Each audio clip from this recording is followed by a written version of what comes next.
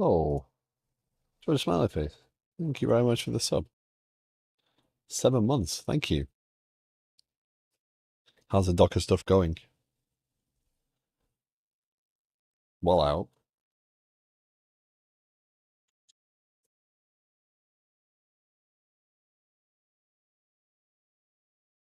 Thank you for that. I appreciate it.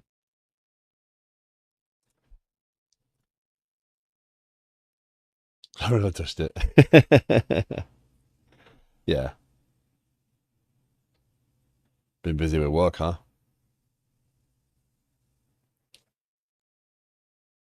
Interesting.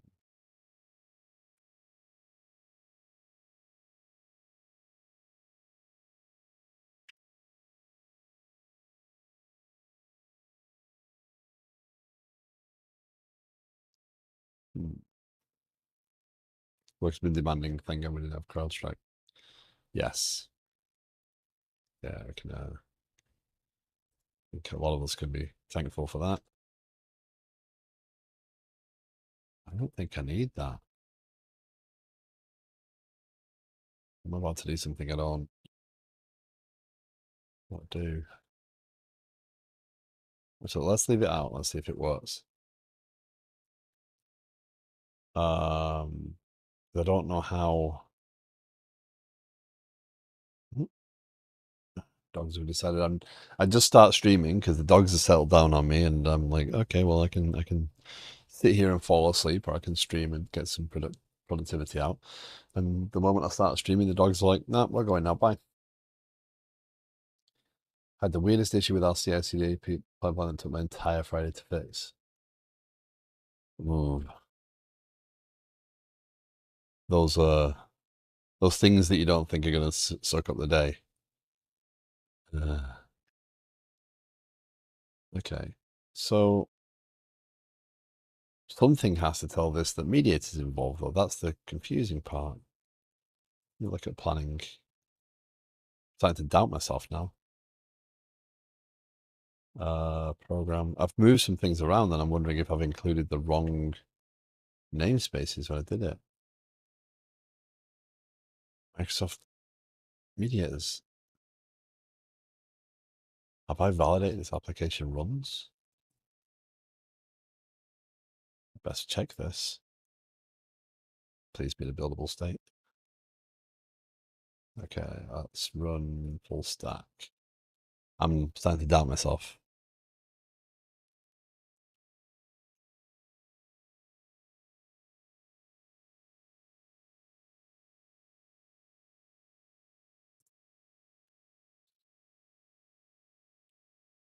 So I know that Microsoft have introduced Mediator. I know that's a thing. But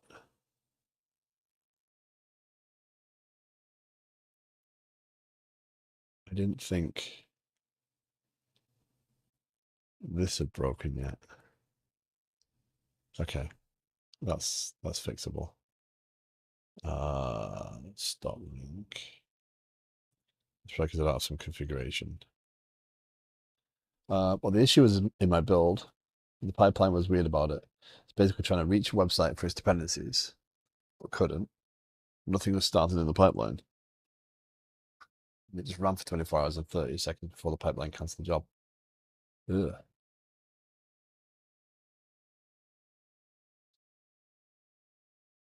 Nothing was stated in the pipeline. Ah, frustrating. Junikas, good morning. How are you doing? Hope you are well. Been a while. Keeping busy. I'm doing okay. I'm doing okay. Um,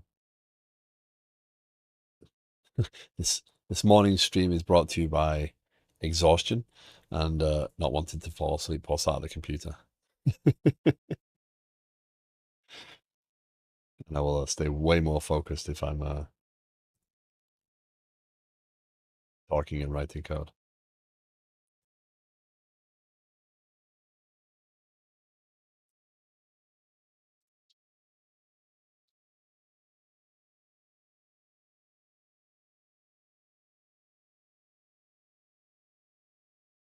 have coffee shortly. This will be good.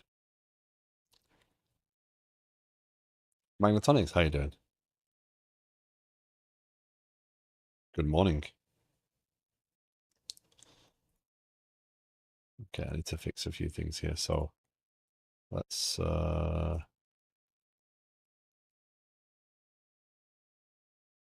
did I add? No, I did not add. So I've added service bus into this, but I didn't add the configuration. That's why that's failing. Just waking up, not want to get out of bed yet. See, I've never had that problem since being a little kid. If I wake up, I'm like, okay, I gotta get up and do something now. I'm not like a super I need to be moving all the time sort of person. I can definitely chill out, but it's definitely I need to be either watching a movie or playing a game or reading a book or programming or doing something that's just available to me. And if I'm sitting in bed for too long, I'm just like, I'm bored now. Oh, I'll say that. A hangover definitely makes that. But hey buddy. I've got a little friend visiting me.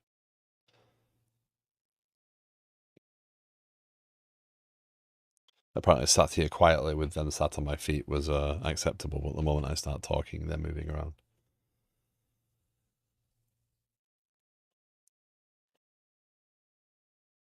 Okay, so we're going to see if this starts up now. No. Invitation was created. Some services are not able to be constructed. Unable to resolve service type, share contract while attempting to activate.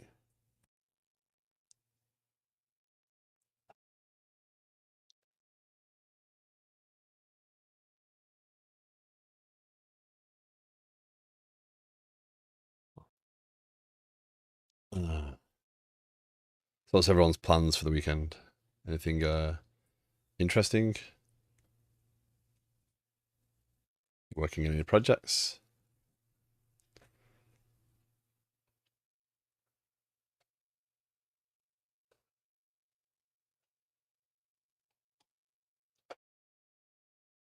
Unable to resolve service for message bus for attempting to activate. Invitation was created. Interesting that it starts that up. Okay, so the problem there is what?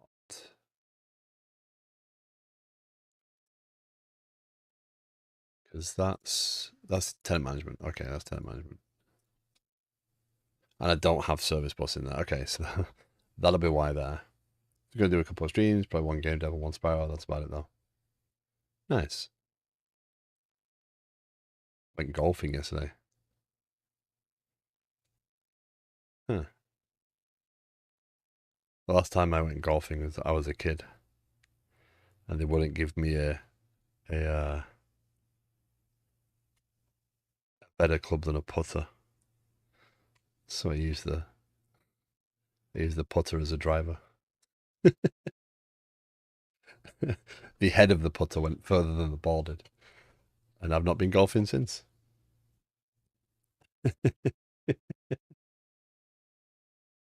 I've been golfing too with my Quest 3. Nice. That's the best. I suppose if we count virtual golfing, I've played a lot of PGA Tour.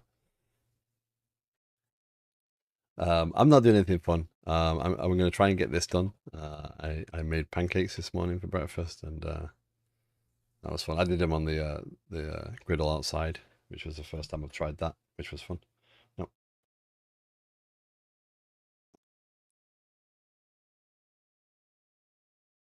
Um, what are you saying? This isn't fun? Oh, this is a lot of fun. This is um, this is just a challenge. Hey Sally, how you doing? Welcome in. Um, I'm trying to wire up lots of pieces that have not previously been wired together. So I've got a lot of moving parts, and to test it, I have to go pretty far down the path. And that's why I'm going to struggle through this a little bit right this second. So the tenant management, so the domain event subscriptions invitation was created. No, that's not what it told me though. Let's start again and read the message. This is interesting. It's been growing. Oh yeah, up to 61 projects now. I've been consuming a lot of content recently on people's opinions on how to structure code, how to write code. And that's been quite interesting.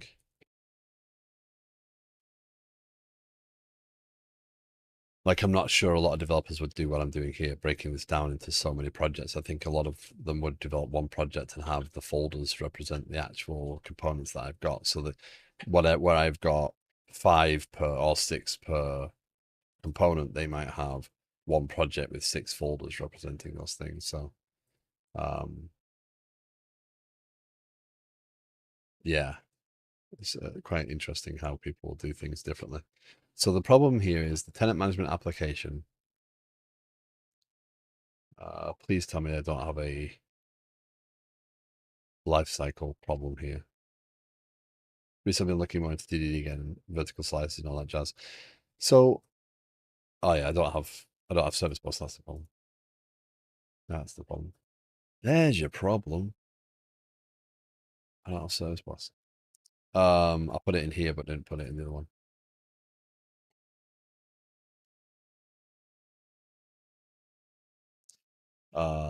I'm not sure I actually need it in the other one either.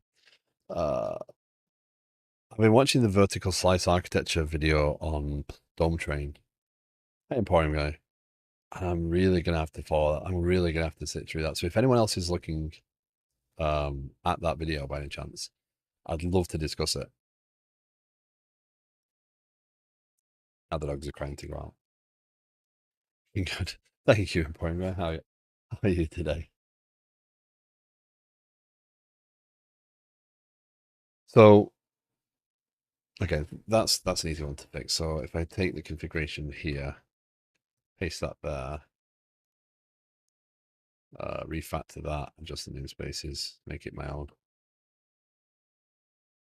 Yeah, it's expensive though. So I subscribe to the monthly Dome Train thing because I'm like, I'm not paying 180 whatever it was a stupid amount of money for the course alone. So I just subscribed at $60 a month for the monthly. Even with a 20% discount, it wouldn't have been no. And to be honest, I'm glad I didn't spend that sort of money. I think a subscription with access to the other videos is a better idea anyway. But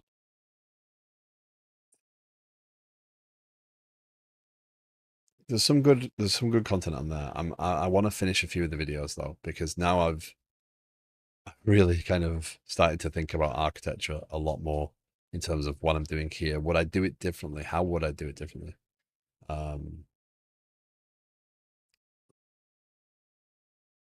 You know, what options would I have here? Because I've been thinking about, there's this drive for MVP, right? If you want a minimum viable product, you want to be able to develop something pretty quickly. But what comes after the MVP, right? How do you build what goes next? So yeah, what I'm doing here, you could definitely see as over engineering and overthought, right? I haven't got a product. I haven't delivered anything to any customers. I haven't said, hey, could anyone test this, please? I've not got to that phase and I'm still a long way away from it, right?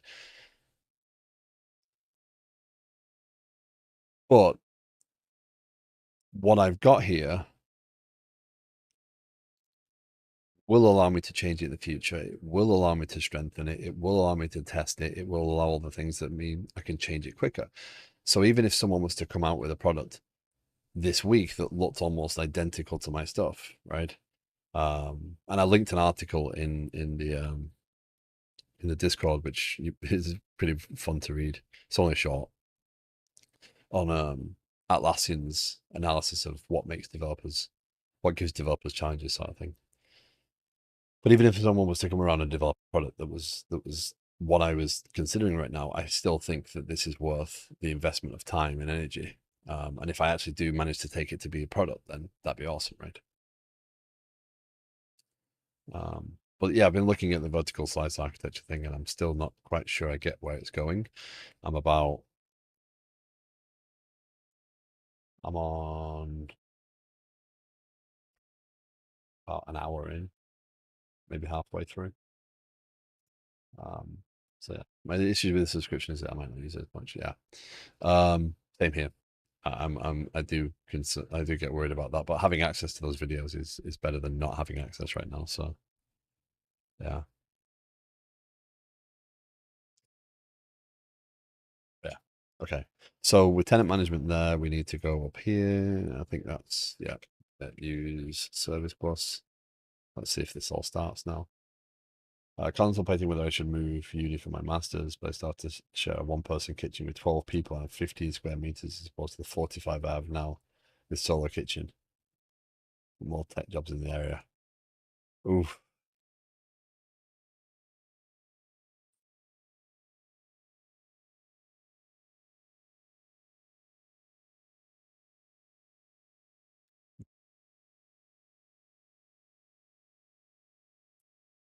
Invitation cannot consume scope service from Singleton tenant management. Invitation was created. What's Singleton?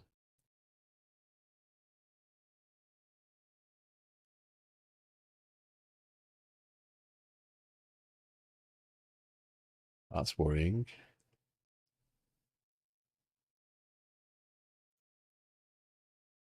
I mean, that doesn't sound fun, Sally, at all. Um, but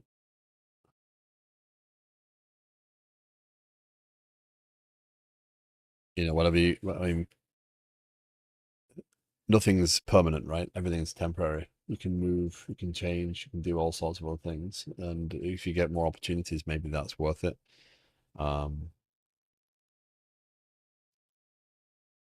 I lived when I first moved away. I was 19. I lived in what was the first house? The first house was my boss's house. I lived with a colleague. It was a nice house in a really bad area. Lived there for a while. Then my colleague couldn't afford to pay the rent anymore, so we had to move. And I moved to a house shared with two other people, and I had a room that was just big enough for my bed and a television, and that was it. Um, and I shared the kitchen with them, and lived there for a couple of years, and then yeah, so everything's temporary. You can sometimes you have to do something you don't want to do for the better. Um, yeah. Jay Coxside, thank you very much for the follow. Um, but if it affects your mental, if it affects everything else, then you want to think about it, I'd say. I'll be right back. I have coffee.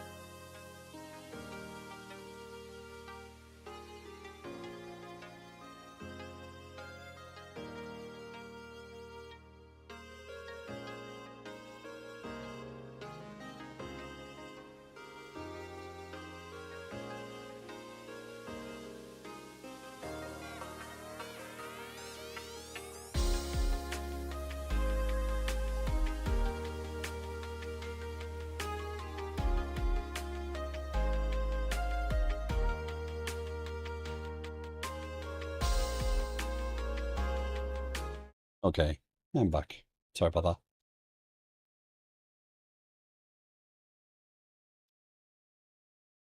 that. Okay. So yeah, I mean, you've got sometimes the path along your career is a little bit of a tough one, and yeah. Okay, so the problem with this is how I'm using it. So previously, where do I use it? I've used it in a receiver. I used it in application. Yeah, I use it in here. So update planning items. I send a message bus command. I inject iMessage bus. Okay, so from the view application, at least from the view consumers, um,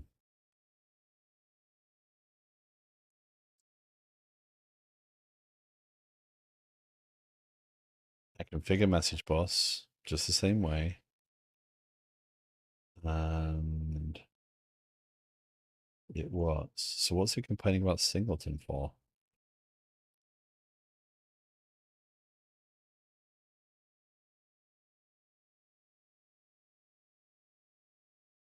I'm glad I did this. I'm glad I started this up because this would have taken up time later.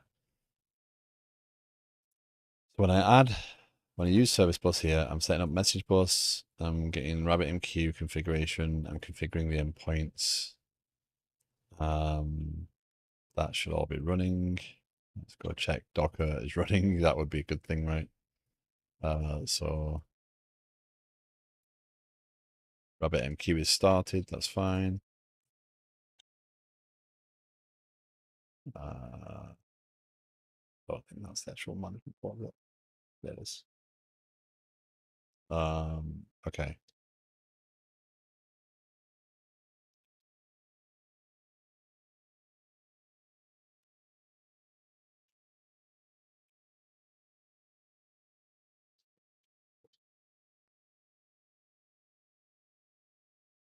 So as always, if anyone has any questions about what I'm doing, welcome to ask, even if I'm struggling through MassTransit. So let's start tenant management up as individual project, just so we can kind of debug it on its own without starting everything else every single time. This is going to fail. So either I'm missing some configuration. So some services are not able to be constructed. Invitation was created. Send invitation lifetime singleton. Cannot consume cannot consume scope service.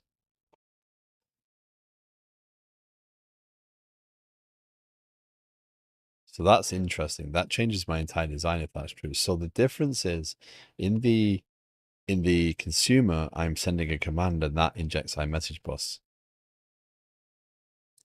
So these commands here, if I inject this is the equivalent of what I'm doing right now, injecting iMessage bus here. However, in this instance, what I'm doing is I'm creating an invitation, and this is a notification handler in Mediator. And this is suggesting that this gets registered in singleton scope. That's bad.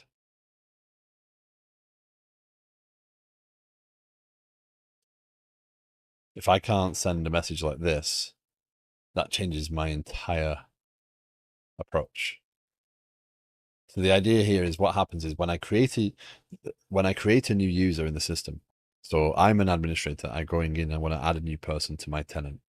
I create the user, and that user is then assigned to my tenant. And then the act of creating an invitation for the user will trigger an event that then gets listened to by this. This means that I can disconnect the two pieces. I can make sure that the data is in the table, even if the rest of the system isn't working, so that if something happens, I can actually resend the invitation. I know that I've sent it, etc., etc. I want to make it an asynchronous process. The challenge to that is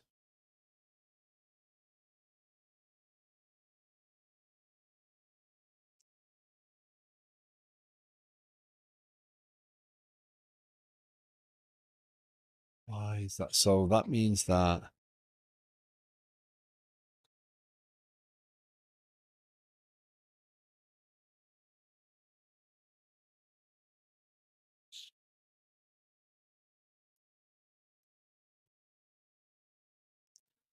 What's over here? We need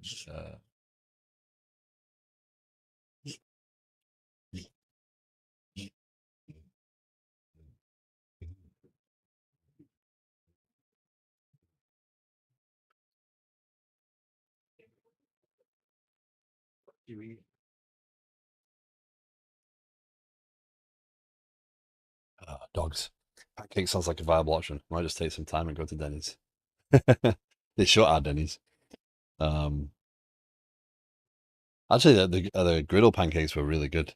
I got a Blackstone a couple of weeks ago, just before July 4th, and then I seasoned it a little bit, and I've been kind of trying to season it better ever since. And I was worried that my pancakes would taste like burgers and hot dogs. So this is mediator outbox. This is the challenge. So the outbox monitoring service.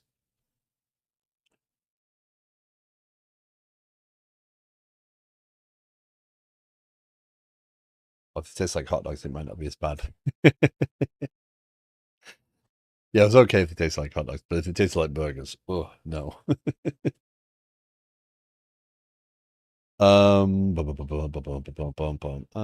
Outbox publisher. I've got abstractions on top of abstractions here. This is more complicated than it used to be, I think. Maybe not. In-memory outbox storage, default. SQL Server, outbox publisher. This injects is the outbox, it adds that, then it publishes.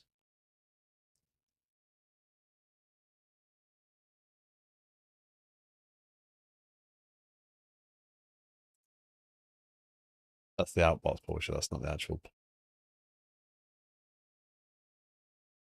So that is, forgive me while I figure out how my own code works. So the monitoring service takes the iPublisher, which is not the outbox publisher. What am I missing here?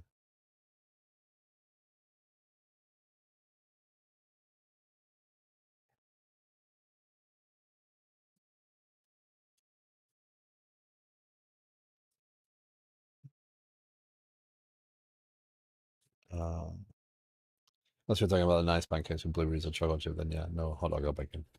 Yeah, just regular stuff.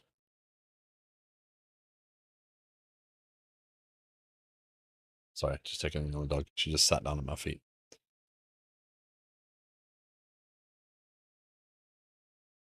Okay.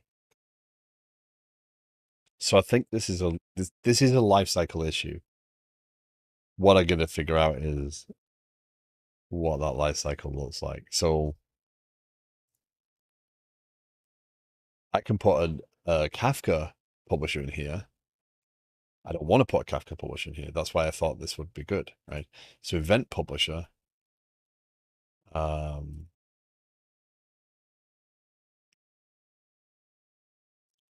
Mediator, use console service, use database, use service bus.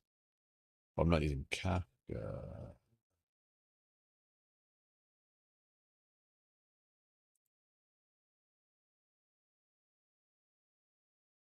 I configure Kafka separately here. Did I miss some pieces?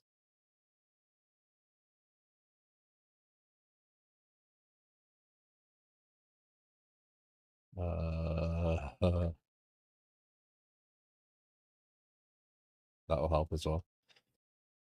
Let's add Kafka.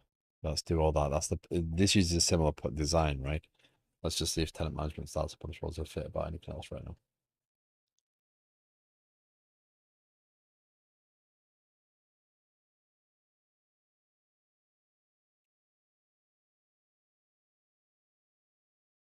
Well, validating the service descriptor. Well, you can do it. You can't put it in the corner, it keeps flicking before. Cannot consume scoped service message bus from singleton send an invitation. So there is a way around this if I can figure out where I need to do that, but I'm wondering, is it good to have a way around it?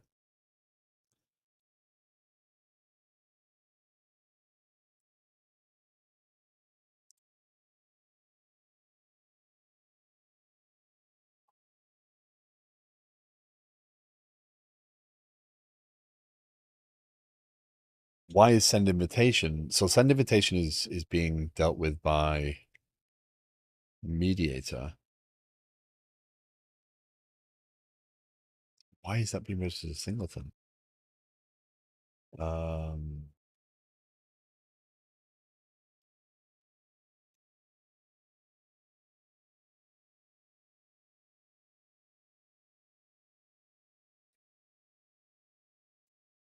They should be completely stateless, so they should be the same way as a.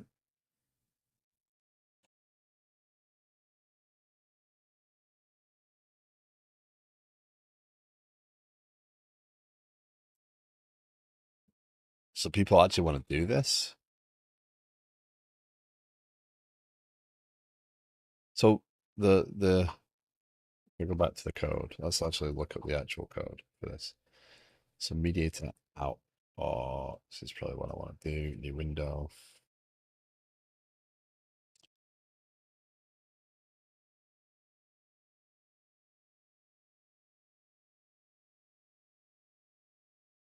Services outbox monitoring service. So the idea of this is I am going to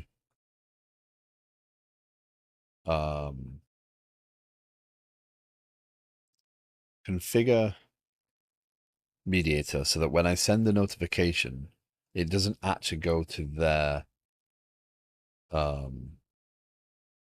because when you send a notification through mediator, it gets handled instantly, so it happens synchronously, right? I don't want to do that because if I have any sort of transaction running and that thing that I do sends a notification, but then fails to save to the database, I've sent a notification, but I don't have the data in the database, right? So I need to disconnect it. So that's why the outbox. So what happens is now when I publish a notification, when I send a notification, and I use that through domain services, domain events. So this data changed or whatever. I use the notification system to hook into that so that I can still use the mediator library. So this piece is meant to set up the service to monitor the table and then invoke those commands, invoke those notifications. So it's disconnected. So it's actually running as a background service, not as actually in real time.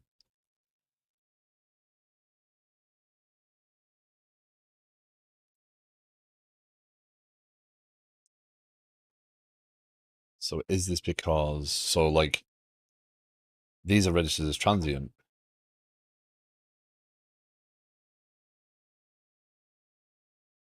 Um,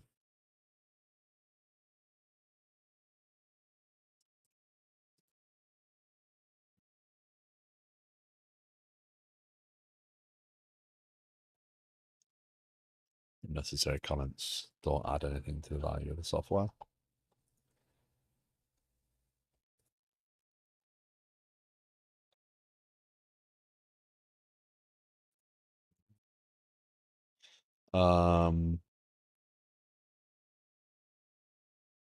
Outbox publisher. We put an iOutbox in here. That's a notification publisher. That is outbox contract. That's that iNotification publisher. And then how do I do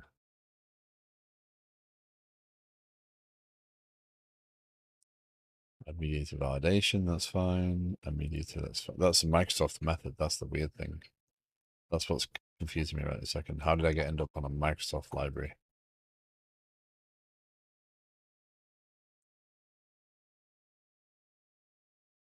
Like there's no other option either. It's not like it's got the application's working.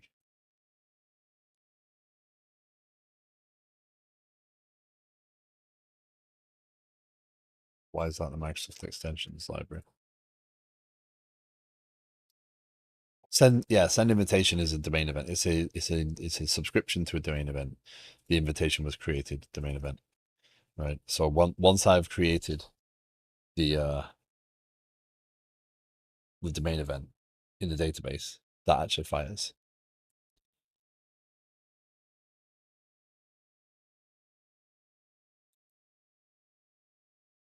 And my assumption was that this would just work, and I'd be able to then publish this to the message bus. So I don't want to lean in. I could use Kafka for this, right?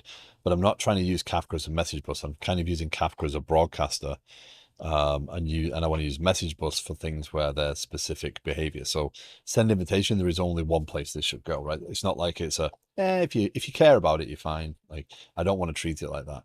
So that's why I'm not using Kafka for this piece. I want to use message bus so I can say, hey, send.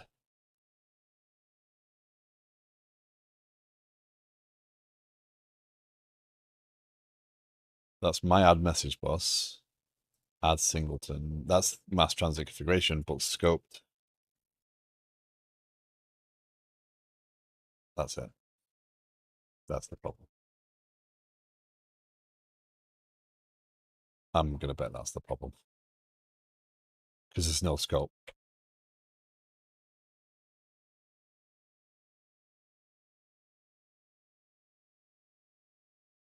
There you go. That's looking healthier.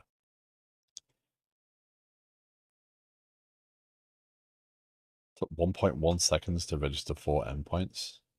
Not living up to that fast endpoints name, are we? There you go. There's my problem. So I need to find all instances of add scoped. And there's only that one. Because that's actually my MassTransit collection. Okay, nice. There you go. So the problem there is there isn't actually a scope. So you need to be able to say, okay, it goes in the transient life cycle, which is, hey, I need one of these, give me it. Rather than, do I have one in the current scope? So that service, and that's actually a problem if you're running background services. They don't have scope. So I saw an article the other day that said that a local college is going to do a cybersecurity course for $180 online. And I wanted to know more about what that included. With certification, etc. So I wanted to know more about what it included. So I went on and I looked at the form, said, okay, here's my email, here's my name, here's my zip code, and here's my phone number, because it won't let you go further without the phone number. And you check a box to say, don't use my details, don't, and I have received 0 emails with information, but 3 phone calls so far in 24 hours. I'm like, send an email or leave a voicemail. Like, I just want to find out more information on the course. I think that sort of stuff would be useful if it's structured enough. It could be useful.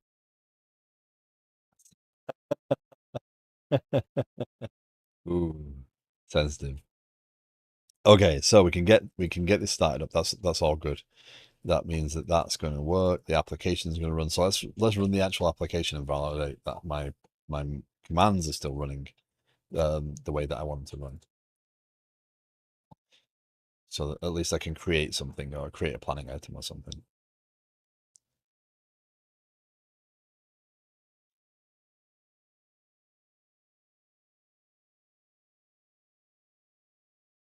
Of course, GitHub Copilot needs updating. Why wouldn't it? It's been 5 minutes.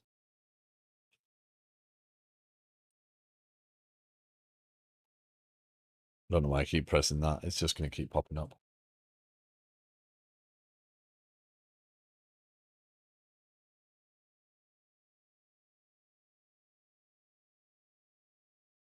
Google Chrome.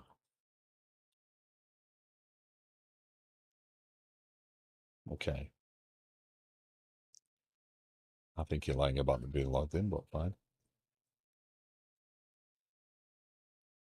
They need to come up with a better style.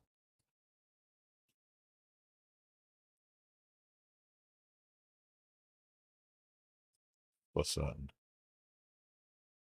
Okay, let's log out of that. Sign in.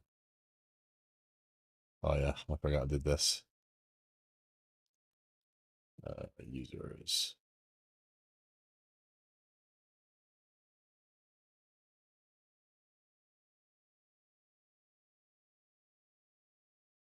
Nope. Continue without passkeys.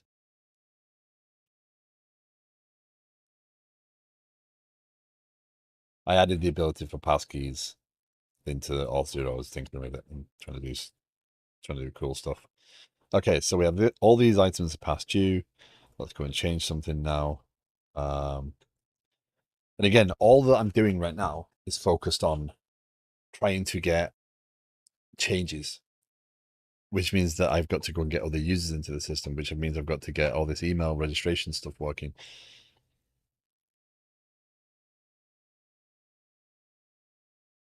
So you check your 360 disk prices recently. Have they become a good investment?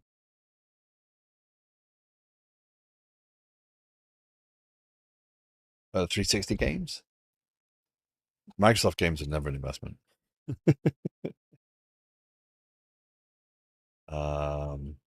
Changes should still be working.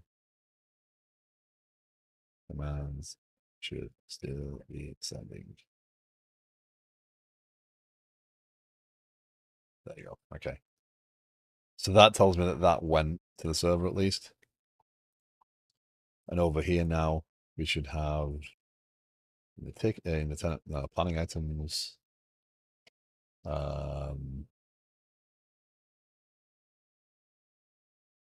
Changes should still be working.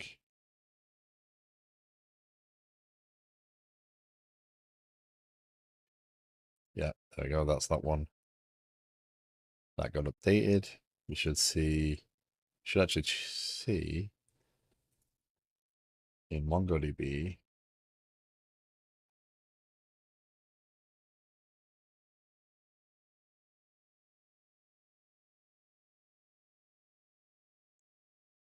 should see a change actually.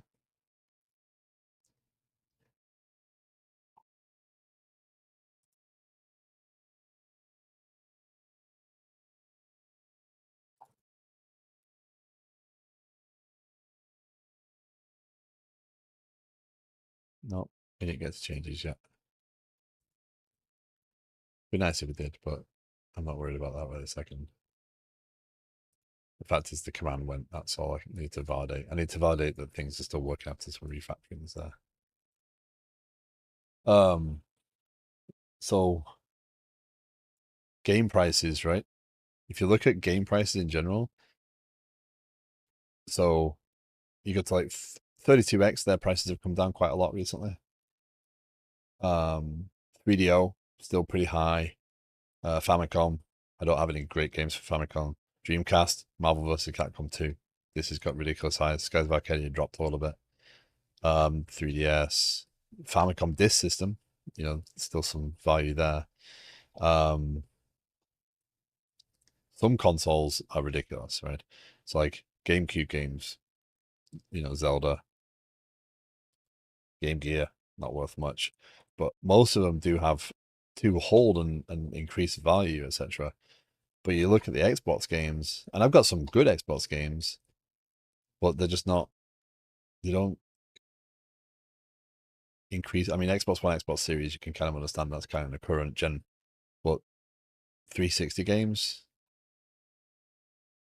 you know, Blue Dragon, that's one of the best RPGs on the platform. The original Xbox, I do own some good games for the Xbox, but they're just value. Like $20 is the best best Xbox game I own. I mean, that's not in great condition, but that is still completing bots. So yeah, so they just don't hold value. Mojo, good morning. How you doing? So, yeah, like Super Nintendo, Sega CD, Saturn. These games hold value somewhat. Holy moly, that's jumped up. That's day one limited edition version. Yeah,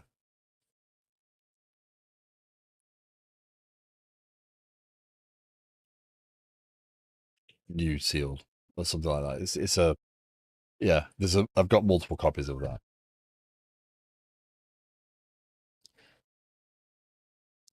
Yeah, there's just lots of game. This one, I think I paid 140 for. That's good.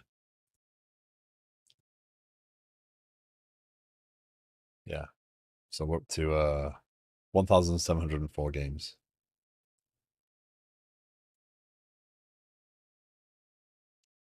But that's not what we're streaming today. We're not streaming game collecting. Okay. Things are working. We know what we've done there. We've fixed that problem. So let's get focused on communications. So let's see if I can get. Let's see if I can get here. And then public seal. I need to remember to do this. Handler. I'd love to see that collection in IRL. That would be a visit to Disney World. If I could get the collection in better, like I've got the collection on shelves for the most part, right? I do have a lot of games now in boxes waiting to have space somewhere. If I could get the collection organized in such a way and get this room tidy enough that I'd be happy to show it. I'd probably use it as my backdrop, and I wouldn't mind sharing pictures, but the room would have to be a lot neater. Okay, so let's go with this for right this second. Let's see if we can get here, then we're making progress. The challenge now is making this work. Actually, maybe it's not. Maybe I've actually got the endpoints creation done.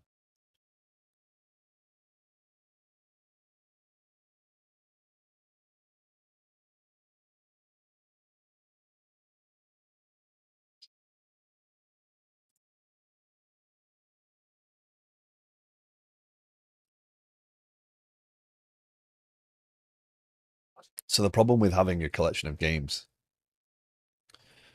is you build the shelving, or you put together the shelving, or whatever you do for the games that you have, and then you collect more games.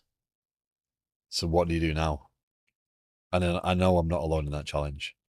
Do you stop collecting? Like, I no joke, I've got maybe on my shelves, maybe enough room for 10 more games. Oh, I've got a mismatch. I've got a shelf that I've actually got up on the wall because there's no space below it. So it actually, I have, and the different sizes and different widths, etc., based upon the room I had at the time. So yeah, I could rip them all down and build new ones, which is probably what will end up happening. But I use a cheap pine board from Home Depot and Lowe's so that I don't uh, bankrupt myself and my carpentry skills don't ruin really good wood. Okay, so what I'm doing now is I need to. So let's register a new tenant.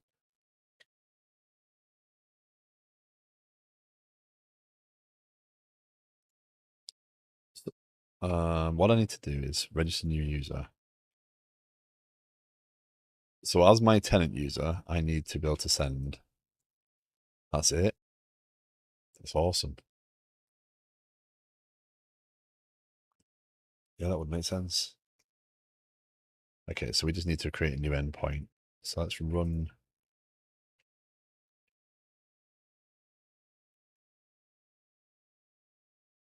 Blob storage is hooked up to this app. You want to see the code? Attachments, remember? Yeah, infrastructure Azure.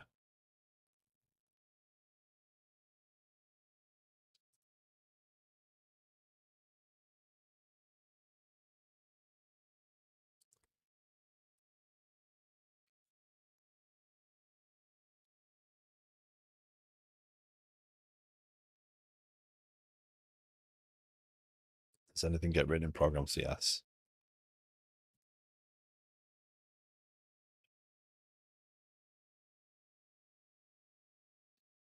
Well, lots of things get written in there because of all the things, the technologies I need. But that's all I do there. And that's just, hold on.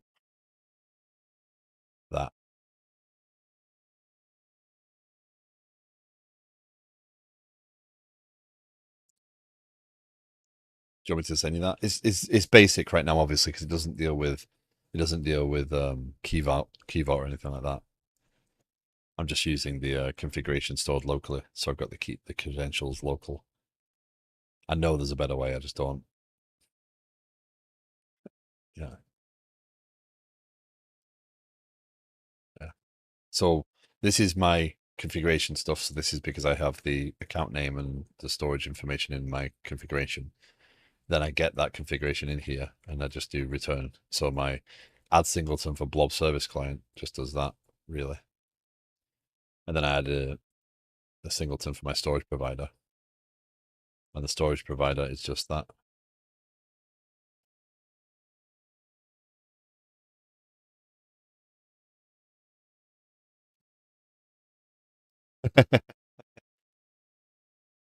They often aren't. They often aren't.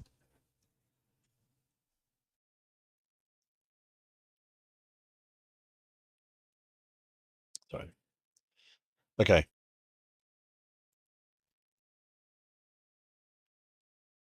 What's it going to do? Oh, yeah. Tenant management. So I'm going to start tenant management project up alone. Gotcha. So 7194 is our tenant management app. Let's go over here. Let's do um,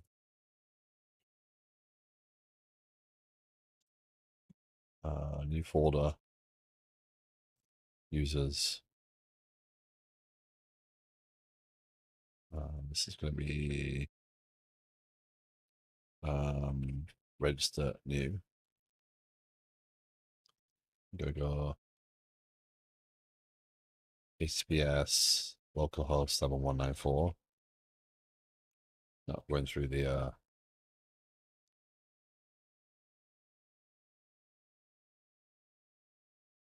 okay, so that's going to go to register new user. Post to users. I might have this actually.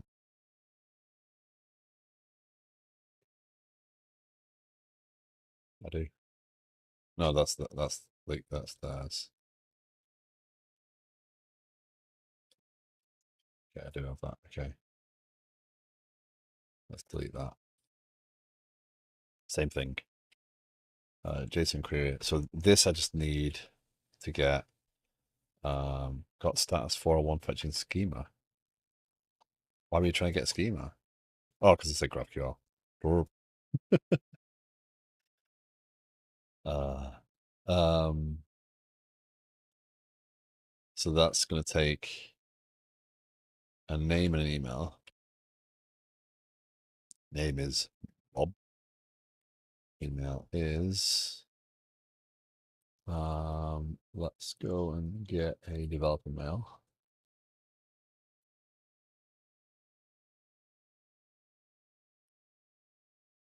So I'd be happy to understand to get other providers for this. This isn't going to matter right now, but for the stream it will matter as long as that doesn't go to sleep. I'll have the same email address. But it's just a way of making sure I don't actually end up with my own email shared totally all the screen. Okay, 401 unauthorized, that's expected. We go over here, open up this, and in this application, the access token is stored over here. So let's go, where's Fleet? That's Fleet.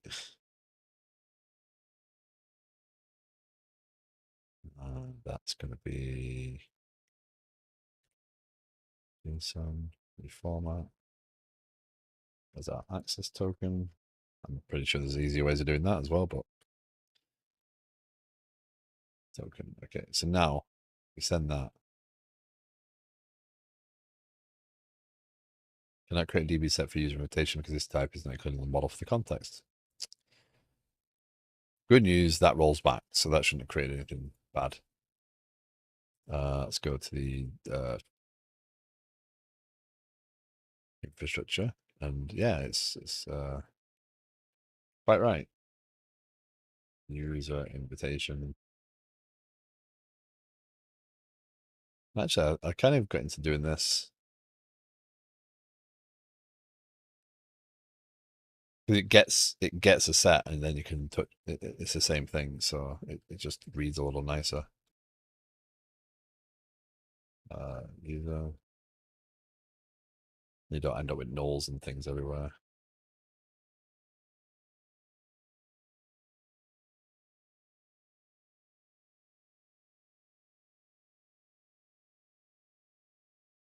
It's equivalent.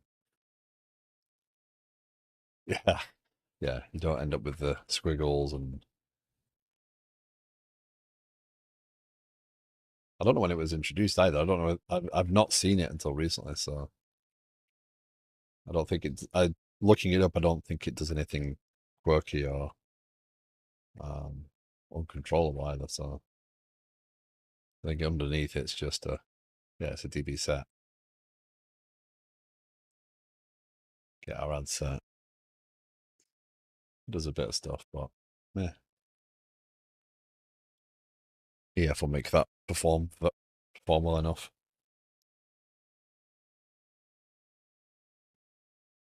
So first step, can I add a user to the system? Will it create the invitation? If it creates the invitation, does it put a message in RabbitMQ? If it does, we're winning. Yeah. Yeah, probably. It likely is. Okay, so we're going to register Bob. Both relationships between invited by and user. There you go. Okay. I knew that and I didn't acknowledge that. I made a change after the stream the other day. Basically, I don't have the internal user ID of the user that's inviting this user.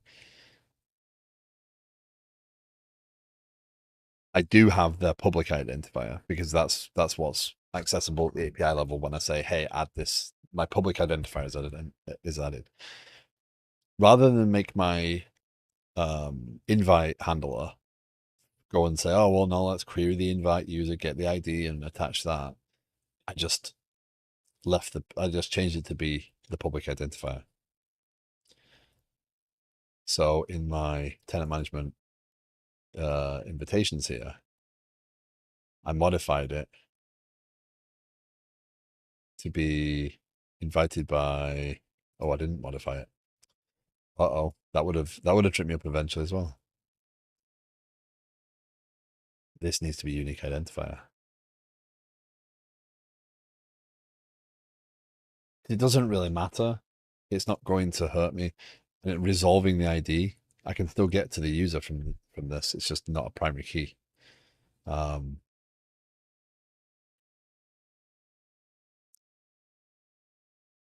I just making excuses there?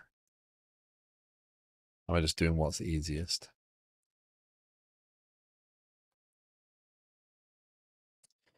Maybe we should fix that. Maybe I should fix that quickly. So what I'm talking about is here. It's invited by user identifier. I go and look at the code. So go to the workflow first. I get passed in my parameters the tenant identifier, the public identifier of who sent it, right? The originating user identifier, and now the name and email that I'm added. I create a transaction. I go and I validate the tenant. I validate I go and create the user, right? Again, I don't need anything else. I get back the internal ID of the user because the public ID doesn't matter at this point. Then I go and then I associate that user with the tenant, which gives me the tenant user ID. And now I invite the user.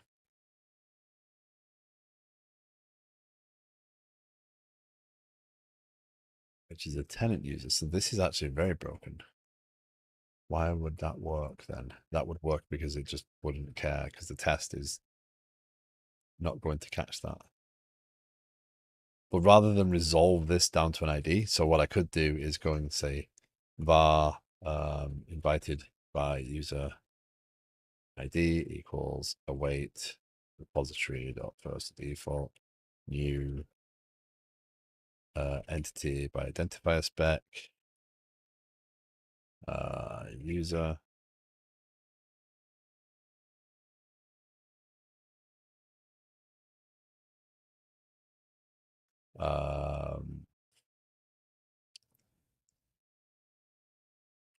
Command dot in. I can still call it request. That's ridiculous.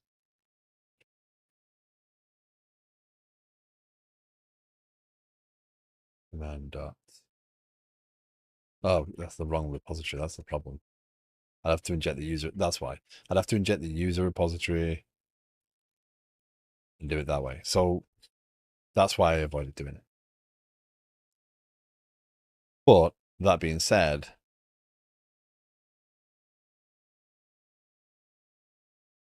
that's right. However,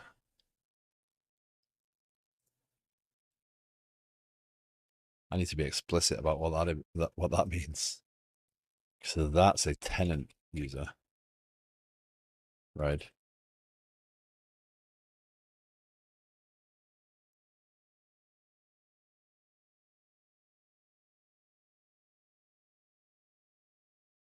Yeah. I'm going to leave it like that because again, this invitation, it doesn't have to be complicated. I'm not going to report on it. I might need the data later on, but it's not going to it's just a validation later on. And resolving that identifier and going that extra step doesn't really make a difference here. I only need it once when I'm pulling the information, and I can make a foreign key on that identifier, which will be indexed anyway. I want to know what that means. Possible performance issues caused by unlimited string length. Because it's a database object. It knows it's a database object. And I don't have validation on it. I wonder if it'll stop whining at me. So the problem is this is now messy because that user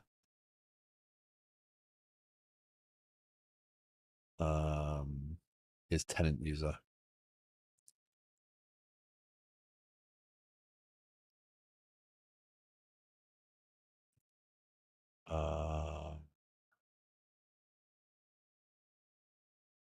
Oh no, that is a mess.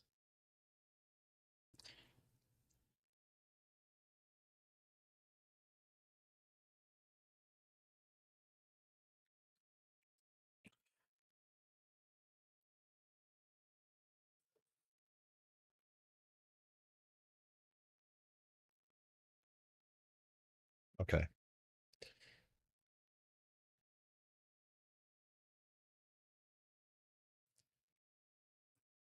So I've got two available paths to me. I agree that when I say user ID, I know that it has context of its tenant. If I see user tenant, then I'm going to be really explicit everywhere. And our tenant user, that's going to be very clear that I mean the tenant user and not the user ID.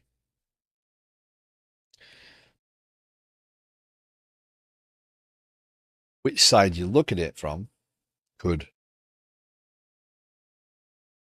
actually make it more confusing. So if I use the word user ID, then you're going to assume user, but it's actually tenant user. So just because the records exist, again, if I have a user, come on. If I have a user with ID 1 and a tenant user with the ID 1, yes, they happen to align right now, but the tenant is there, so it's not the same. Zeph, hi, how are you doing? Welcome in. Thank you very much for the follow, by the way. What are you doing right now? I'm doing a little bit of refactoring on some code to register a new user in my system. The UI is up. It won't work, but I'm building a system for tracking planning and work and all sorts of stuff. And right now what I'm doing is introducing the ability for the administrator to add new users to the system, which will then allow me to work on the piece, further the piece that is telling people what changed in the system. So yes, that is what I'm building right now. Ducasoft, hello, how you doing? And Mr. Jones, thank you for the look. You haven't broken any spaceships?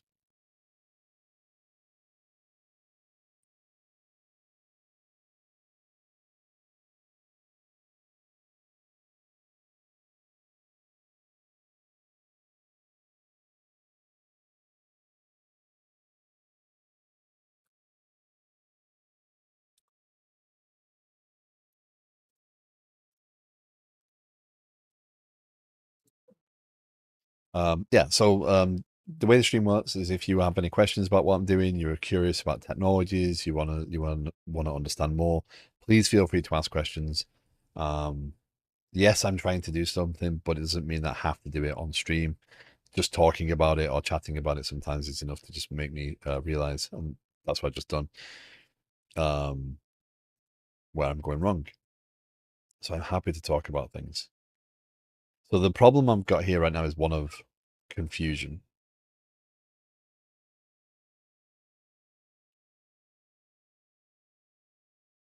I've got the feeling a dog snuck off and started chewing something she shouldn't do. Um,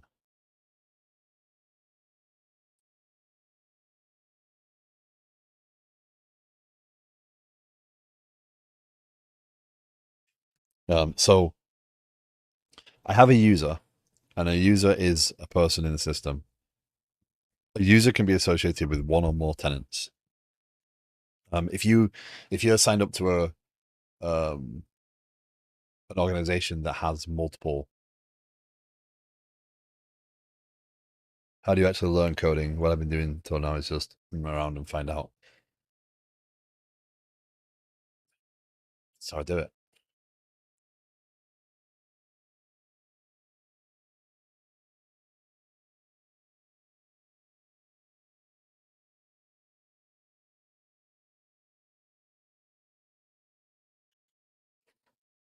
Um,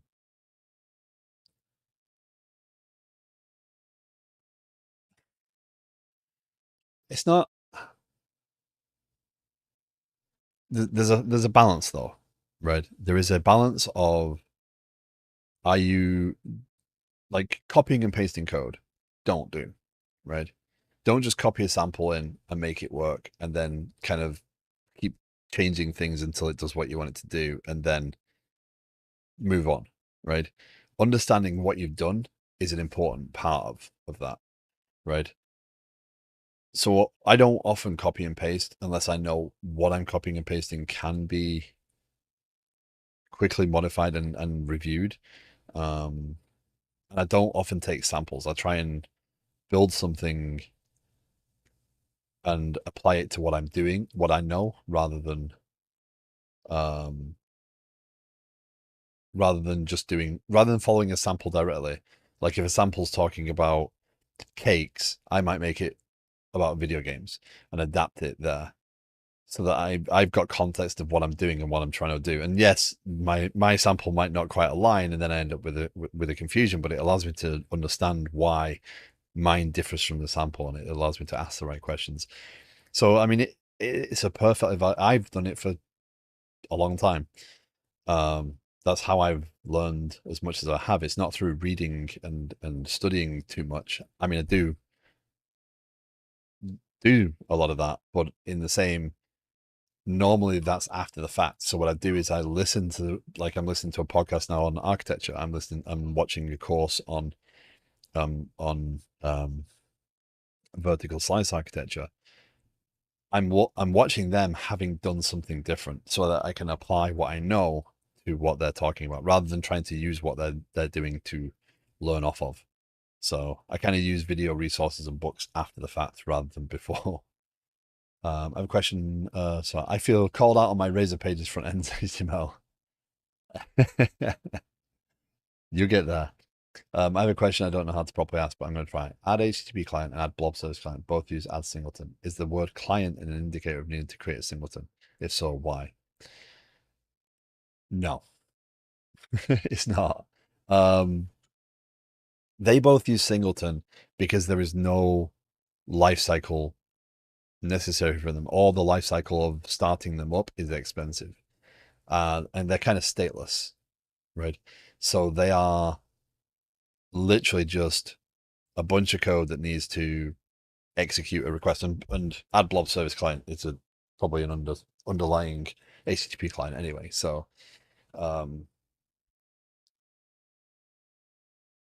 yeah, so client there is not necessarily an indicator. It's just that in those instances, it is very much they don't have any state. They don't need to be.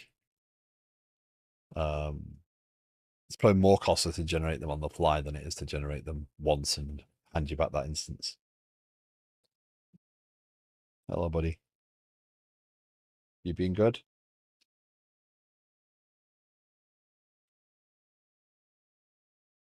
One day I'll make sure there's a camera visible so that I don't look like I'm just talking to myself and not two dogs. Oh. No, what's no? I feel like these words have meaning that I could understand better. I wouldn't read too much into it. I mean, again, if you've got that's me trying to talk. That's me. That's my diagram. I was trying to think about the Deflux's idea, Deflux's problem.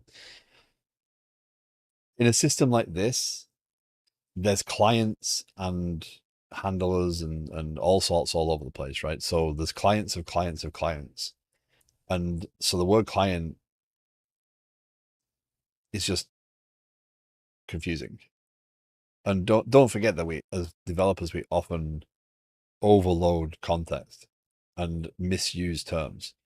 So context being one of them. I'll give you an example. I can give you an example straight away. Communications application, consumer. There you go. Look what it injects. It injects context. What does context carry? It has methods on it. It has headers. It has the message ID. It has some of them extensions, but not all of them. So I can do all sorts of stuff on it. I mean, in general, it's an object that carries a bunch of data that helps you make sense of that request. But it's not always used that way.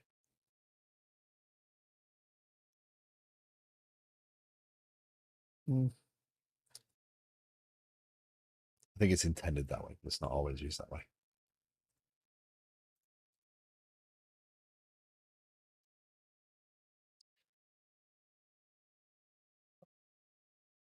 Yeah, Zeph. I mean, just write code. Just have fun doing it. Build something. Build nothing but toys if you need to. That's but enjoy doing it. If you feel like something's boring and you're just doing it for the sake of it, it will show. Okay, so we're gonna fix this before it gets too out of hand. So the problem is when I invite a user, I am sending the tenant user ID. So this command needs to represent that, right? So this invite user command needs to represent that. My user invitation needs to represent that. So we need to go here, modify this table. This needs to be tenant user ID. Because if it's not, it's going to make for more confusion. This needs to be identified by identifier. Invited by identifier, not invited. It's going to be a unique identifier. I'm going to do that just for simplicity. I don't need to do any more than that. Yeah, I've had to use HTTP context a lot recently, and I think of it as context of the current request response, but then DB context loses me. So int is incompatible. Yeah, that's fine. Hi, Blue Blue. How you doing? As I was saying it, DB context is, I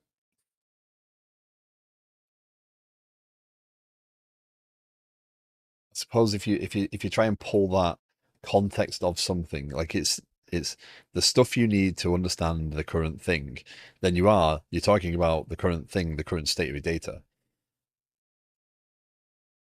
So, you know, you could stretch it to make it make sense. I'm okay, just another day of procrastinating, stressed out. So that is exactly why I started the stream today, because I was exhausted and I was sat here and I was trying to do this and I was procrastinating, watching YouTube, uh, having other streams up. If you're interested in someone learning about game development, I've been lurking in the stream. He's a really nice guy and he's learning a lot and he's doing a lot of different things. Very worth a check out if you're interested in game dev. Um, but yeah, I was doing that. So I was procrastinating and, go drive yourself forward. But that's what I'm saying about projects. If you're picking up a project and you're not interested in it, you're not going to carry it on, right? Find something you care about. Find something you enjoy doing, and you have a passion for. Even if it's like, for me, the video game stuff, right? Yeah, I'd love to do some dev today, but I need to prioritize self-care right now. Absolutely, absolutely. If you feel stressed, then yeah, whatever relaxes you, because everything else is not going to do any better, right? Okay, so the problem with that is that can't be changed right this second because it can't convert what's in there. Force refactoring. So hold on, did it actually inject? No, there's no data in here.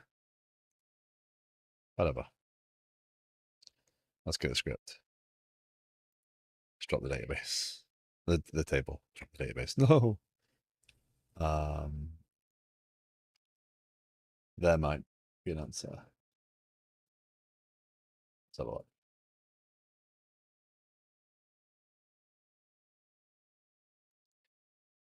Defines an environment for the objects that are resident inside it and for which policy can be enforced.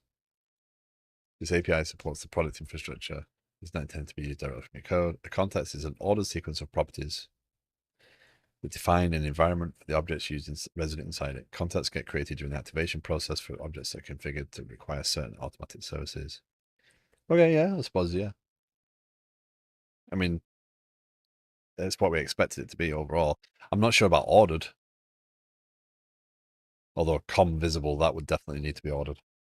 I believe that was very temperamental about that sort of stuff. Memory serves. Let's go down here to our scripts. Tenant management. You two best not start fighting. Hey, no, we're not doing fighting. Come on. Oh, dang, I should just probably read the API reference.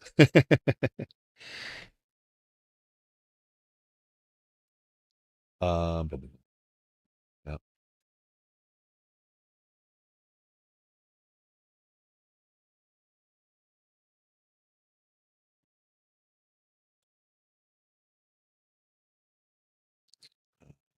Yes.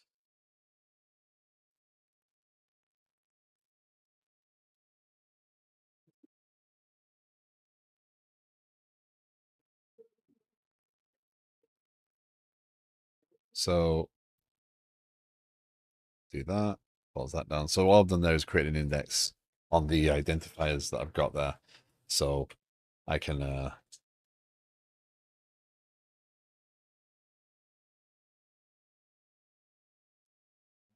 so that should look better.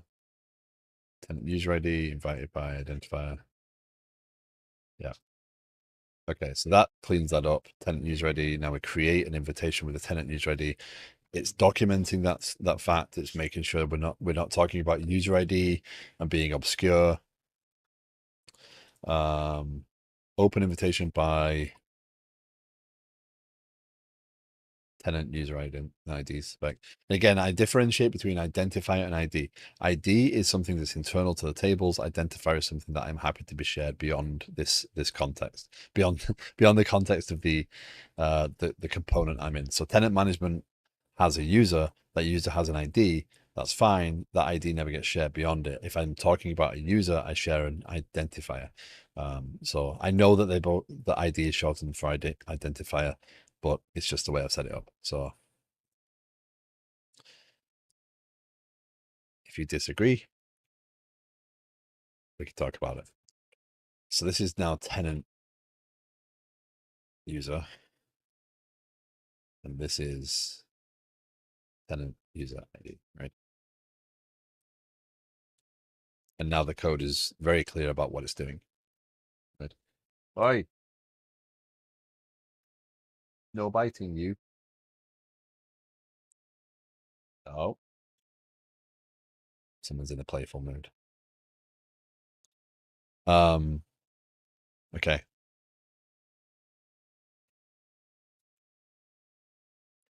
So that removes that. So, but we do now need to configure it because the um, entity framework is smart in its configuration, but it's not super smart. So we now need to say, hey, you need to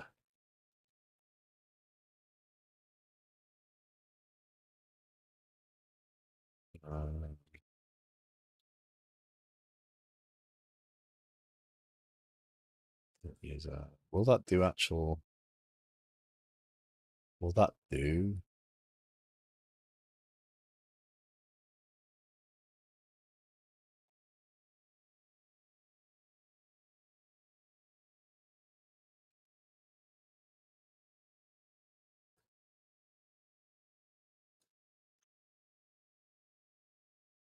We'll have to test that. I don't know if that's going to work.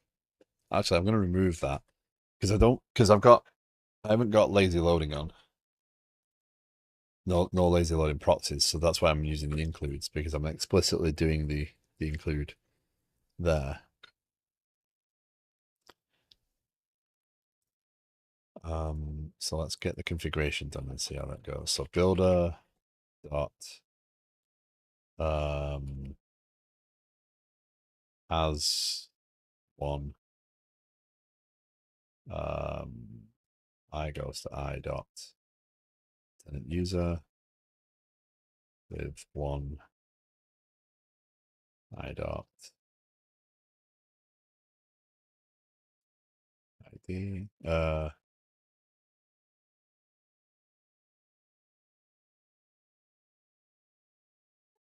No, no, you've been out. No, you've been out. No, you've been out.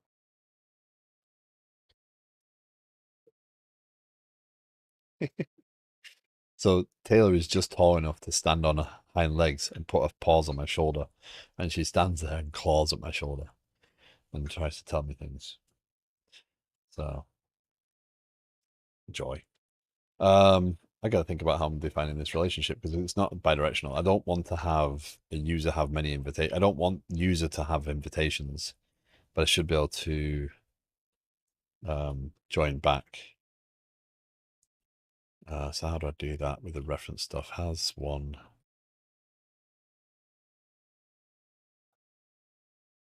user invitations to user.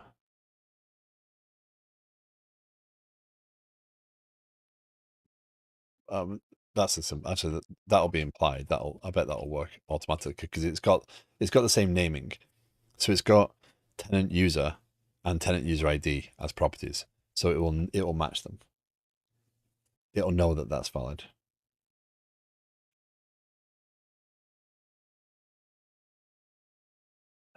Is the other property that I care about more. So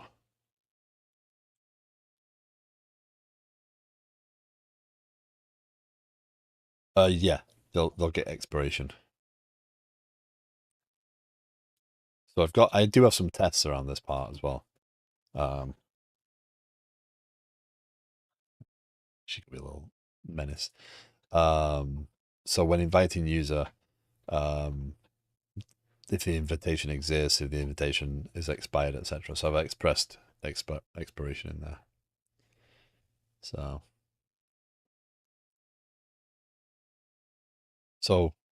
if you haven't seen the flow here, the problem is one of when I send things and who I send them to, right?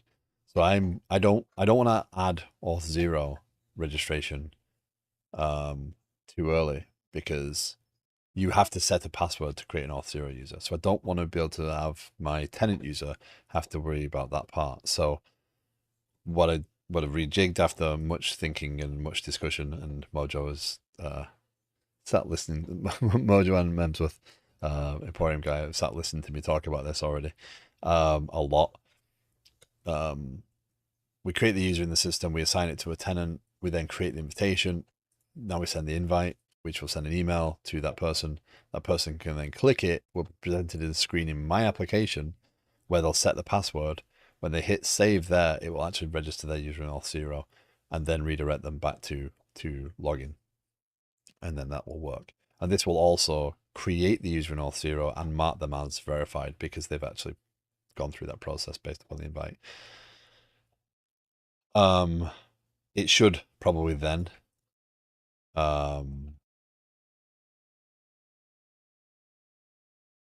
remove invitation. Right.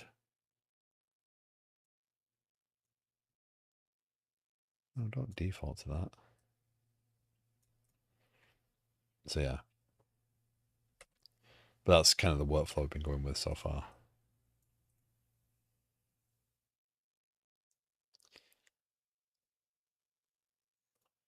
This is all in.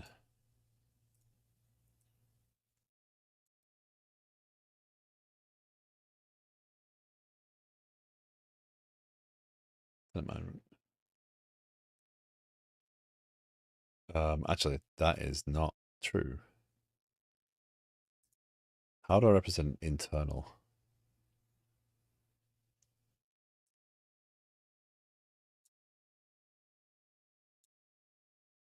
Because there's a few components here actually at play. Because this invite actually goes out to communications.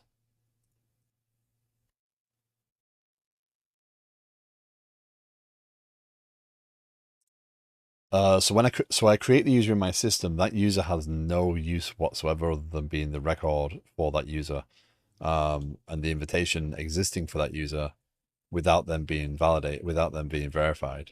I think I do have a verified state on my user. Yeah, verified. So when they log back in, they've been marked as verified. So I know a user I intend to be active, but not verified. Well, yeah. So I would show them in this list, but as unverified.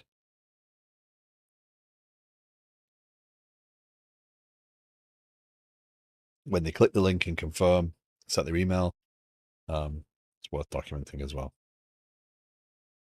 Because I would have actually forgot that part. So confirm, set password.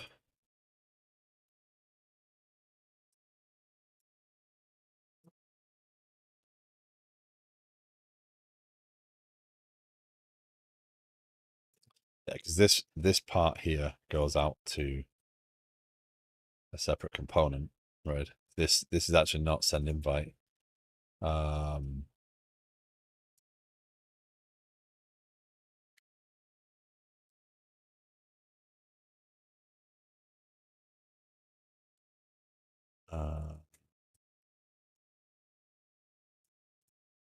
I gotta do some studying and learn more on charting and things like that, so that I can better represent this. So they don't show up in like the assigned task because they haven't finished writing. But yes, that would be the intention. Yeah, and that's kind of why I'm focusing on user right now, because user flow. If I get the ability to add other users into the system, I can assign different users. I can do different and then I can hook into the notifications piece and start working on that concept. So the reason I'm creating the user in my in my database is so that I've got that record. I assign them to the tenant, and then the invitation goes out. If they never confirm this, they'll always be an unverified user, and they'll never get through this. So Auth0, I won't waste Auth0 resources. I won't do any of that until they actually do confirm. So there is and I did build in the ability to resend. What would happen if you wanted to resend the invitation as well? So this part, I suppose, would be mark verified, actually. Actually, they would be in the right order. Once I've gone to Auth0, that's when that becomes useful.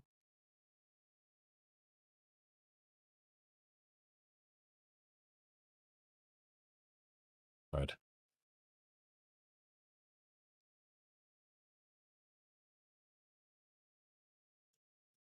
Let's do that. What I was trying to say before is this part here, I'm using that to represent components. This massage is highlighted. I don't have any channel point redemptions right now for anything other than that because there's just nothing that people have really shown any interest in. Normally, my stream is very much focused on just the conversation and things like that. I don't kind of try and put any of it behind any points or anything. So I can't do that in here. I have to do that.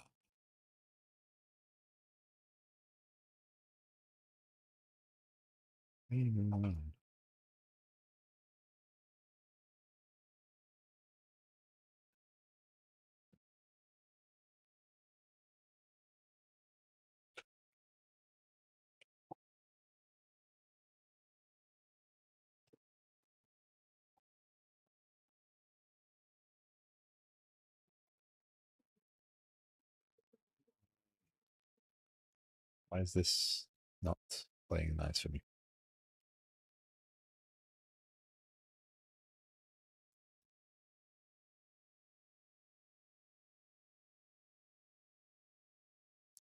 Oh, yes, I realized the way I can get through my many projects backlinks to have a redemption that changes current project.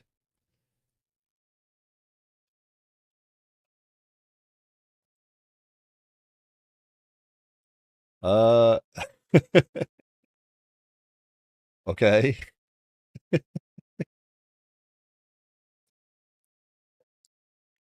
So the question there is, are you streaming to share the project?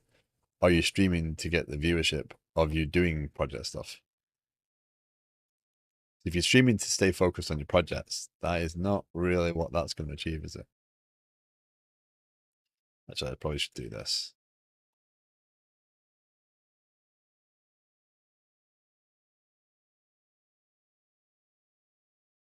What I'm trying to do here is come up with these, because I don't know any better tooling. I'm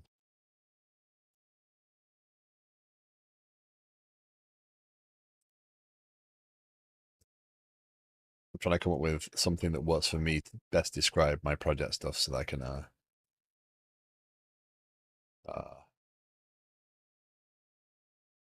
this is communications. And then this is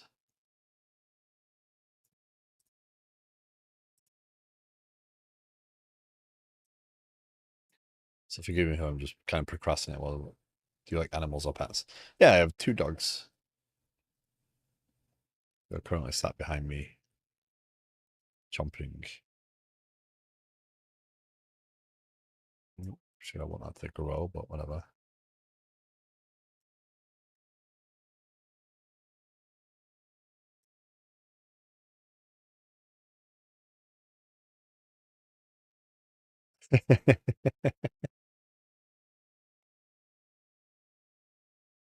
Okay. Send invitation. So I've either got to spend some time learning what kind of charting standards look like. Because ultimately this is going to be here. Oh, why aren't you doing the nice curvy thing? Normally they do the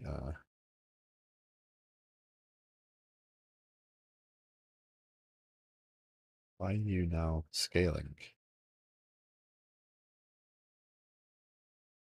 Tried to befriend dog, you proceed to bite me 2 times. Oh, that ain't good.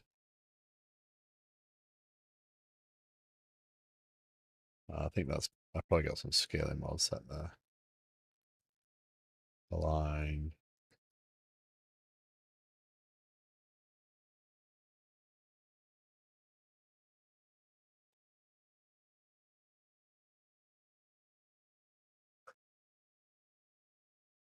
There you go, that's better. Holding Alt allows me to change the size independently. Okay, so take that. It's that in there to represent a component. That does have it in there already.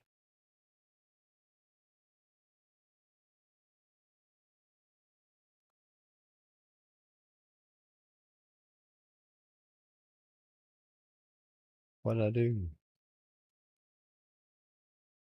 Yeah, I'm procrastinating.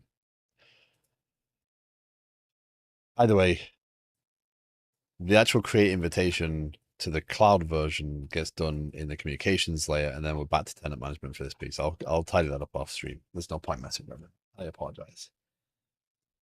So let's get this navigation property then. So has one will be I goes to I dot invited by user.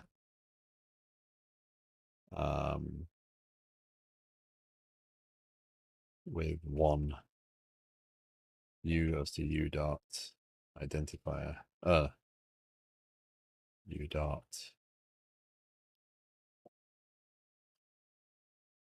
I suppose it would be invitation. I suppose a user would have an invitation. No, that's interesting. How do I map this? How do I map this in a single direction? That's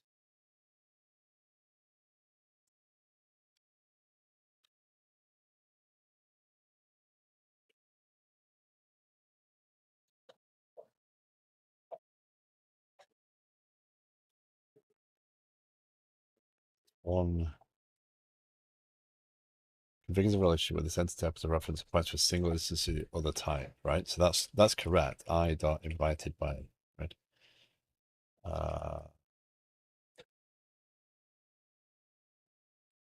Challenge is here. I can't configure this as a one-to-one relationship with this calling method with no problems. Right. Okay. With one as foreign key. Okay. There we go. That's what I wanted.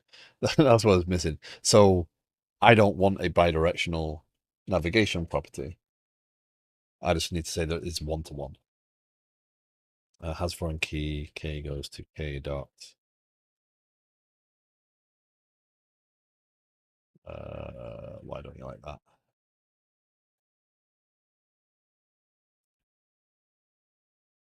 Dot. That's foreign key. Name of. I can't do name of there because that doesn't give me it. Can do. Configures the properties to use as the foreign key for the. Why can I not use a navigation property there?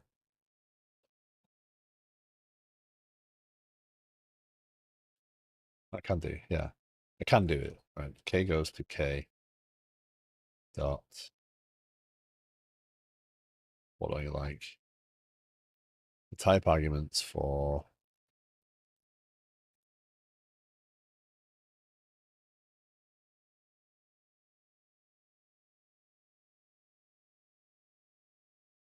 expression from T dependent entity.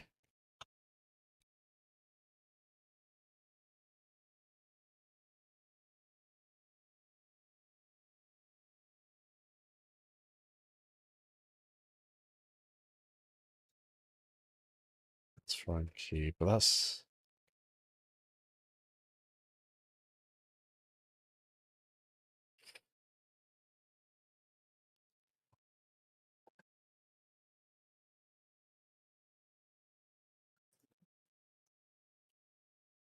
but I get that one. But I've got to configure this to have alternative key.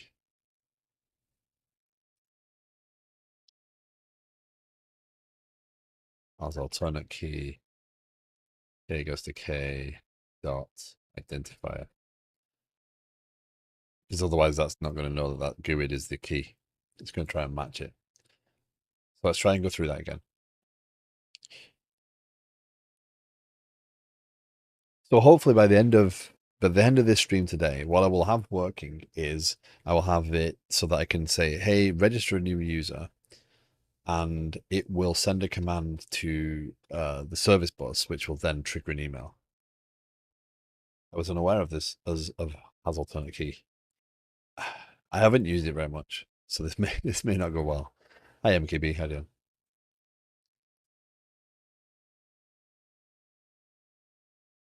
But this is a challenge. I'm being a little lazy in that I'm not resolving that primary key, but it's perfectly acceptable to use the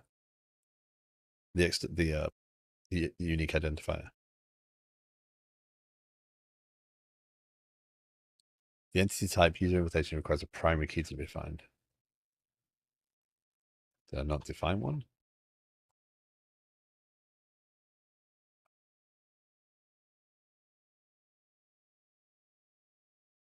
Good day. More than me, I didn't even know of its existence until you just did it.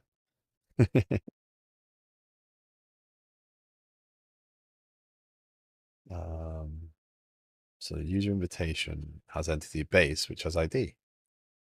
Do I need to? Oh, I know why. I know.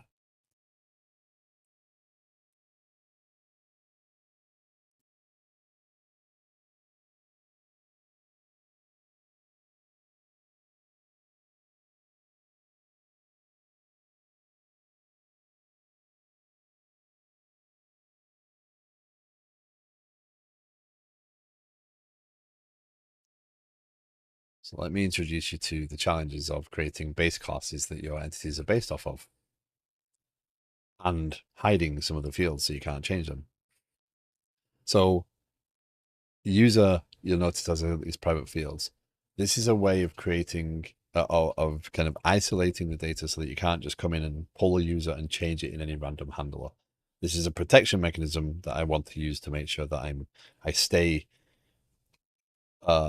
focused on trying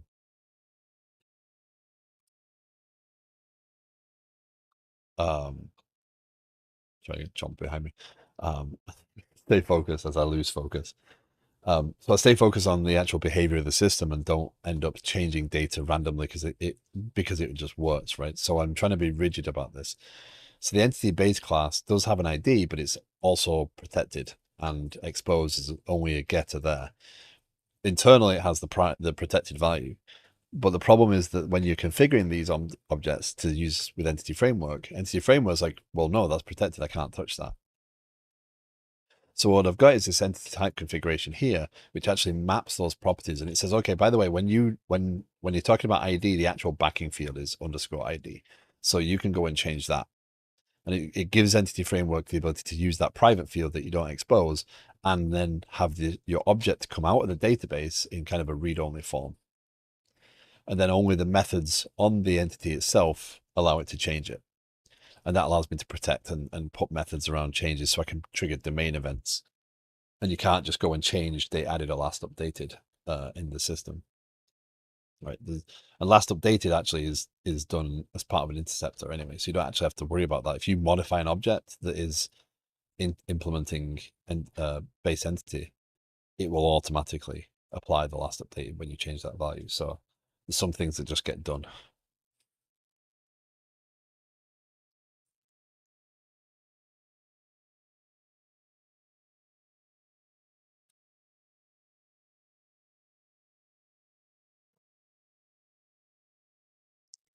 Okay, so that now should allow me to to have that configured properly. So let's see if that works. And again, if you have questions, thoughts, opinions on what I'm doing, if you're new to the stream, there's a lot of stuff to talk about here. To the point, actually, I've actually been contemplating. No, it won't work because the entity framework will throw a fit at that.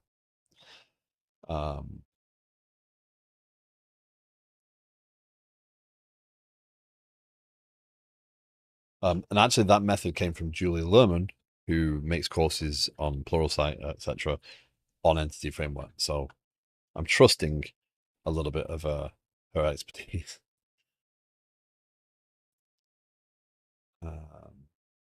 Yeah, I'm actually contemplating making a video on configure a principal key, a set of foreign key with compatible time. Yeah. I'm contemplating making a video on introducing this platform. I'm trying to make that a quick YouTube video to help if people are interested in what I'm doing, because at the scale it is, it's a little bit harder to just say, oh, here's all the pieces.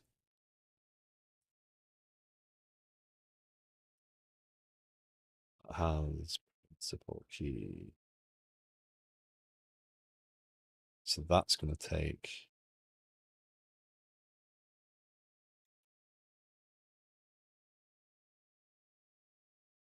So that. Hello. No. No. What's the matter? What do you need? Hello. Yeah. So if anyone has any ideas on what would be useful there and how it would be best to lay that out. What I'm saying is, by the way, that alternate key is not what it's picking up there as an option.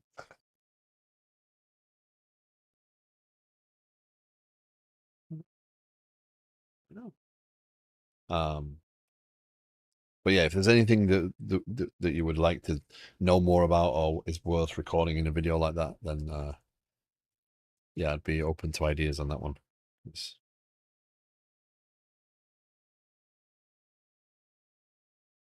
I think it might be useful if you can time limit it. Like, dang it. That's what she wants. She wants to play. I don't know how much of that's audible on the stream. I apologize if it is.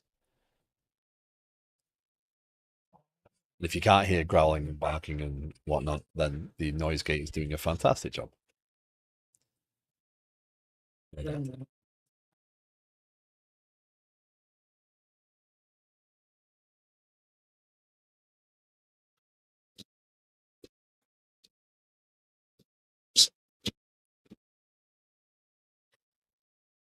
That actually sat under my chair, scratching and growling at each other.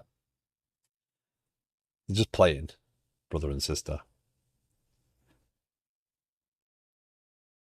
No, it's working well. Okay, good.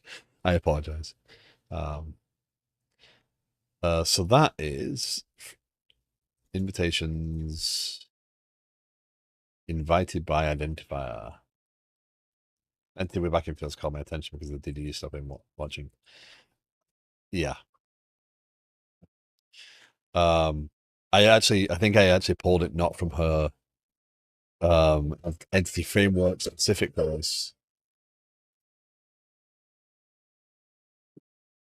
more her domain driven design with entity framework course. So that's how she's probably doing aggregates. But aggregates is something my entities are almost aggregates at this point. Or moving towards that behavior. Because I have things like requirements and notes and things that actually only attach through an object. They're not actually, they don't have explicit handlers. Yeah. Samich, by the way, thank you very much for the follow. I appreciate that. I do apologize for not seeing that sooner. Again, anyone new to the stream, I am building a large distributed application. So if you do have any questions, thoughts, opinions on what I'm doing, you're more than welcome to ask or share. If you have experience doing this stuff and you think I'm doing something completely wrong, I am also interested in that. I don't care. I don't need to be right about everything. So I'm open to learning. Before I forget that, I'm going to go fix that script. That should be that. Menace, dog.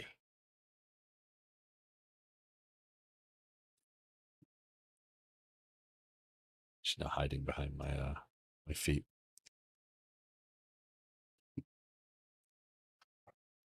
So yeah, this backing veal thing is something that I learned from her.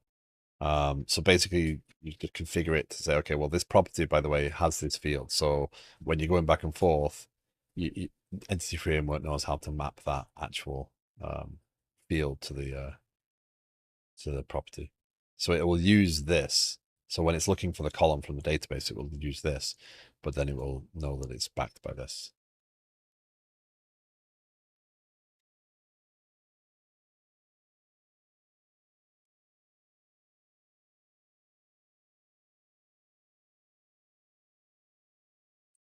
Okay, let's get this running. There we go. So we should have an invite. Yes, it has code because that's what I've hard coded. So basically, with code, what I've done is I've created a delegate right now. So yes, yeah, it does it. It maps it all. So I've used a delegate to define how I get an invitation code. So basically, in a debug environment, I could actually set it up just using this, and then in a production environment, I could use an actual producer of code. So I can always guarantee that the code will be something.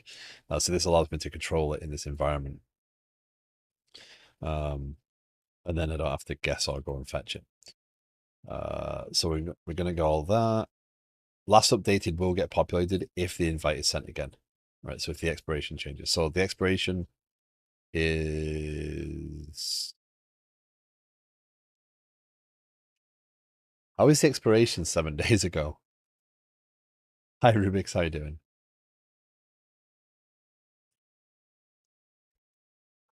Dog. Dog.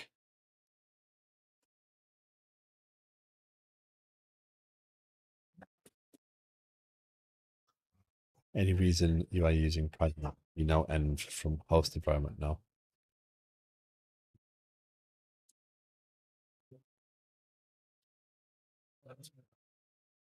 Hi, Lopa. How you doing? Oh man, you don't want to do it. Pragma just is actually demonstrating it. I don't often use. I know that I've got development environment available. But more. I was just using it that you could do something different. Ow.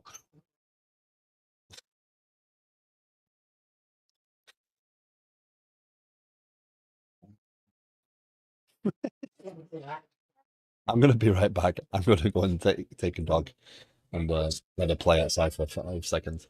I'll be right back.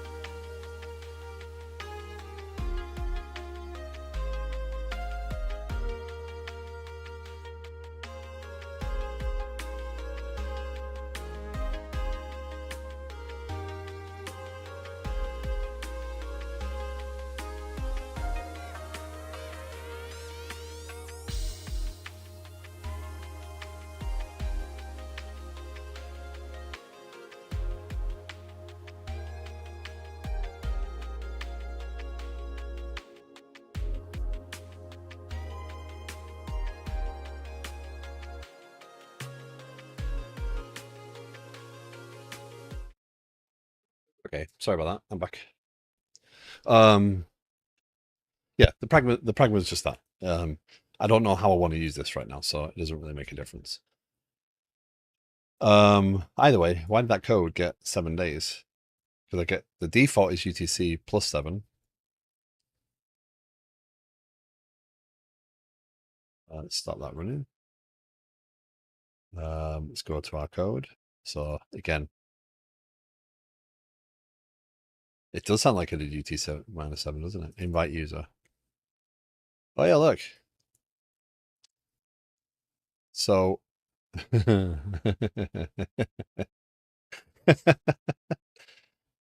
I've got a feeling I don't have a tester on that somehow.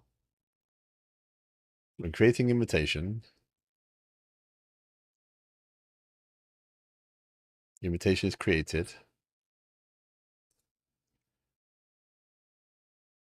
The result.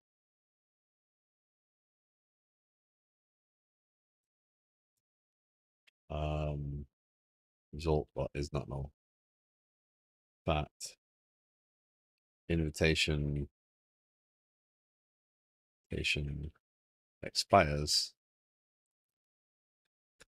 7 days. No. I'm that's not great doing that because I'm hard coding that it will always be 7 days from now. If we change that, if we say, okay, we actually only want to give them 48 hours, we want to give them 20 hours, this code is terrible. But I don't want to spend the time necessary right this second to dig through that and put in configuration, etc. Because I'm trying to get to another goal right this second. 7 days isn't going to hurt me right now, being that I don't have anyone signed up to the platform. This is not a massive refactoring later to make that configurable. At least now it will be very obvious in the unit tests, in the code, that it is 7 days, right? I'm documenting the fact that it's 7 days. I'm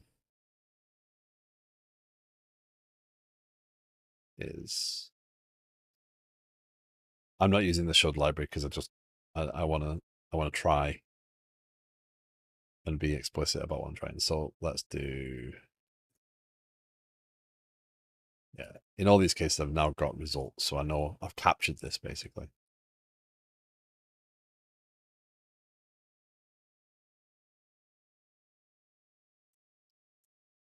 Result is no. Run these tests.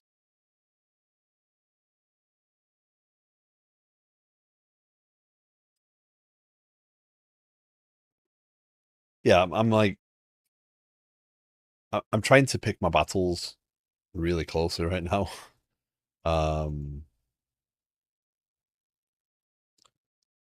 Expected 27th, actual 13th. Yeah. This is all kind of peripheral, right? This is code that I would rather not be doing because I'd rather be focusing on the notifications stuff. But I need users in the system, so I need to build all this. So I'm kind of picking my battles. So at least if that's there, it's very clear. Expiration is 7 days from now. Wow. Yeah. So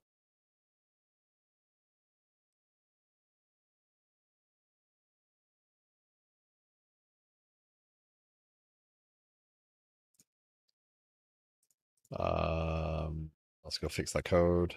So that is invite user.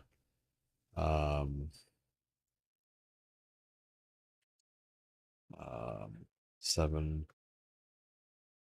Let's make it at least obvious. Introduce constant.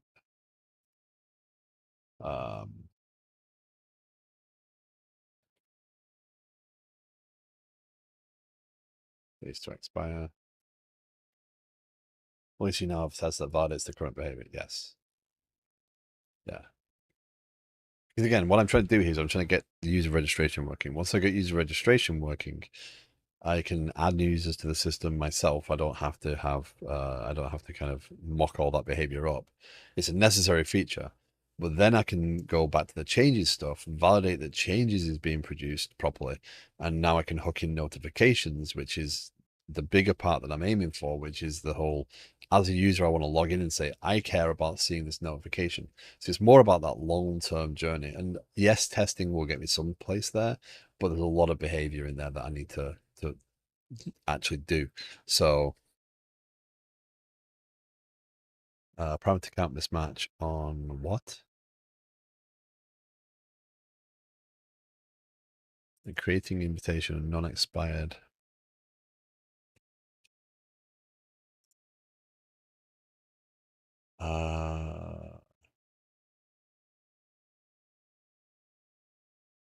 Oh.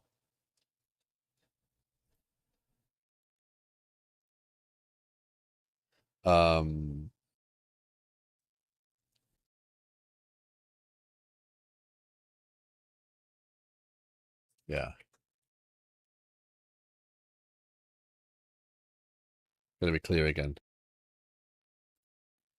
That's failing because that's a dynamic object builder, because because again I hide a lot of the fields and whatnot. I don't expose a public constructor.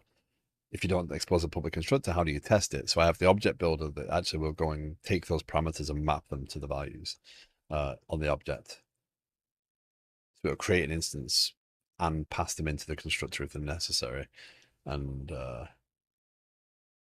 yeah, give me what I need from the object. Okay, so they pass now, so we're going to expire in 7 days. So let's add a new user.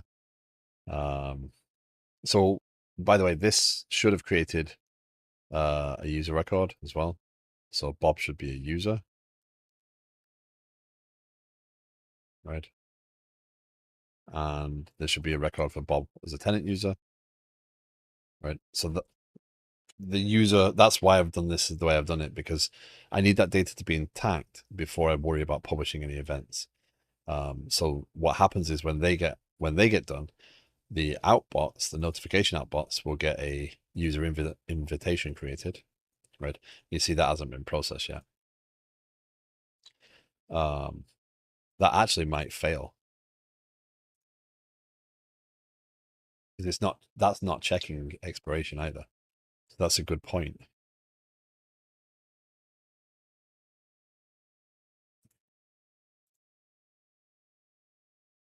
So worryingly, that's not actually that should fire, because the application should have the subscription for the invitation was created. Oh, hold on.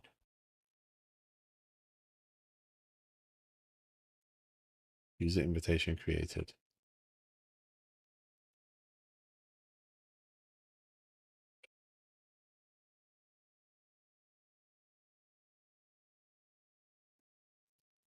Why are you not firing that? I know it's not. I know it's not checking the expiration yet. Oh, did that just fire? No. That's where I clicked it. Okay. Tenant management.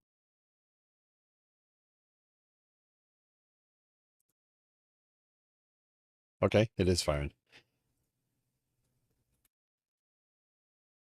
Okay, so invited by an invitee. Okay, identify that doesn't get populated because I didn't map it properly. Okay, so that's just a map. That's because I've used this invitation included. So this specification down here, I didn't map the identifier back in here. Oh, that's what's needed. Let one run around outside, came in and lied down under my feet. So now we go here. So we have, that's a problem. Yeah.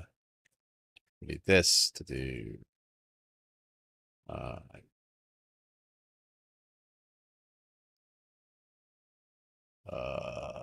equals identifier.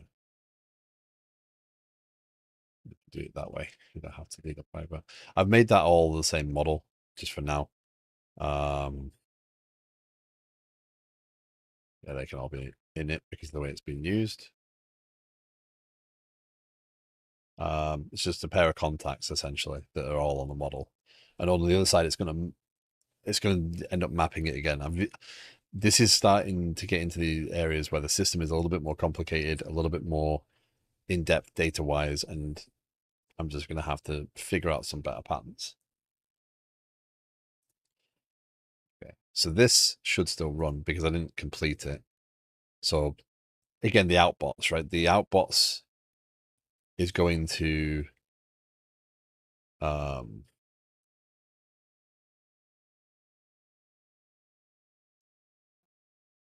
queue that message. If the system gets brought down, all that data is still intact, and that's why I've done it this way, right? The data is still intact in the database. The message is still there.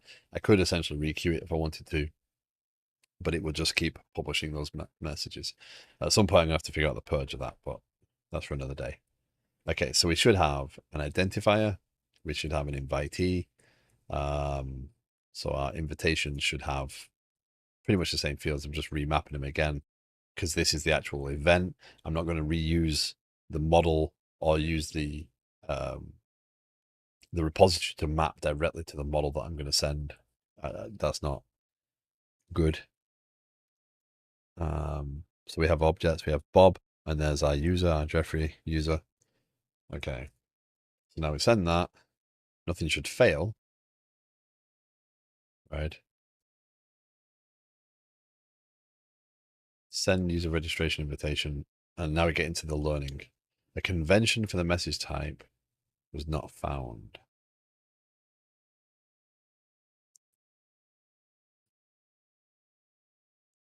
So because that is failing, the commit to the outbots didn't happen, right? It threw an exception. It's going to continue trying to send that message now. And this is why I've done the outbots. And this is why I've done it this way, because it is now a little bit more resilient. There's no struggles there. But I need to now understand what that meant. So 1 second, white screen. There you go. So you add a consumer. Well, that said something about convention. MassTransit. No convention for message. So this is an object. This is just an object. There you go. This is the first time I'm calling send. Does Stack Overflow have a dark mode yet?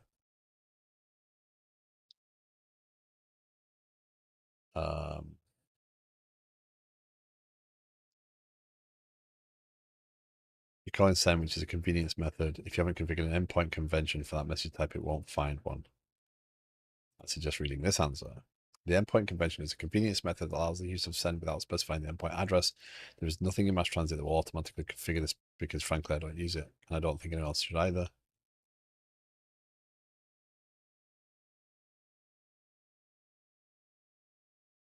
Okay. So let's go send.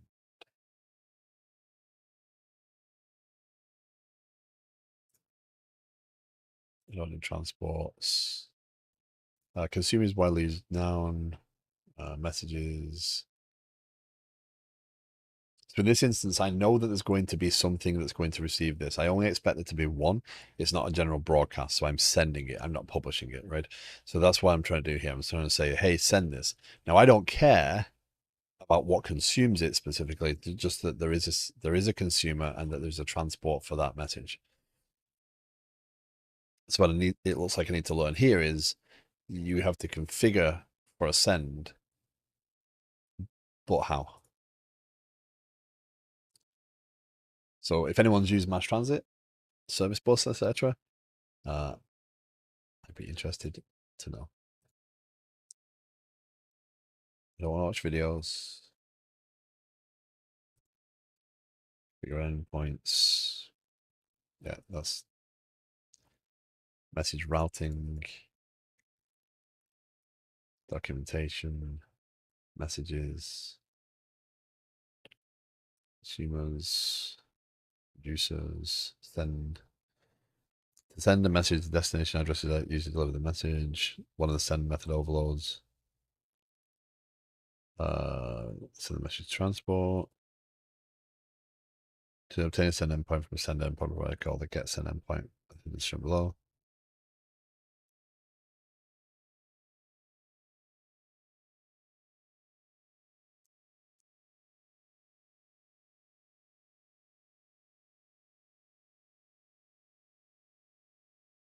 And endpoint addresses are fully qualified.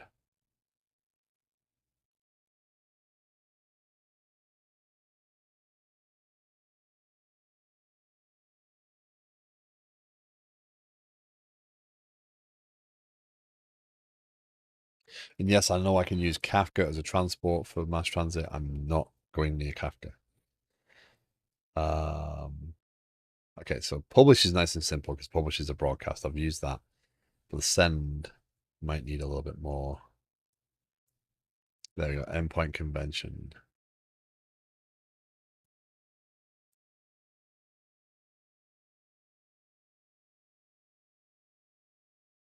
Using send endpoints might seem too verbose because before sending any message, you need to get the send endpoint and do what you need to have an endpoint address. Usually addresses are kept in the configuration, and accessing the configuration from all over the application is not good practice. Endpoint conventions solve this issue by allowing you to configure the mapping, which is essentially what I'm doing with Kafka. I'm basically doing convention. So I'm saying, hey, if you send this a message of this type, here's the topic it's going to go to. That's your default. You can override it, but yeah.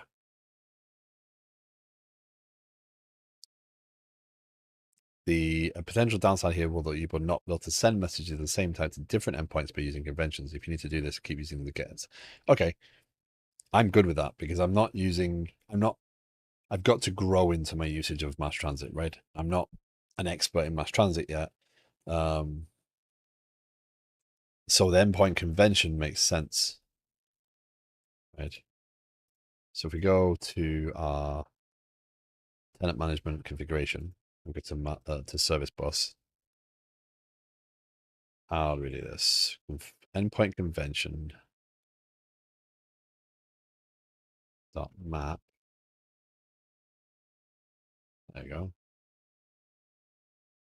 Queue send user registration invitation. That works for me.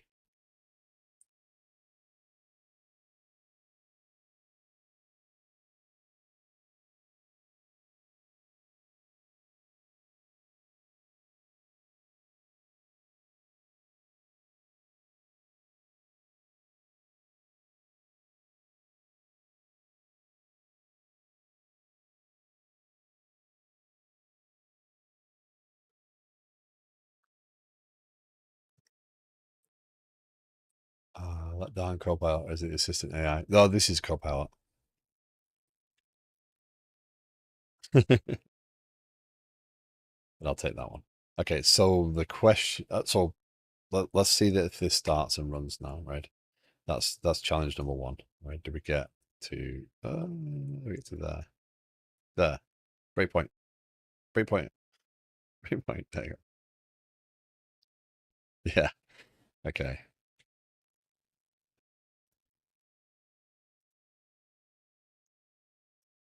That looks like that worked. Yep, it populated. So now, if we go to RabbitMQ, again, prepare to be blinded.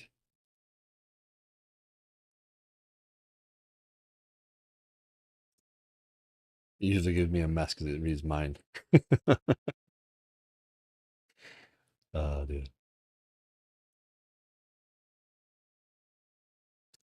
Okay, our credentials are super secret. Guest. Oh, we got some traffic there. I do apologize for the bright white screen. I think if you're constantly in a bright white screen, it's not so bad. But when you have dark screens mainly, and then you move between, it hurts more. Okay, queues and streams. Send user registration invitation. So I suppose I have been using it a lot, right? So the planning item updated has been erroring like nothing. But there we go. There's our our message is sat there ready and waiting, which is cool. That's exactly what we wanted. So I assume now what I need to do is go over here, and I'm going to assume that I need this on the receiving end of this as well. So if we go to this, I'm going to let's try it. Let's see what this does. Unless this has some sort of configuration.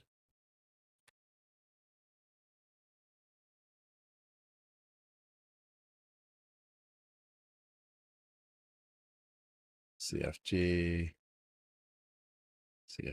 dot.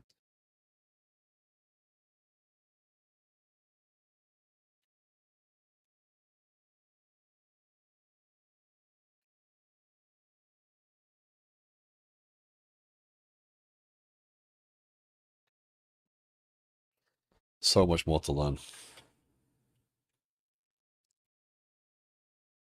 But you see, nothing stores the type in RabbitMQ here. Nothing's said, oh, by the way, this is this type of event, right? Which is quite valid. So let's see if we can get a consumer to start up against this. I decided, because I'm going to have Kafka and Service Bus consumers, especially in communications, I decided to split them up. And from the naming perspective, that's probably not the best naming, but it is very clear about what it is. So it does mean that I know what Service Bus is versus Kafka.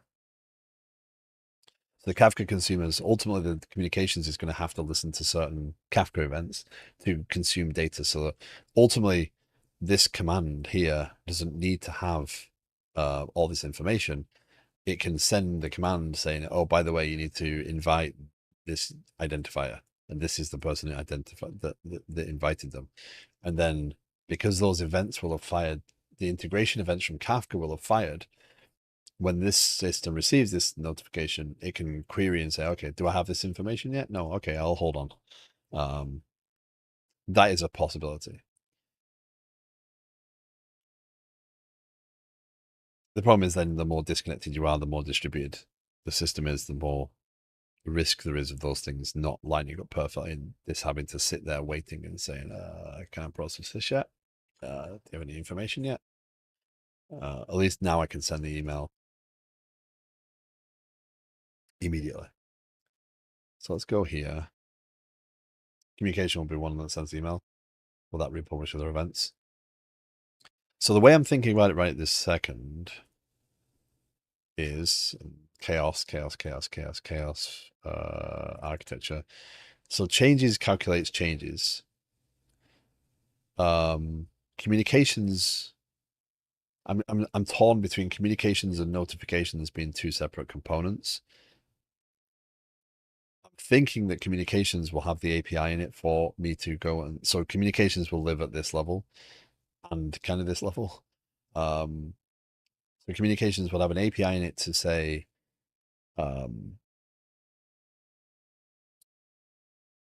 you know, I want emails, I want this, I want that. Maybe communications is the best way. But yeah, communications will send the email is what I'm thinking right this second. So ultimately, it will be a bit more complicated. Right now, it's literally I will need to just inject an email provider and send an email and prove that Papercut, which I actually should also make sure is running. Yeah, Papercut's running.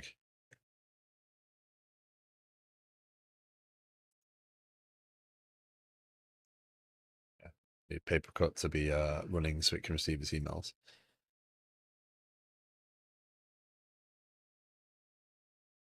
Communications could potentially publish other events, but I don't know what it would actually publish now. Communications might just be a receiver, but communications is the first instance where I'm going to receive both MassTransit or Service Bus and Kafka events that I'm thinking.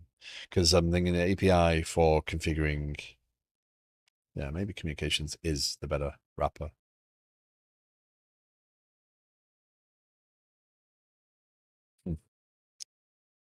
Yeah.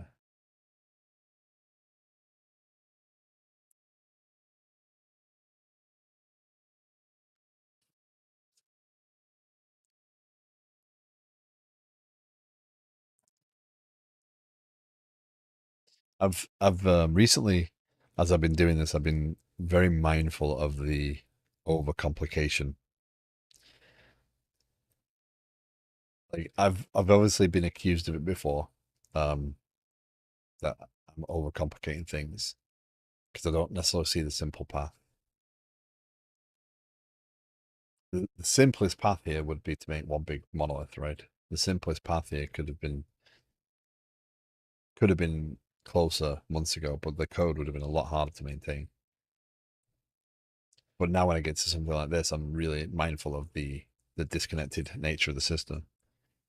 And again, the benefit is I do end up with a system that is every single component of the system is essentially a single responsibility. Um, if we're going up to that level.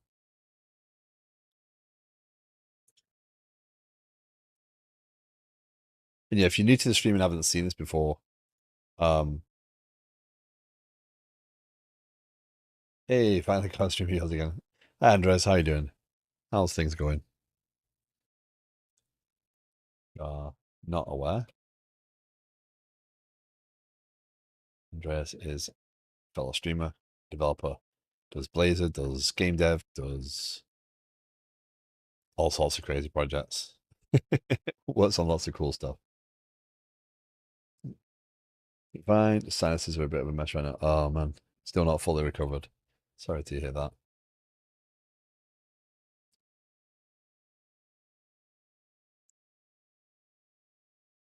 Like if you feel a little under the weather, streaming's okay. But if it's anything that affects the way you talk or the way your breathing happens, it gets very difficult to stream. Code Chaos is a way to describe what I do. Lots of varied learning and experimenting, and that's the cool thing, right?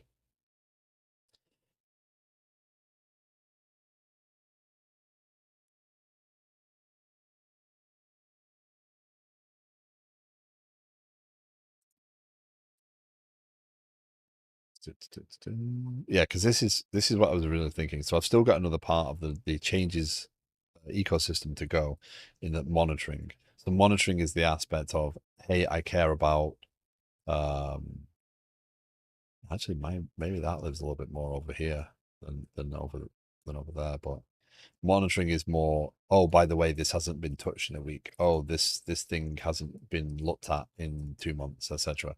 So that's more a component that is kind of proactive on the system side. Notifications, maybe that is communications. And communications is the conglomeration of. So changes will feed into communications, and communications will be responsible for figuring out who cares about the changes. Or uh, actually, this piece. Ah, how I not be able to use computer? How to duplicate that word? Or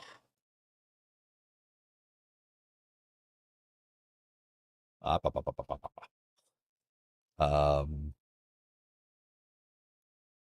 no, that's notifications.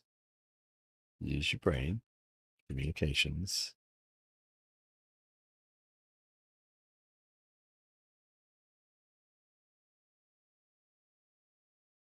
Use your brain. Think about your words. Actually, that would be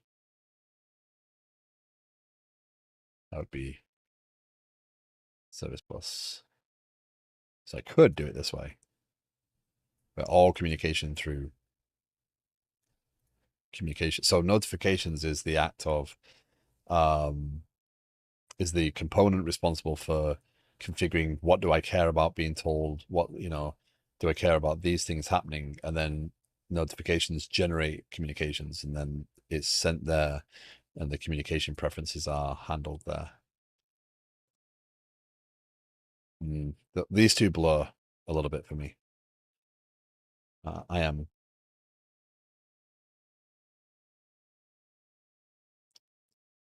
yeah. But again, I'm open to conversation on this. I'm open to ideas and thoughts. If you want more context, please feel free to ask. I'm happy to talk about it. This is this is a labor of love for certain. But ultimately, what I'm trying to do is say, okay, well, when I've got a user, that user can say, I care, and let me bring up the UI. I care about someone adding a planning item to the planning project.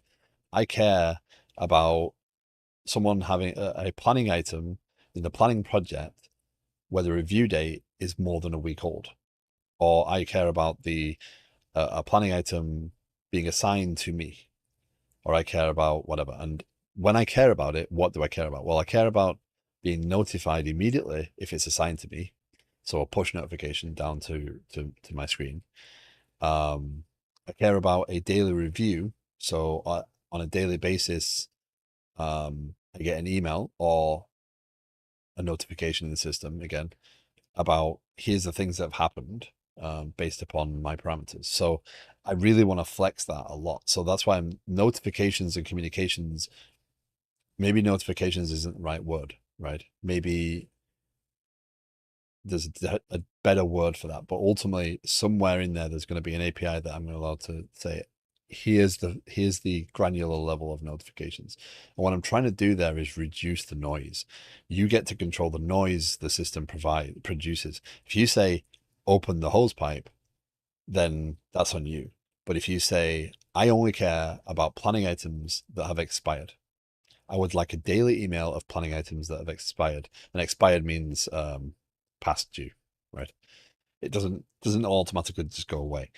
But a planning item that's got a review date that's in the past is expired. So I care about a daily email telling me here's the items that expired. If I want to filter it down to projects, I can do. If I want to just leave it open, I can do. I care about planning items that have been assigned or created by somebody but have expired, right? Again, from a management perspective, these are things that you might want to go searching for. And I think that's what a lot of the tooling should be focused on. And again, the goal of this piece here is to allow you to plan something without it actually becoming work that is scheduled. And notifications could be okay for controlling what I want and how, and it offloads to communications that has the actual do. Yeah, yeah, that's where the lines are blurring a little bit for me. Because in this instance, I'm going to build an email. I'm going to send an email, and that email is going to be a very specific action, right? But actually, yeah, because the communications could have push, email, SMS, etc. as channels, and then the notification system says, "I need an SMS for this. I need yeah, okay, yeah." Because again, you're going to configure it. So it's a little harder to display, and I'm going to have to get better at diagramming at some point because this is harder. But ultimately, notifications and communications do have an API layer up here, right? They're very similar. They have their own configurations, their own stores, etc. So the notifications and communications land up here as well. And changes is a global thing, right? Changes is in here. It is a component of the system. There's a lot of complexity to it, but it does publish events back into the system to be consumed by other parts. Right now, these my delineation is if they consume components, they land down here, right? So these consume events from Kafka, these publish events to Kafka, but they don't necessarily consume. So yeah. So let's go and get this consumer worked on. So we've added service bus, we've got this. Can we get to this? I suppose is the question. So the app I'm using Obsidian as my overall thing here. The app is specifically Excalidraw, and it's a plugin I've used in I've used I actually have a hosted version, but once someone I think it was Mojo. I'm gonna credit Mojo. Opened my eyes to Obsidian. It became useful because now I can put all the other stuff that goes with the drawings together right? I can talk about notification. I can start making notes on some of these things. I can start talking about, I can make documents explaining things. So I can use those diagrams to do that. Nope, this is free. Also coding standards and stories and practices I want to draw attention to later. So this is becoming very useful. Obsidian is the application, and this is using a plugin for Excalidraw, which just embeds Excalidraw inside of Obsidian. So it does allow me to lay it out. I can write markdown documents and do all of it in here. There is another tool that I think WriterSide. This is JetBrains WriterSide. This is meant for documentation, but this might be almost exactly the same thing.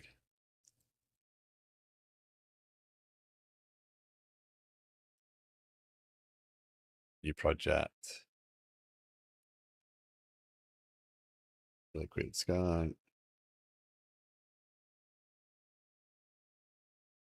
Yeah, so WriterSide might be almost the exact same thing.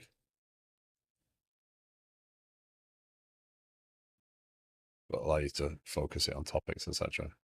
But I doubt this has a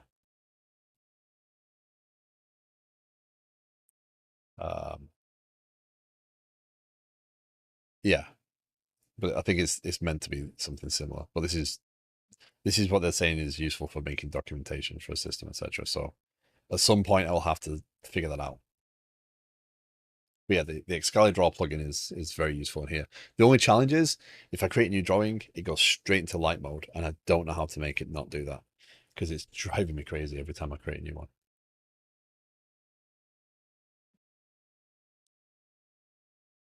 Yeah.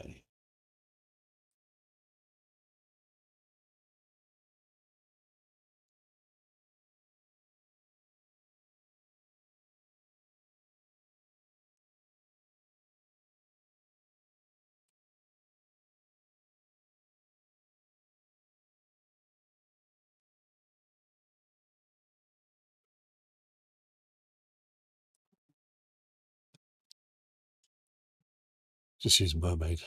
Joke. Don't do that. Okay, let's see if we can get this running. So what we need to do right now is we need to make this an actual thing. So edit configurations. It's time to do a bit of cleanup.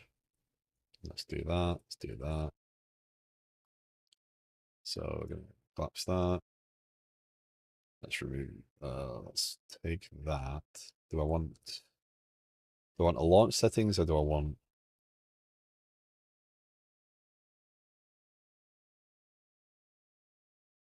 me?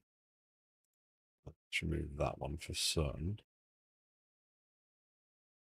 Consumers, it is a consumer. Applications, consumer, service bus. It's going to be very important to I love Mermaid because it usually works in everything out the box. However, there's huge contrast issues with Obsidian and Mermaid. Gotcha.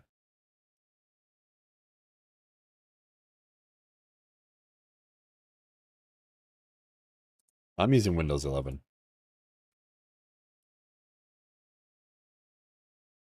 At some point soon, I'm again, I just need to spend the time necessary to organize. Some point soon, I'm actually going to try and set up an older machine and install a Linux OS on there and demonstrate that this application, as big as it is, can run on Linux as well. The big challenge is the whole Dockerization stuff, but I might actually run that external anyway. So these Docker containers I'm using for all this, I might actually Kubernetes them instead of Dockerize and run them off the machine so that they are. Yeah.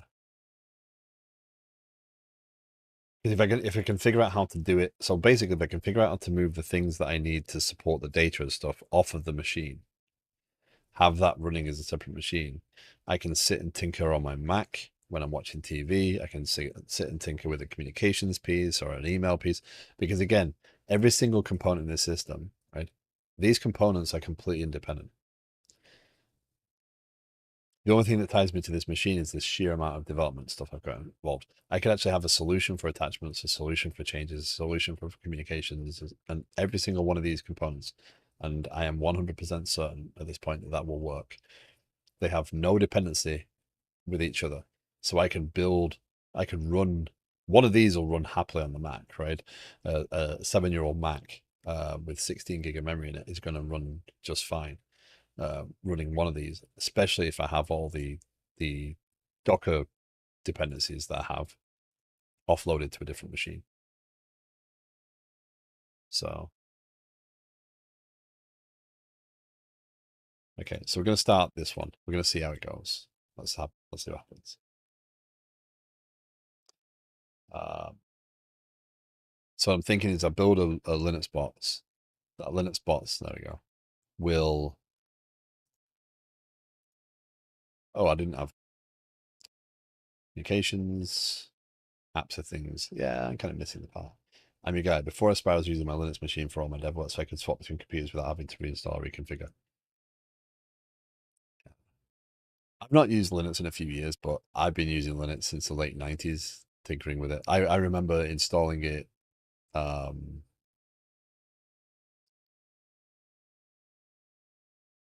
remember installing early versions and having to understand what all the hard drive set to things meant. And yeah, going through the very tedious prospect of wiping a machine. Trying to dual boot was no joke. I've actually got a box with Proxmox that I actually set aside for Proxmox a few years ago. It's got an i3, like what is it, 5,000?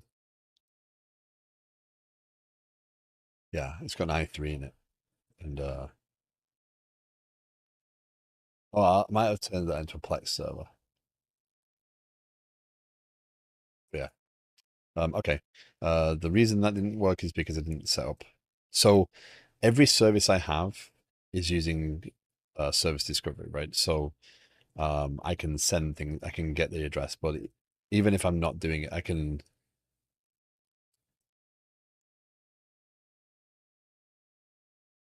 I wonder if MassTransit has a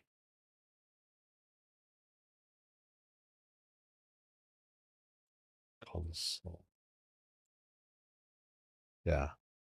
But anyway, I'm setting it up here, and this is communications, um, service bus, consumers. Right, I'm setting it up here so that I could actually set it. Do I need console in this right this second? Won't be bad. Use Linux, almost delete my root system because my friend told me to. Yeah, that's a common joke as well, and it's easy to fall for. What are you doing? Also, is configuration no? Did I not set it? I didn't set this to copy out, did I? No.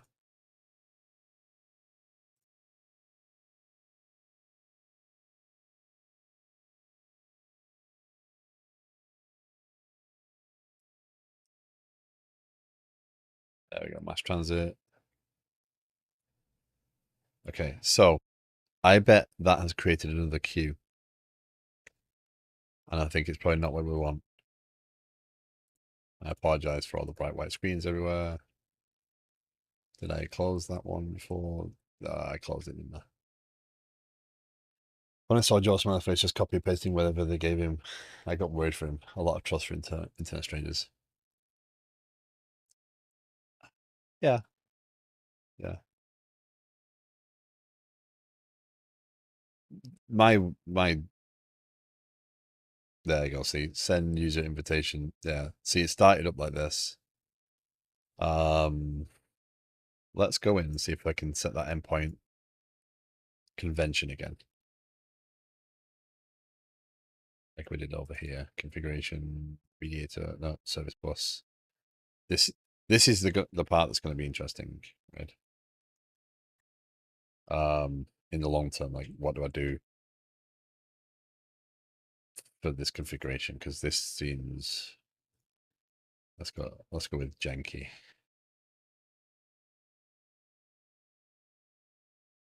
That is a command in a shared commands directory, by the way. So that's down in shared, no, not shared, messaging commands. That invitation is here. So that's in a shared library that everything knows about, has no behavior. It's just data. I'm okay with that.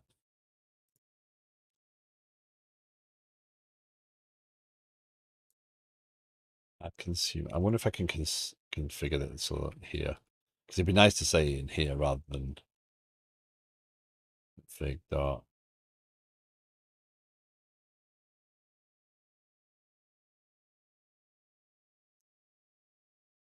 Options O goes to O dot config. No, that's not.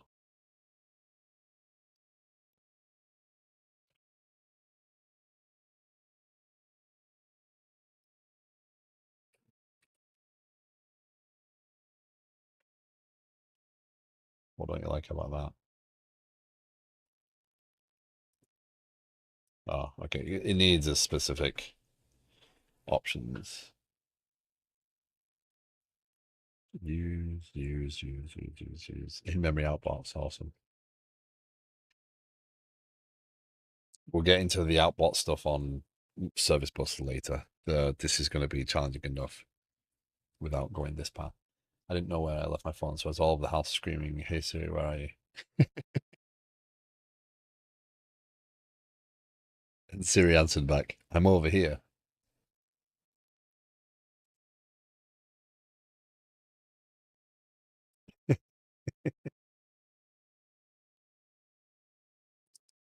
Where's here?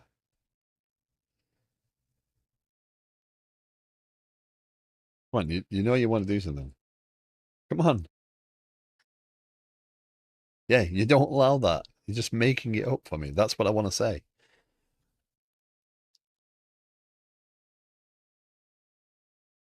Okay, we'll go with this. Let's see if this actually applies. If it applies, then we're gonna get a message. I'm pretty certain.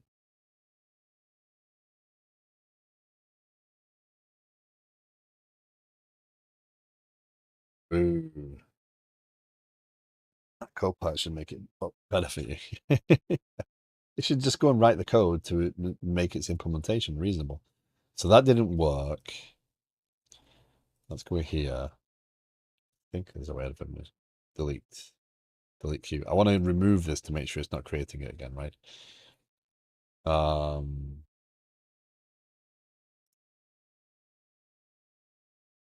when I run this again, I need a new chair. I fidget a lot. Yeah, see, I bet it's created that queue again. Yeah, it has. So definitely needs to be told what its queue is. And it's not through endpoint configuration, endpoint convention mapping in here. CFG, is there a convention, I wonder?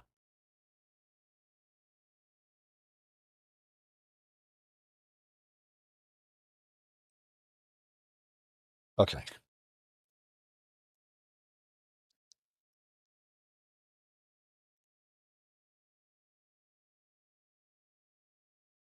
Yes, I realize there's a manual.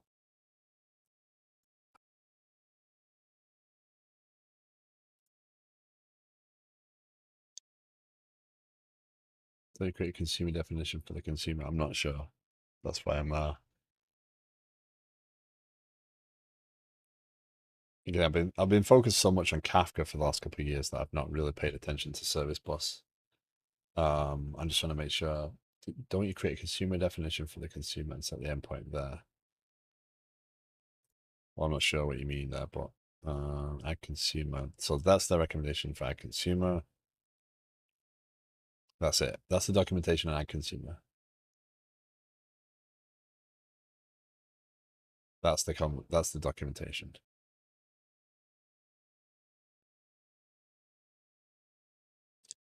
And yes, that's concepts. Here you go. Configure endpoints using transport, adding consumers, message limit, configuring endpoints. By default, MassTransit requires no explicit configuration of endpoints and can be created automatically by calling configure endpoints. You can customize this behavior by using custom definitions. Receive endpoint. Receive endpoint. Consumer definitions. Instead of a consumer definition, you can control the definition by consumer and its associated endpoint. There we go. Configure.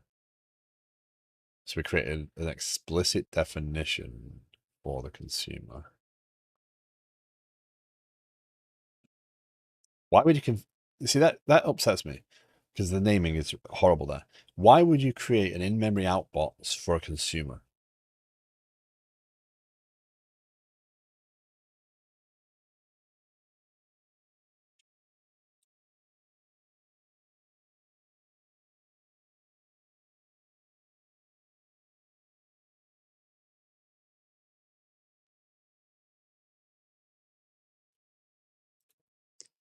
Okay.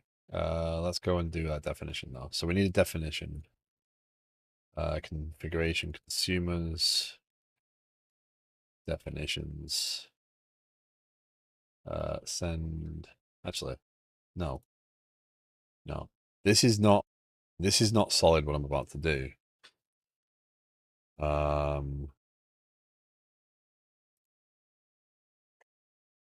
Public class definition, consumer definition, send end.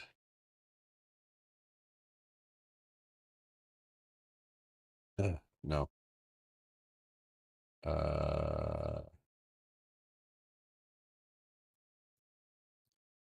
There's an abstract base. That'll make that easier.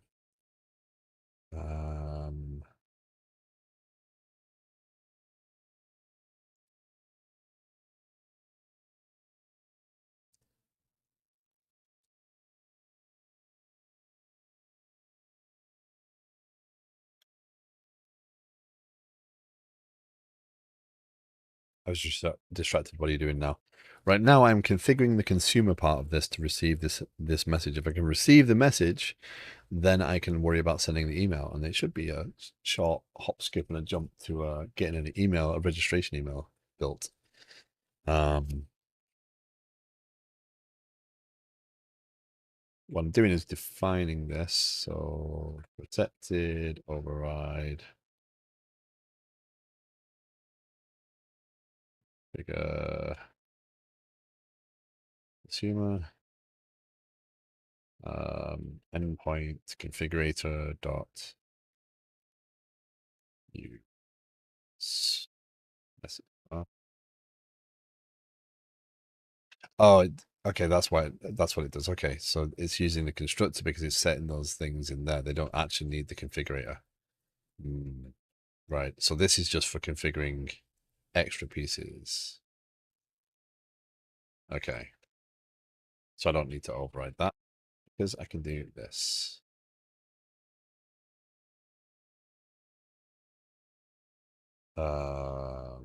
CTOR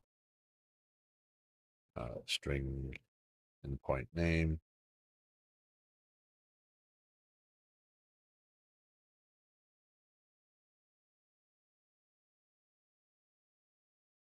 The reason I did it that way is so that they stick together.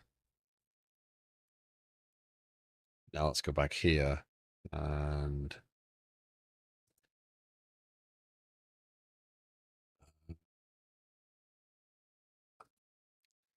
definition.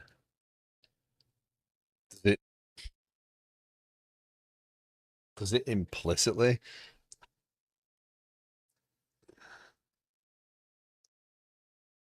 use a definition? Consumer configuration, configure consumer.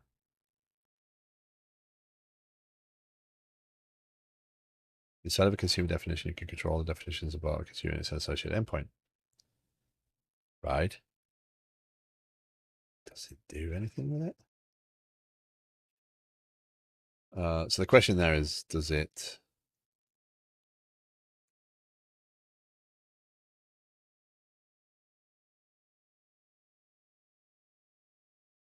So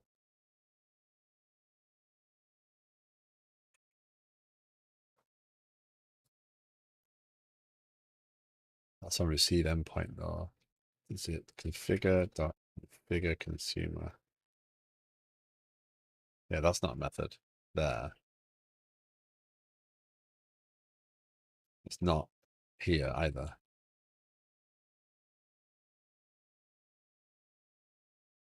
Right? So configure dot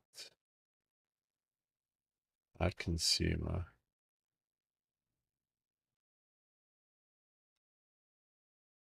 Send user consumer.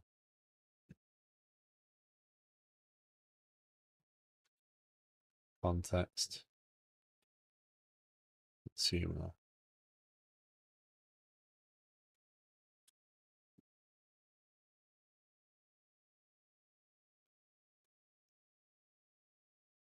Check if the configure consumer has extra stuff in its poorly documented type of consumer definition type as first argument. Check if the configure consumer, but there is no configure consumer method. Because they're saying it there. I'm not doing a receive. I'm not setting up the. If I'm setting the receive endpoint, there was an overload in add. Oh, type consumer definition. There we go. Type of send dot definition.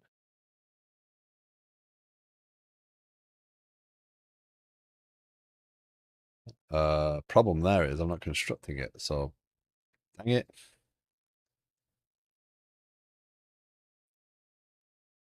Hold on.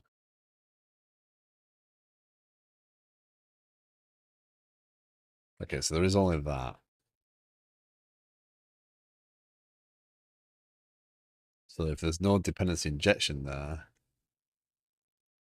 how do I get parameters into it?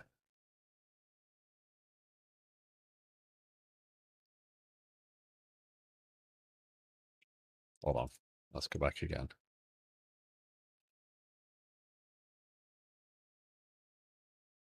Let's go back again.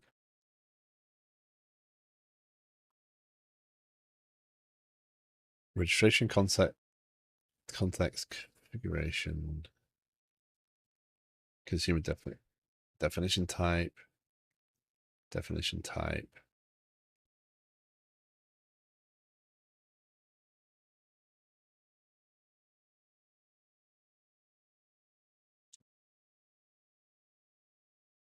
That's just a type though.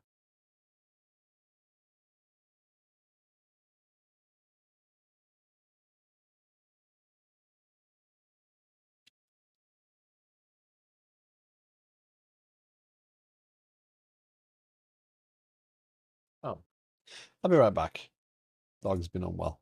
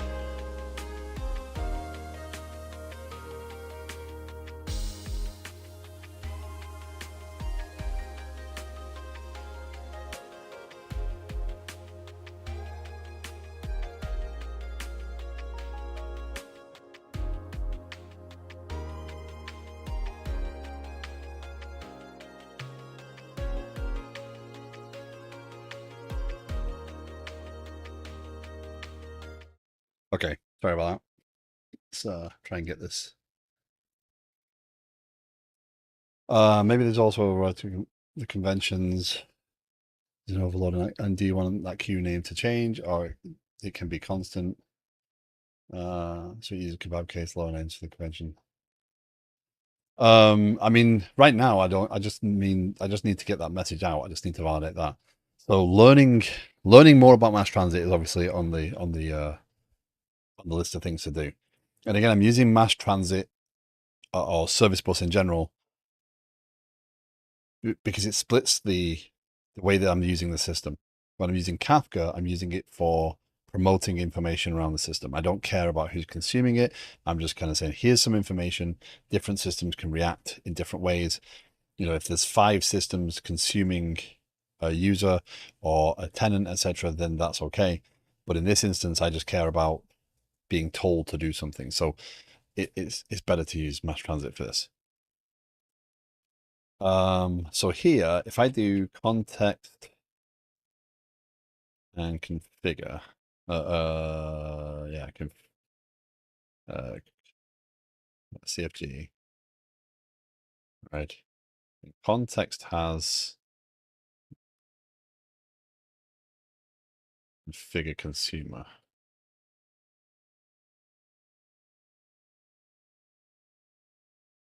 That seems odd to add the consumer and send in that.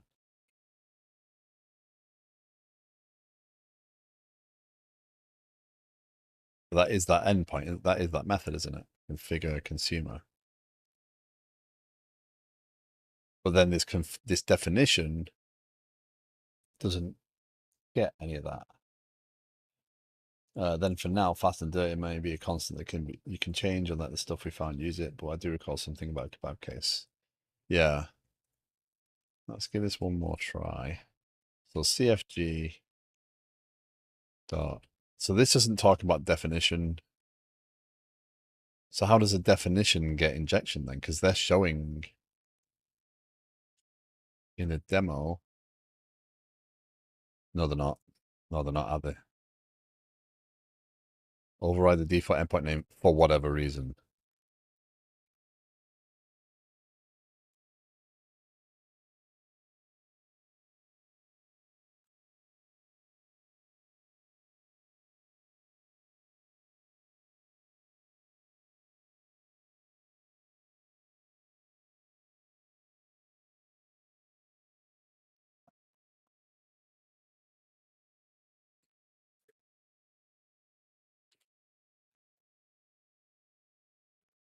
There you go.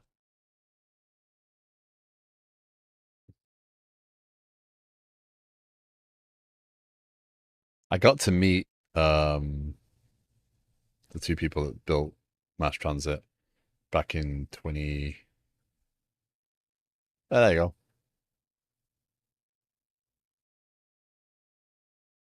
Oh,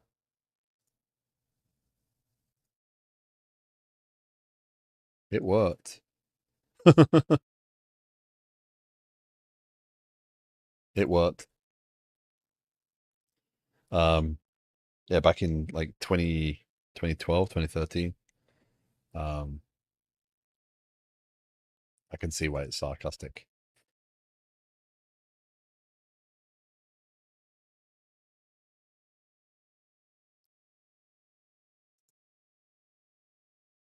Have you been using MassTransit in your stuff?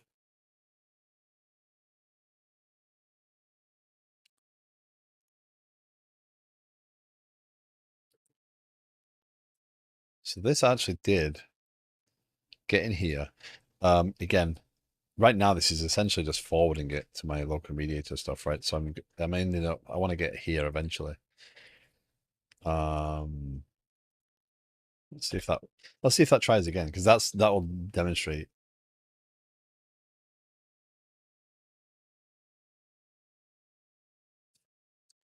Yeah, that was my worry. Firing forget consumption.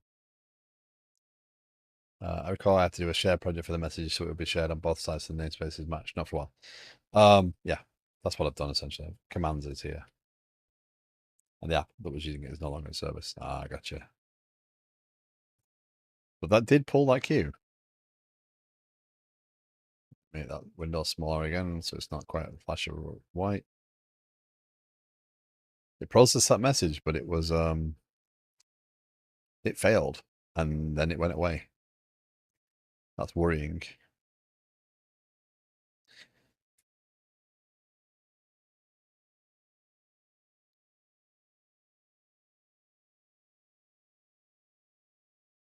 But let's do this. Let's is it in an error queue?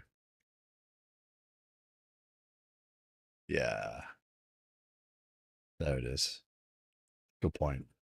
What's the because again they've got 59 messages in these errors and 14 there. What's the do you know of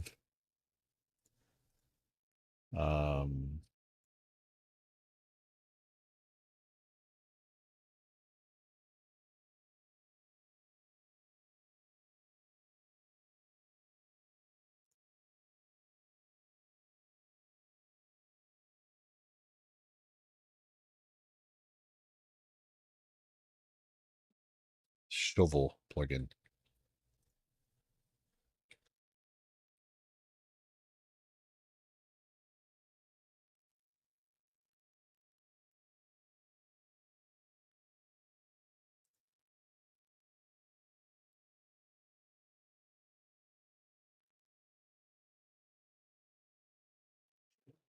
In that definition, you can set the retry pod. So look at the sample and the configure consumer.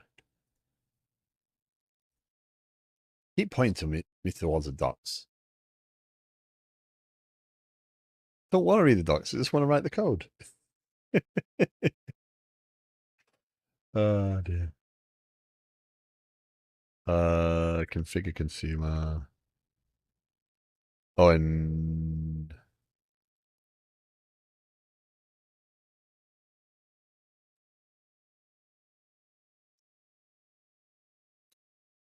retry policy. Options.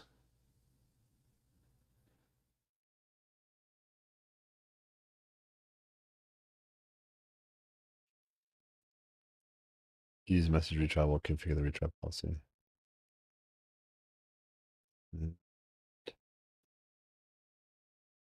A consumer. Where's options configured? Batch options or job options? You may want to register the consumer as a job consumer. Okay.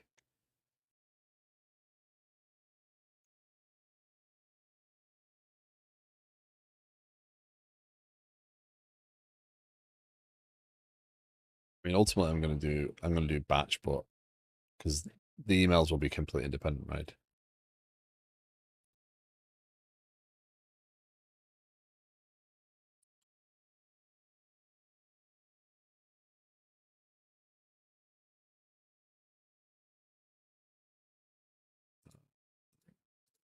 Let's go back here. Service bus configuration.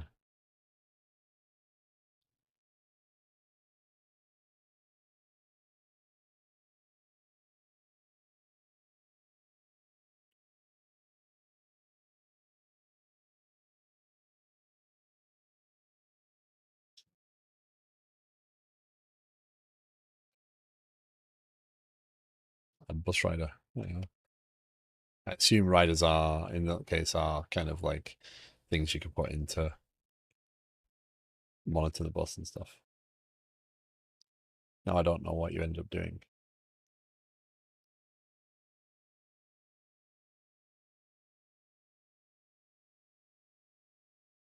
Well, actually, that is useless right a second.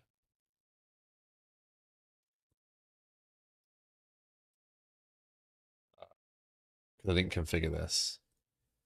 Let's have a look. We can do context, CFG, retry, use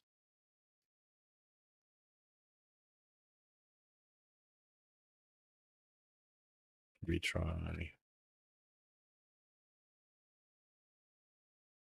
Retry goes to retry dot set retry policy. Oh my goodness me.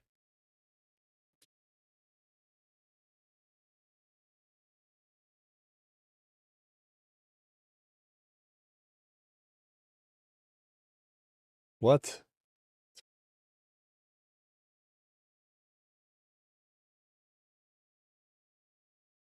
Use message retry.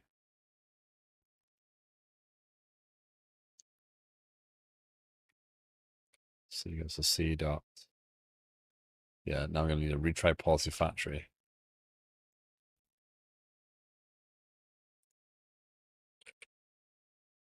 Retry policy factory.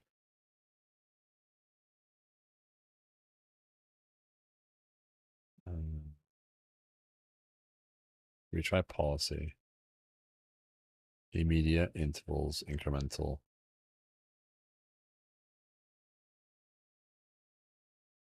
What do you want to do with the retry? I mean, right now, I just want to make sure it tries at least a couple of times before it fails.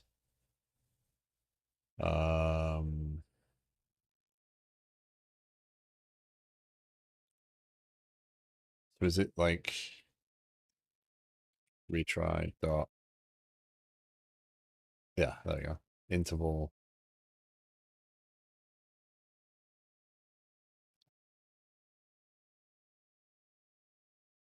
Yeah. Retry count 5 times span dot from seconds 10. Yeah, no.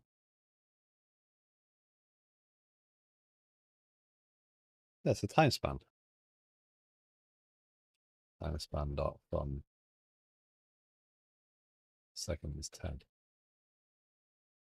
What do you like?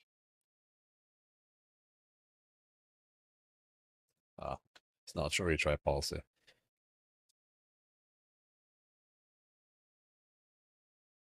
Hold on. Why does that need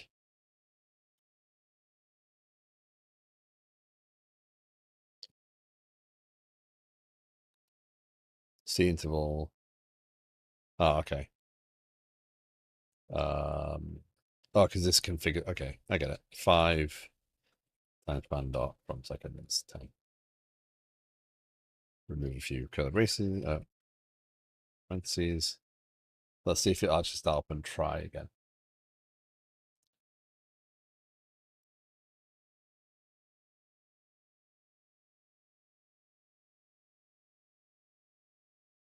So I don't think that will do. Will that pull from the error queue? Or do I literally need to shovel them back in? Because the error queue is the error queue is the final I give up.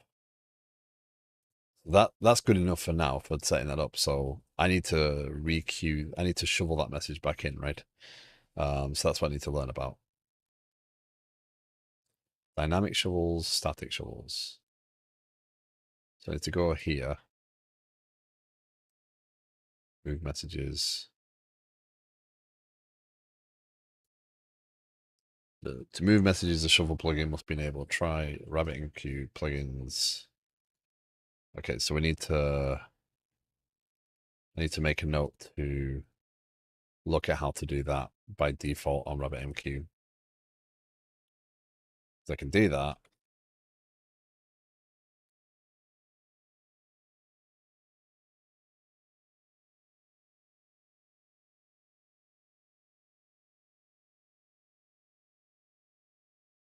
Okay, destination queue. So I can take that, go here, move messages. Or you can just, error.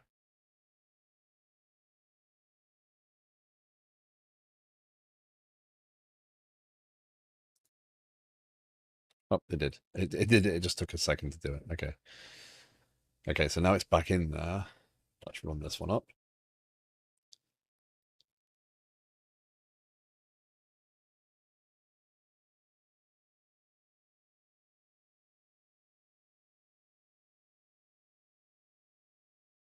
I still can't get iSender. If I add a mediator.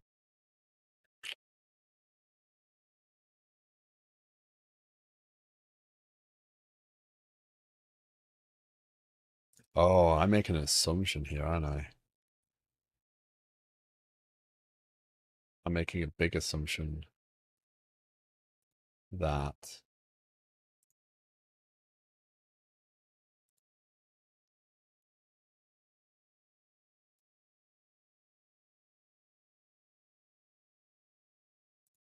um, DI is going to work for me there. So what I want to do is send a command, right? So again, my behavior is going to live in the application, not in the infrastructure. And this is infrastructure because I'm thinking of this as an entry point, right? So the consumers are just responsible for consuming the information from the outside the same way as an API is, right? I'm not treating the API as a behavioral aspect, so I'm not going to treat the consumers as it. So I'm not doing any behavior in here. I'm saying, okay, well, now you need to go into the application to do the actual work you need to do.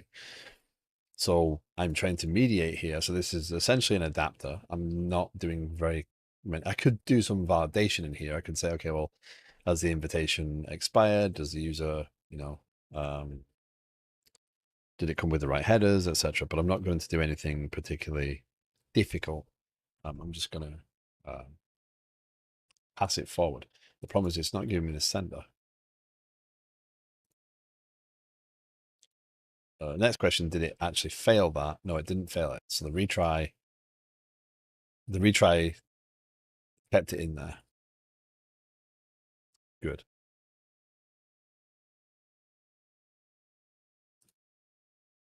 So again, like with this one, I can copy that and do that. So, okay, we're good there. Now we know about shovel.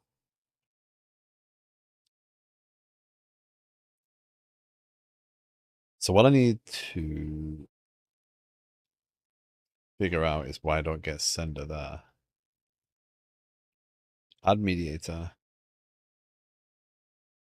Oh, that's why.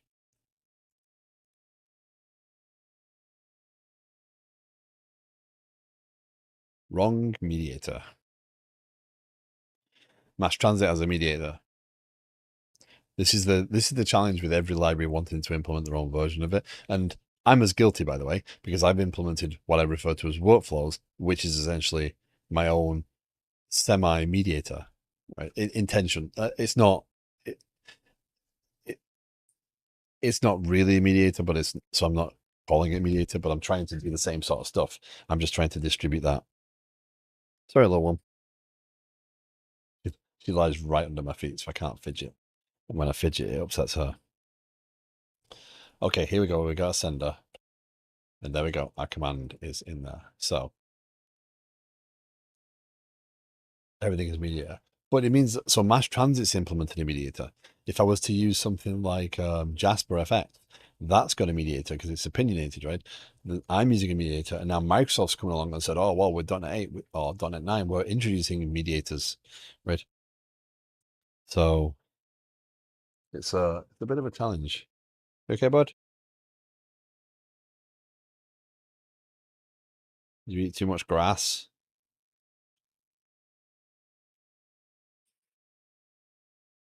Say hi again. Okay, we're close. We're very close.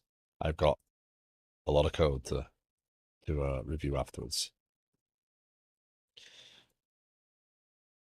So the good news is right now, if I was to start this up, I could actually hit add user and it would create a user. It would send the invitation and the invitation would get sent via service bus into this. How are you doing? How are you generating grids? Is the DB doing it? No, I'm using it in .NET layer. So when I create an entity,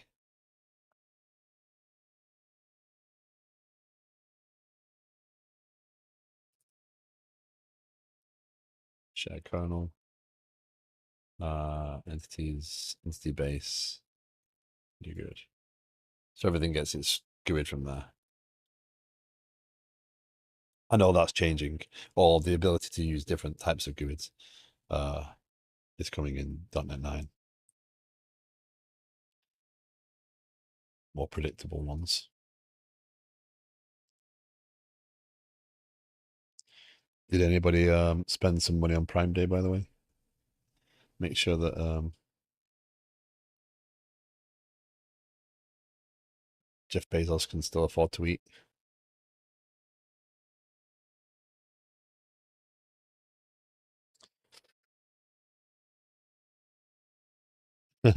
A small number of deliveries may arrive a day later than anticipated due to a third-party technology outage. What Prime Day?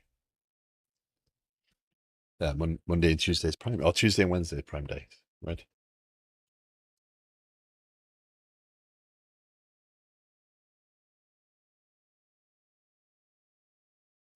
Okay.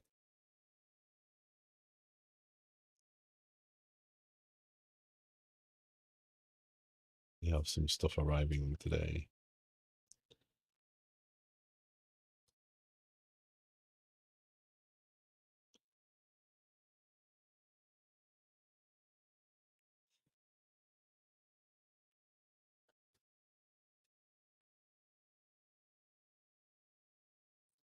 Hello, buddy. I put a picture of the dogs in the Discord yesterday, by the way. I'll put two pictures of them.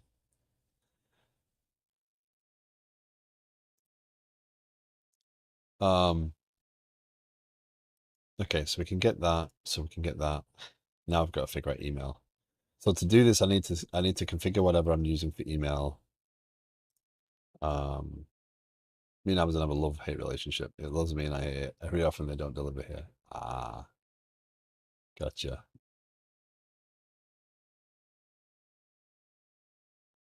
I ordered a few games. I ordered some treats for the dogs. I ordered an 8-bit dog controller, or 8-bit do, however you pronounce it, controller, gaming arcade stick.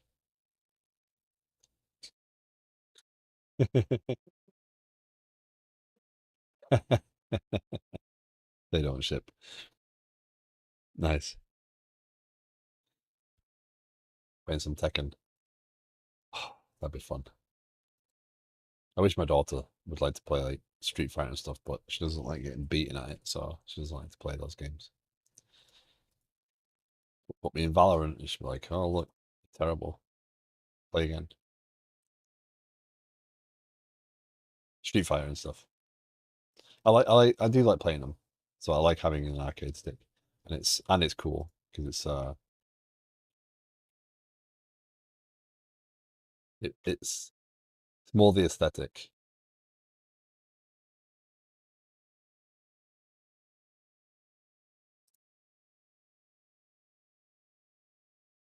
I've got the keyboard as well, so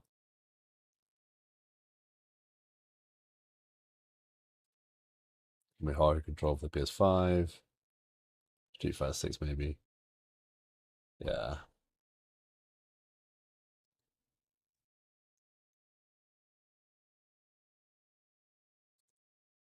Okay. Anyway, yeah. Their keyboards are very nice by there. I've got the the three keyboards. Yeah, there's advanced controller. There are mechanical keyboards that come with the two buttons as well, the two action buttons. They're pretty cool. I have the Commodore 64 one sat behind me. Still wrapped right now.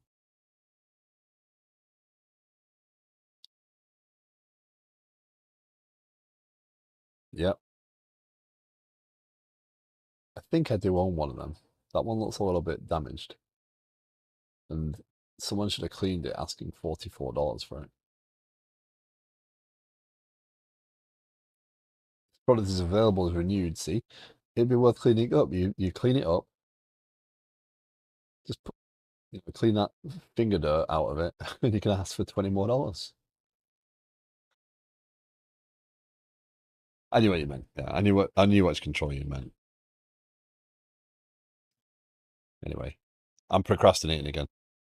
I'm being easily distracted by the Amazon thing. Um, I'm trying to think about the email. So I haven't done email stuff in a long time, right? Um, so I'm kind of happy to procrastinate a little bit here as to how I'm going to achieve this. So the first thing I need to do is I need to pass these parameters through, right? And again, we get into that mapping thing, right? Am I going to use um am I going to use an object in here? I'm going to do something more advanced. There's all sorts of mess that comes with passing these values in. So I'm going to be very clear on the command context.message dot invited by dot. See, again, I've got to remap all these out. So I'm going to expand something I've already built twice. So it seems wasteful, but again, it doesn't make sense to kind of in a command, right? Do I create this as a class? I can do it. It's not gonna hurt me to do it this way, and then have public.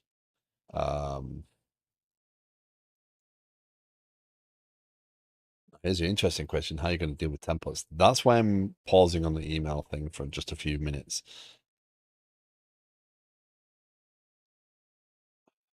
So I've ruled out using SendGrid. They can go and right? I know SendGrid supplies email templates. Auth0 does provide templates. So I could use the Auth0 management API to consume the template.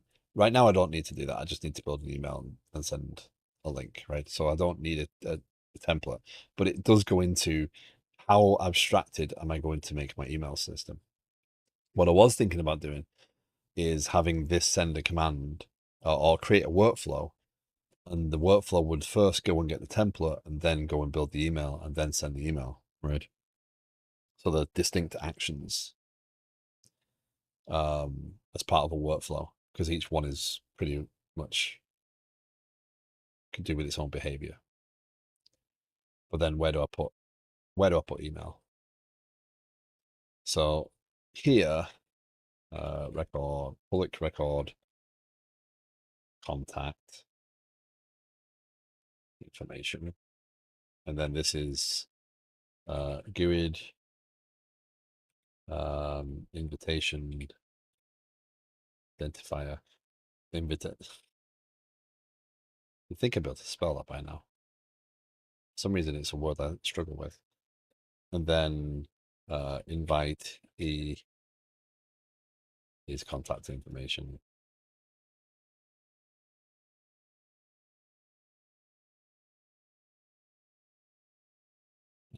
And that contact information invited by. Right, so that does clean it up a little bit.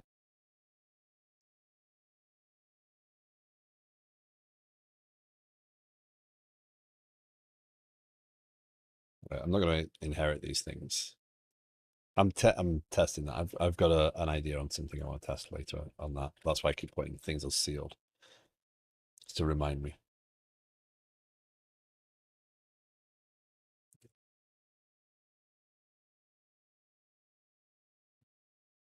Record struct.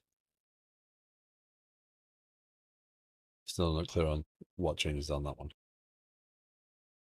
I'm not always sure myself, to be honest. I do know that I'm using a record just to be clear about the intent rather than the it's definitely mutable. I'm using sealed because I don't want to extend it in any way. That's pretty implicit there. Again, to me, that's implicit that I don't want to extend this by the fact that I've moved it inside. I think it was Nick Chapter said there's actually performance improvements by using sealed. I want to test that, which is why I'm doing that to remind me to test the sealed behavior because I'll stop and think about it every time I see it. Because you shouldn't be able to extend this, right? Does actually say a bit more about the intent of the code though. So yeah, I haven't really. They're all strings. That serves the purpose. Yeah, I don't know what struct does for me there, other than stops me complaining about it being instantiated. Hold on. How does that?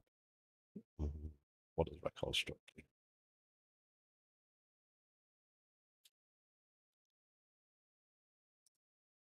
The synthesis is a record struct values are value types like other struct value types. They implicitly inherit from the class value type. The modifiers and members of a record struct are subject to the same restrictions as those of structs.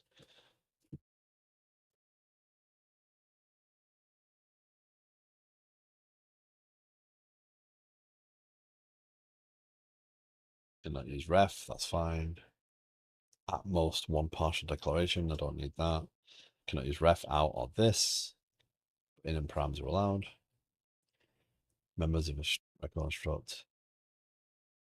Additional.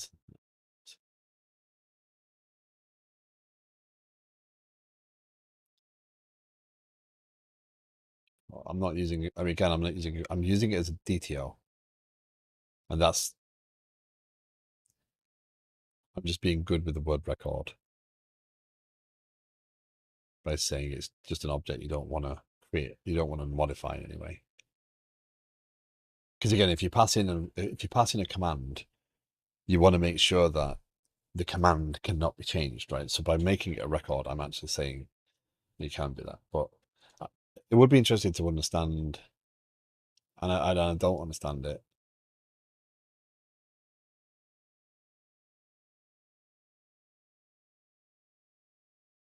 is does it give me anything other than where it's like, how much of a performance improvement is that really going to make? Does it give me anything other than that? Is it, because there's no guidance on best practices there, so that's not going to help anything. And yeah, like to me, that now doesn't make as much sense, but we'll see.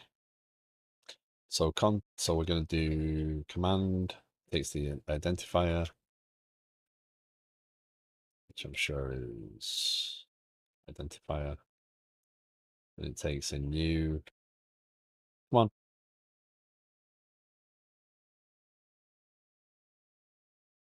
Really? I think that's, did I let it create that? Yeah, I did. String name. I do have in the system, I do not care about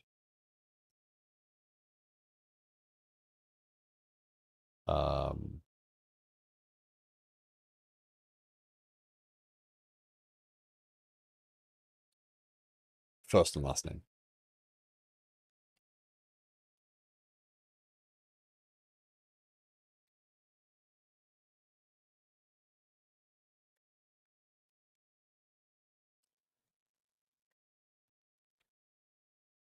Invitee. This is all the same thing. Just by, invited by.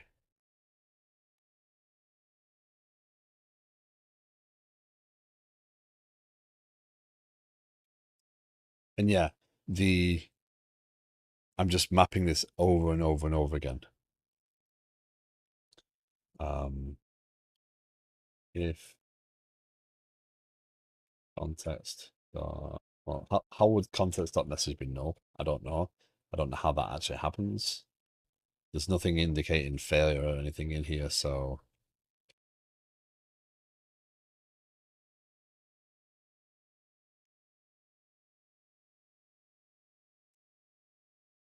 yeah.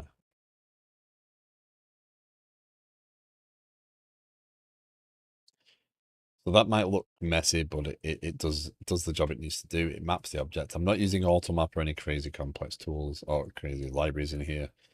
So now MailKit. How do we use MailKit properly?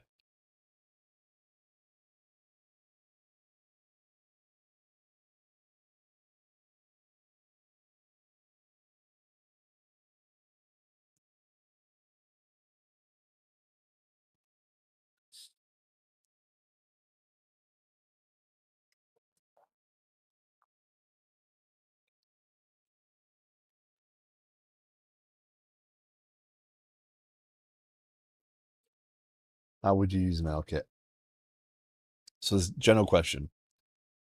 And the Polka Warlord, my apologies if you're still around. My apologies for not saying thank you very much for the follow. I appreciate it.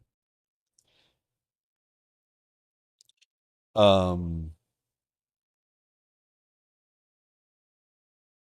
would you do here? Do I inject MailKit directly into my invitation? Do I abstract email in any way, shape, or form? Right now, it's just sending a registration invitation. That might be sending a piece of paper.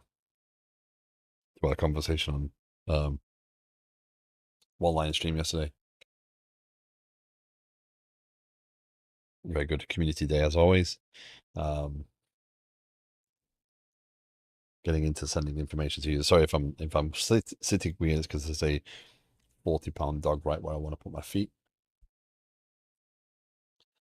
He's nice and comfortable and happy.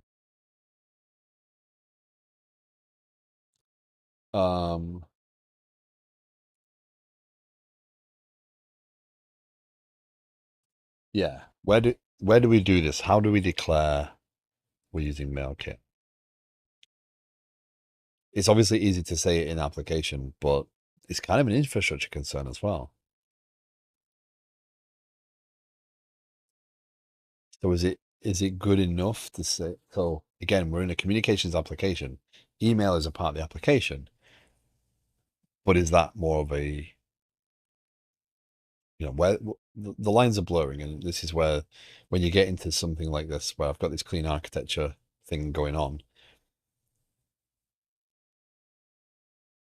the experience of the use cases is going to tell me more about where to sit things than it is about that I'm going to know immediately. So I'm going to get things wrong and put things in areas that other people would consider, if they're using this architecture, it's going to live somewhere else or whatever.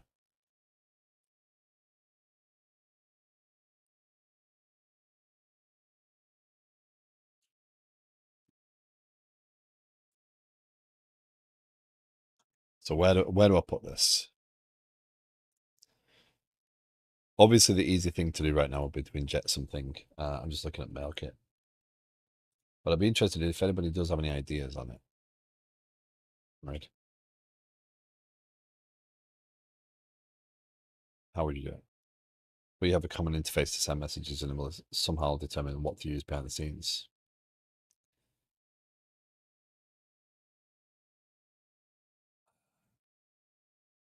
I'm not sure.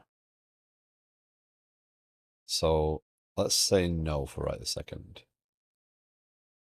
Because again, here I need to build an email, right? I need to build a template ultimately. Right now, I'm going to send an email. But I need to come back around on this very soon, and do the templating piece where I say, okay, well, now build the email for template. Let's have a look at the usage of MailKit. So MailKit, you inject, just build an email and say new SMTP client. Is there there's no abstraction, it's just a library around it, right? So I'm going to have to create an interface anyway.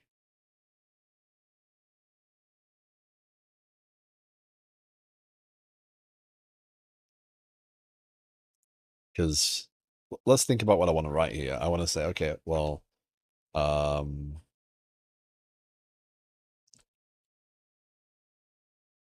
string message equals hello command dot in. Okay. Or I could just I could just let Copilot just say, okay, you know what? Here you go.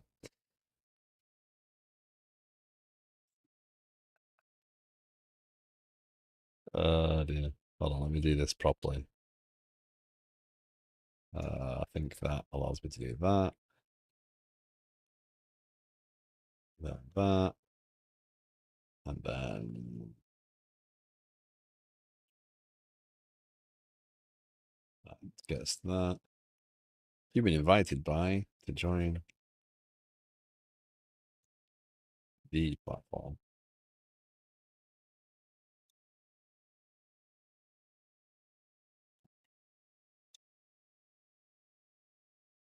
I said, well, it'll take out, it's literal, right? So it'll take everything I'm putting in.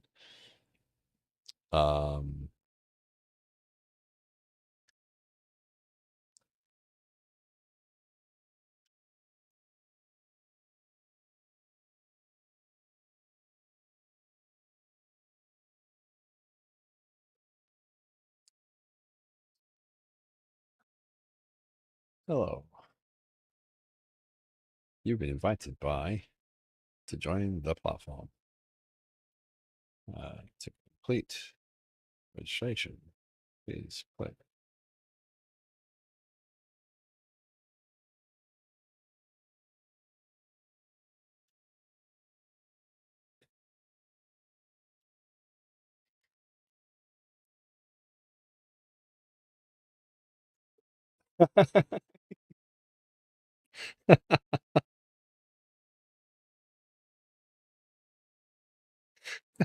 Uh, oh, dude. The one thing I didn't pass through. Oh, dear. Watch.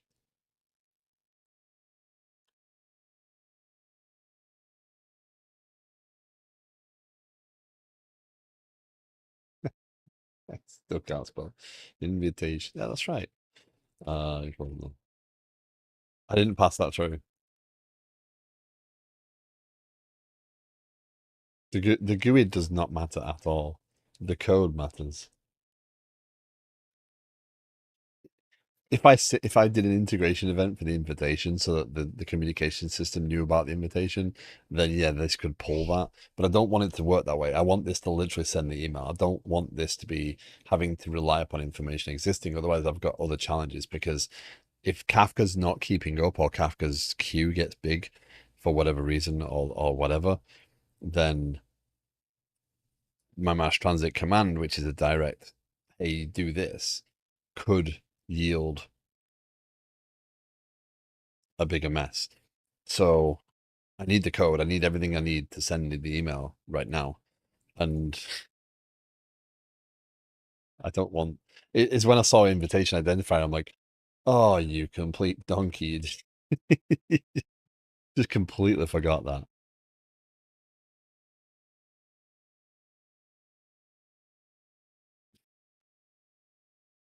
Oh dear.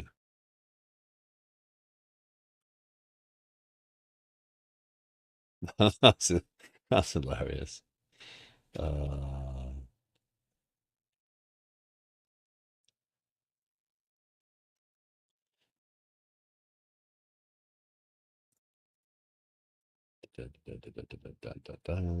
context dot message dot invitation code. So we know that first message is now completely invalid. That's okay. Um, actually, now delete the queue. I don't want the queue there. I don't want the queue there at all now because it's going to break if I try and send this.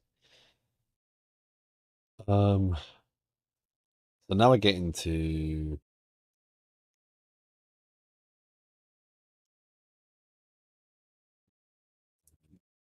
let's do another project because why not? Communications, infrastructure.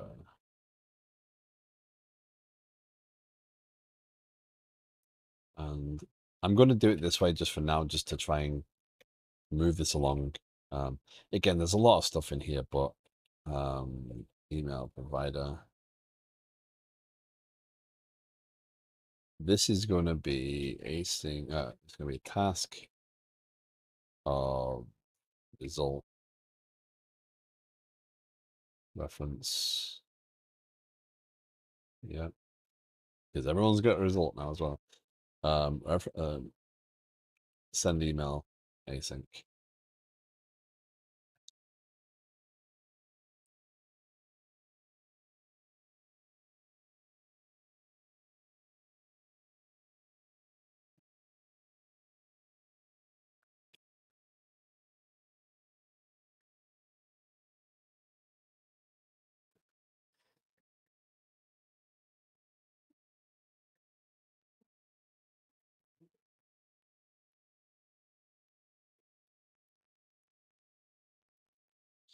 Um, Send email async.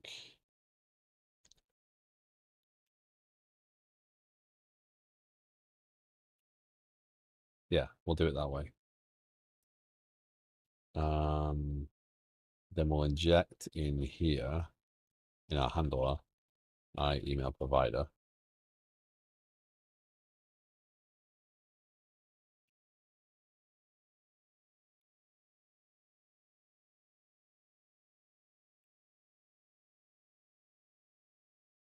Oh, what did I just do?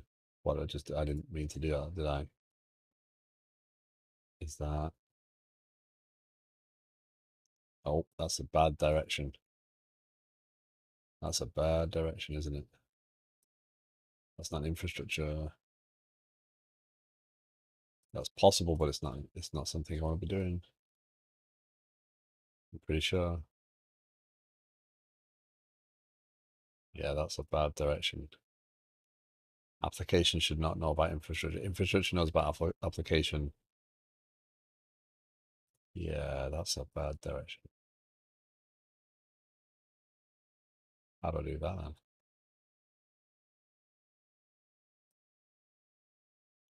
Then that's a domain service. Um, I was thinking about from actually. Like, do I care about that right this second? If I'm sending an email from the system, I'm not representing anything but the system. Um,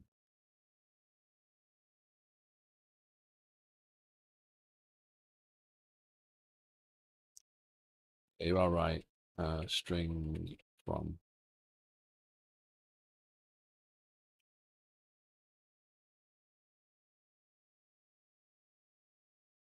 You did that because the interface should be an application, but the implementation is an infra, right?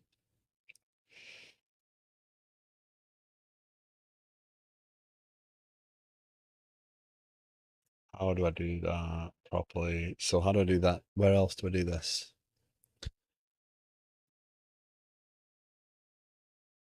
I did it in tickets.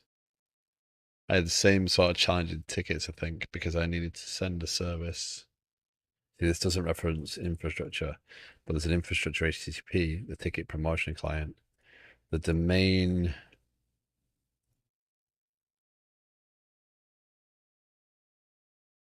is an iTicket promotion service.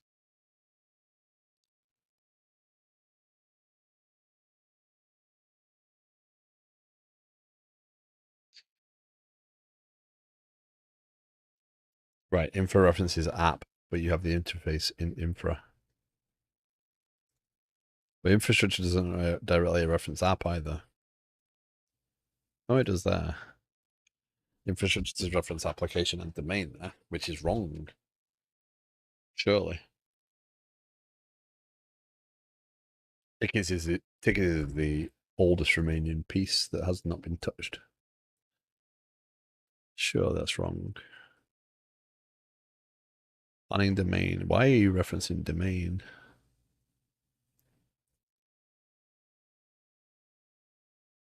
Oh, that needs domain because it needs to know about the context.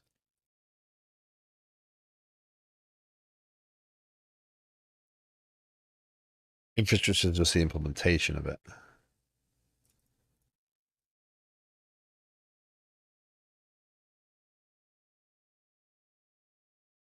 So if we consider the email provider, um, email communication service as a domain contract, I mean it is part of its domain, right? It is communications, and I'm not trying to just make a justification there.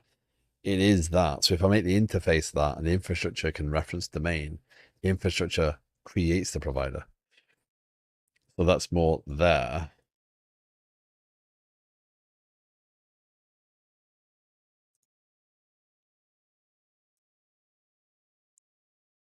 And now this can reference domain.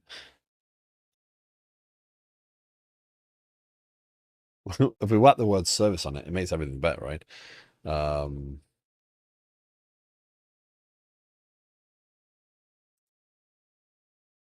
Again, it's like this is where you blur the lines because it's a technology. It's kind of an infrastructure piece, but it is a part of the domain of the communications component, right? The communications system is aimed at doing communication. So if you're talking about planning, then the services around dictating how a planning item works or whatever is the domain of the planning system. So communications are the domain of, you know, communication methods are the domain there. Infrastructure can implement it because this can reference domain.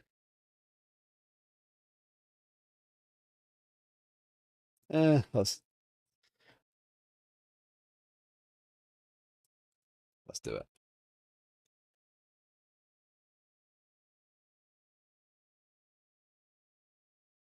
And then we're going to do provide await provider.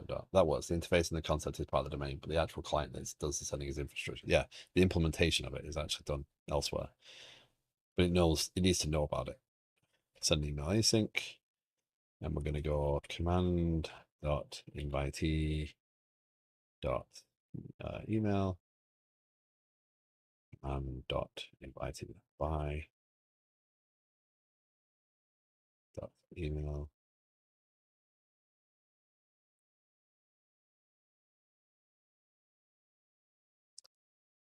to from image.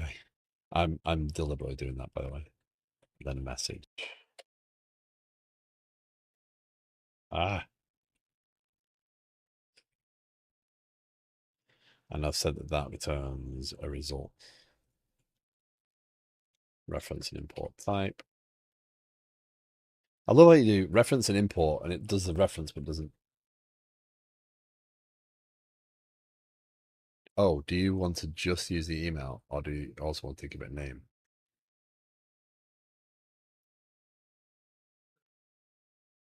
Let's get it communicating. Let's not overthink that, right? I agree. Yeah, I see what you mean. Um, let's get it sending the email. Communications infrastructure, email. Mail kit, mail kit, email provider. Email provider.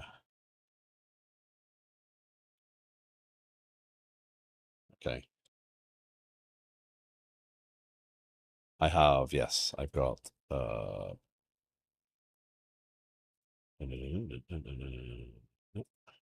paper cut running. Using var email helps if you actually include the infrastructure component. Yeah. Mail kit. I'm going to include full mail kit. I don't know what mail kit light is, but we'll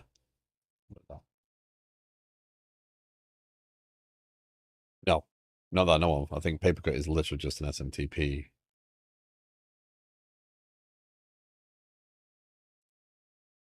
Yeah. It best not do relay. I don't want it to do relay.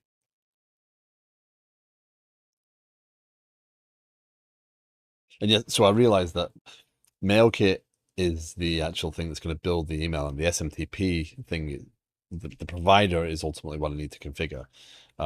Here, I'm not going to use MailKit to send an email to Papercut and then relay to whatever I end up with. I do realize I'm going to have to redo this once I decide upon an actual email provider. Yeah. But yeah, it's just the SMTP service. There's no relaying going on. So I've not done this again in a long time, so let's go and make sure I actually understand what I'm doing. Yeah, so it's just an SMTP for testing, etc. for dev. Makes it nice and simple.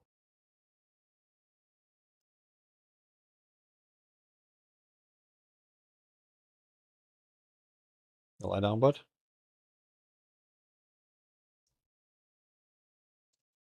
Someone eat too much grass again and get an upset stomach.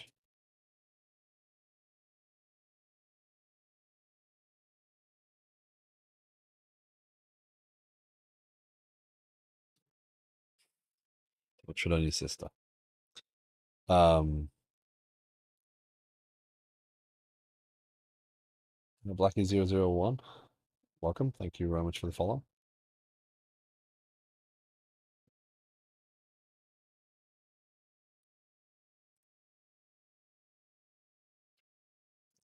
Um,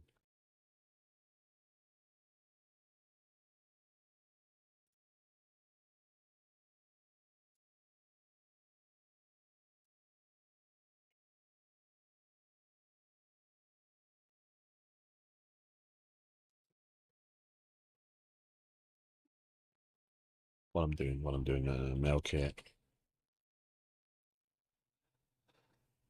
I'm just going to bring up the documentation on the other screen so that I can not keep flicking back and forth again. New mind message. Okay, so that's why. And then bring all that. The more I do this stuff, the more things I open, the more I realize I'm very thankful for having ultra widescreen monitors.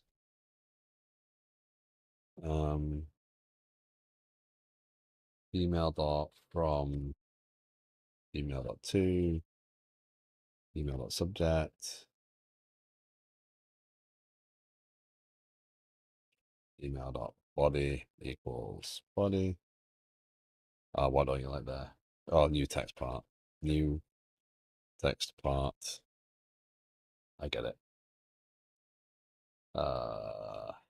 That's not body there, that's text HTML. And then that's text equals body.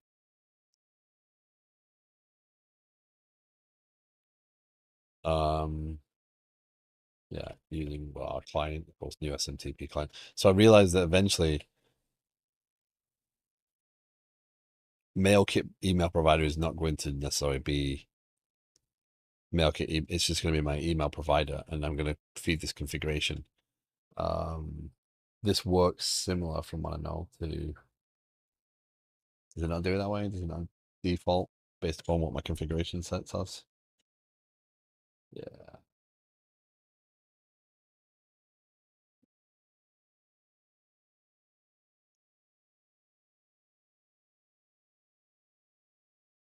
Oh, do they have one? No, I thought you passed the content type in there. The example shows plain. So I'm assuming plain versus text HTML. We shall see. Let's just see what it is with the headers. Anyone new to the stream, if you have any questions, thoughts, opinions on what I'm doing, you want to know more about the technologies I'm using, you're more than welcome to ask. The system I'm building right now is the invitation part of my user onboarding. So it's been a little bit more back and forth in code.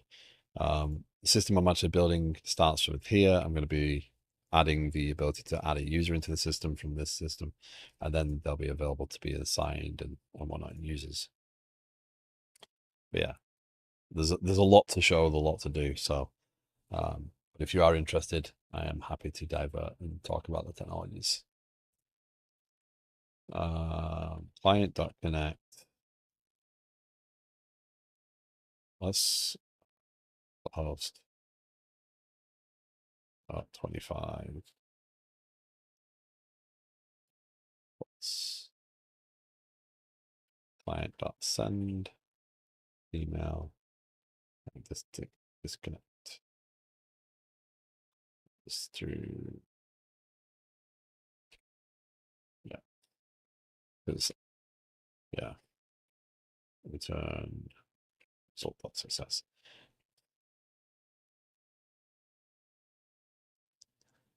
Oh, none of it's asynchronous. Why would I think that is asynchronous? Like, we'll make it asynchronous. Now they're like, oh, I want to be asynchronous.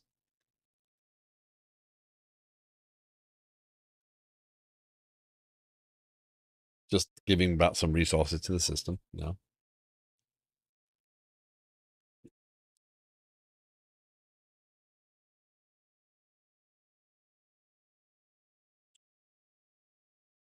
Okay.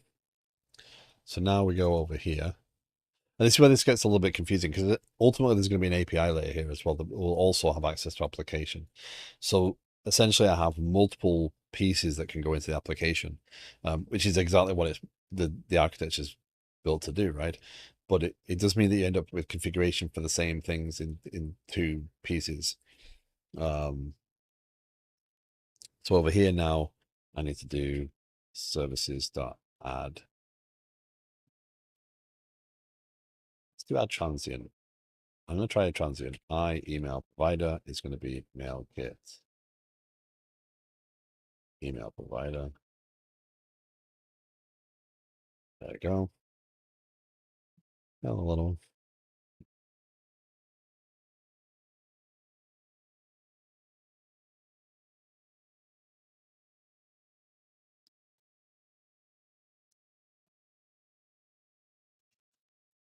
She's not enough.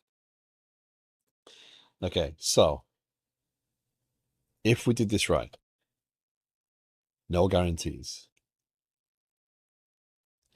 What we should do, okay, ignore warnings. Warnings are fine. Is we should be able to start our tenant management project, right? So we've got the API for the tenant management. We should be able to start our consumers, and we should be able to start our service plus consumers. So we should have two projects running. They should just both be good. Nothing should fail. Now, when we go here, let's create Amelia. And now the email doesn't matter because now this isn't actually going to get sent to a real email. Later on, when I hook it up to a real email, then we'll start using developer mail again properly. But right now, all email communications can go through this. So Amelia will be Amelia at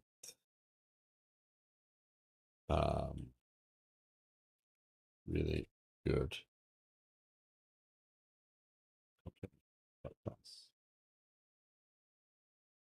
So this should go through. Yeah. And we should ultimately end up with an email or an error. More than likely an error.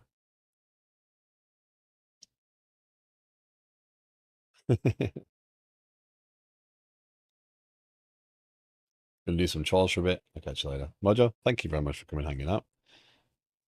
Hopefully this has been entertaining in some ways. There you go. We got an invitation to join the platform. We don't have a message, but from us, there's our email, and to Amelia at reallygoodcompany.com. We do have an email. And we didn't add content. So awesome. But we have an email.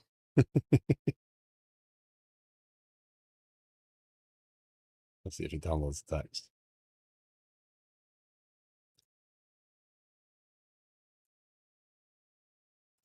Open with add of notes.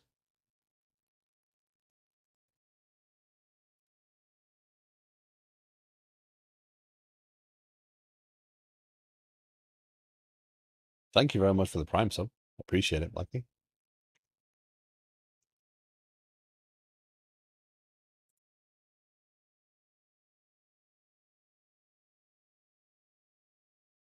Check this sample to send both text and HTML part. There you go. Thank you.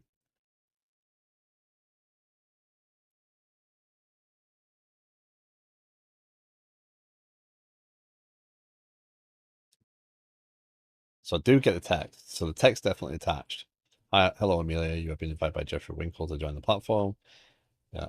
Complete registration. Please collect. So create. Oh, so create a multi-part. Okay, there we go. That's what I'm missing.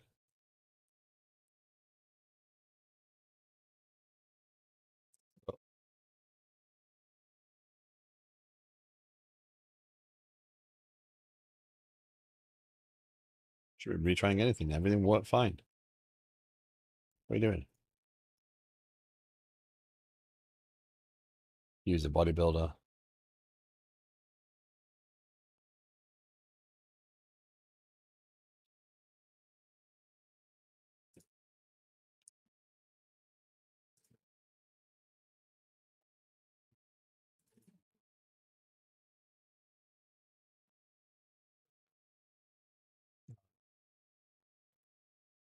But either way, you've got to create the content twice.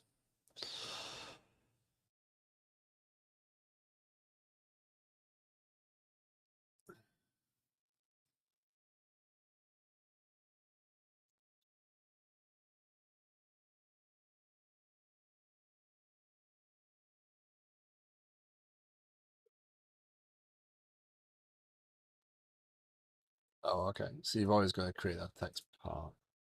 I don't like that bodybuilder. Yeah, let's give it a try. No, then cancel the message. We'll see how it recovers. What we'll do is we'll add a few users afterwards and see if it recovers from that. So let's go back to our application, sending user registration invitation, string message. So the message is going to stay the same.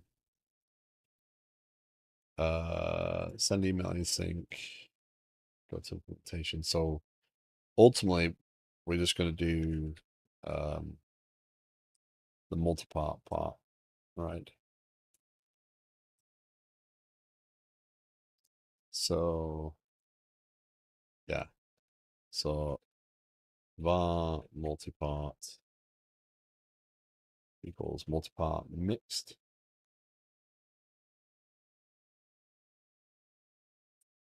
No, multi-part alternative. Do I want to use the builder looks messier?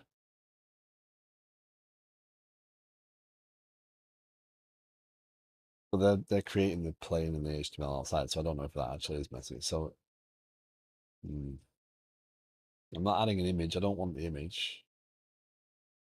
So let's do var body equals new body builder.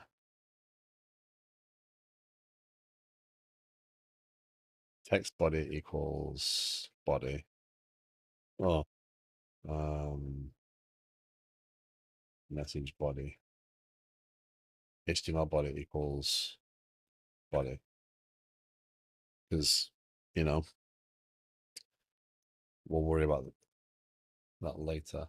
I just want to see the email. And that should be it. So actually, we just need to do this dot to message body. Not mess around. Okay, there you go. So let's start the consumer up. Let's start the tenant management project up.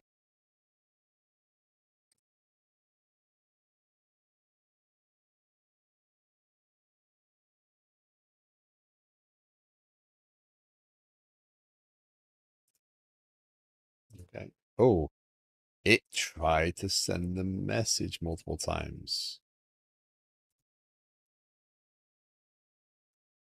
So what? So the problem there then is that the consumer needs to confirm it. Text dot.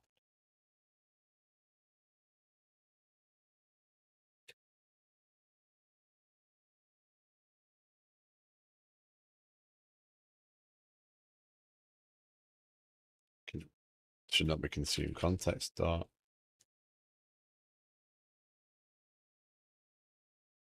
So something has to tell it.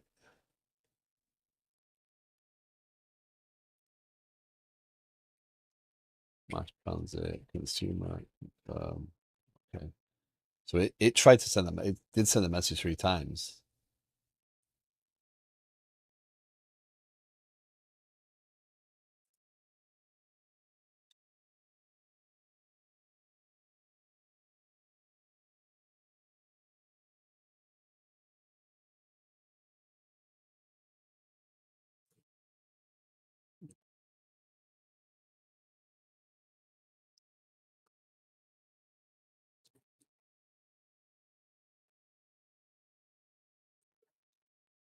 Use message retry intervals.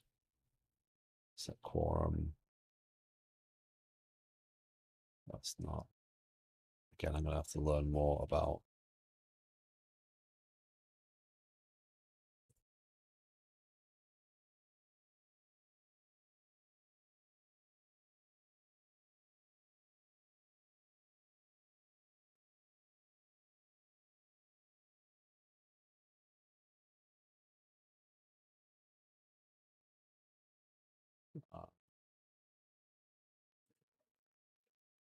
Oh,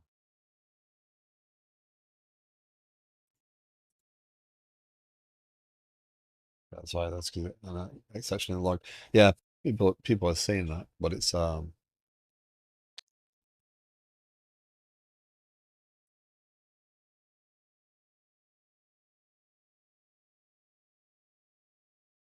doesn't look like there's any confirmation path. So in Kafka, you commit when you've got the message, you commit it. So there's no commit.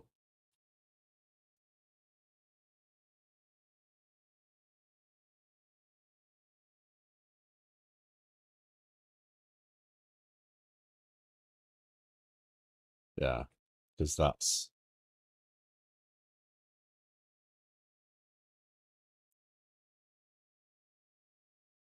yeah, that's not what we need to do. Um, there's no return type or anything on this consumption, so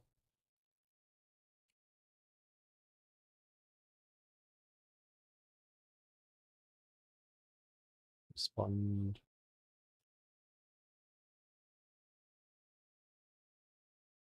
Doesn't acknowledge.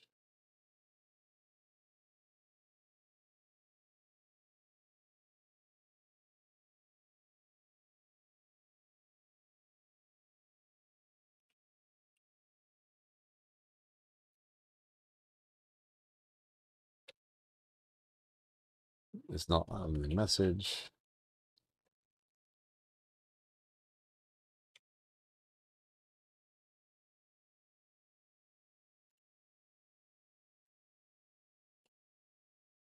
Notify the message because you know this is internal. It should not be called by consumer.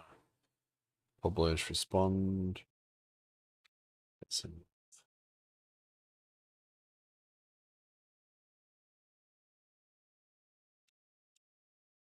you get yourself in an acknowledgement mess. I'm not looking at inventing or scheduling.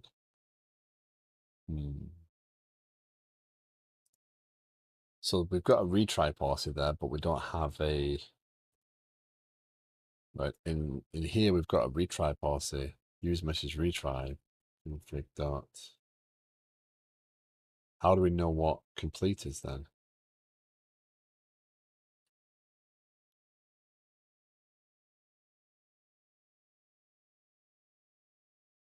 MassTransit retrying message when no failure.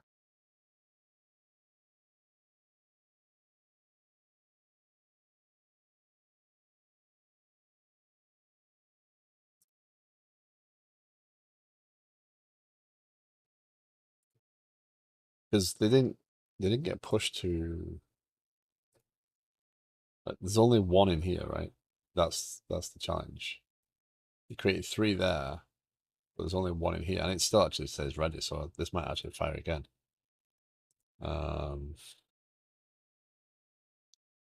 Start that up again. See what happens.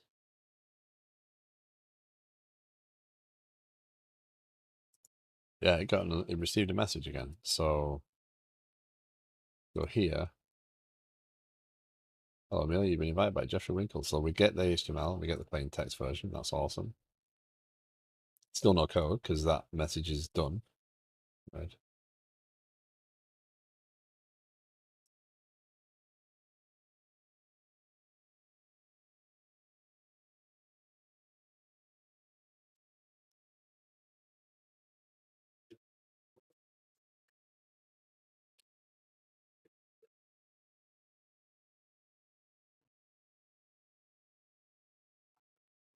Actually, there should be a code there.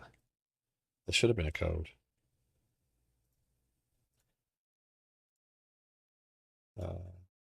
That's done. That's fine. Let's start up again because I think that actually was wrong because I forgot the code initially, but the code was there.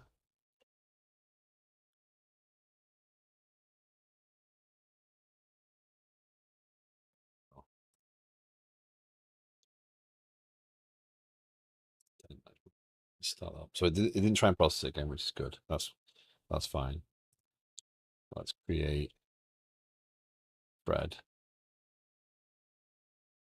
at my.com. Just to make that simple. Okay, so that processed.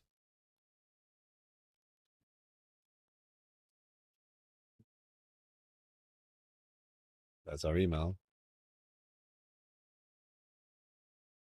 No code on the end though.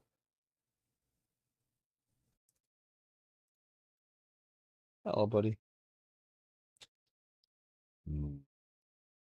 The code missing is frustrating, but we do have email and it is working.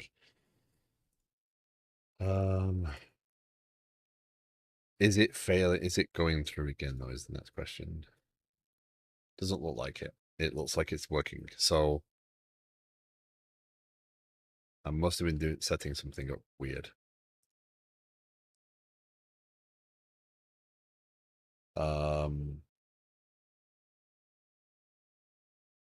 I want to see this through, and it's driving me nuts. So invitation code. Let's test once more with another user.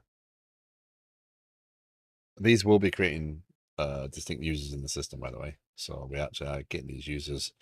There's our invitations. So I'm expecting to see the word code. Again, I'm controlling this right this second, so this is good. Let's say Dominique.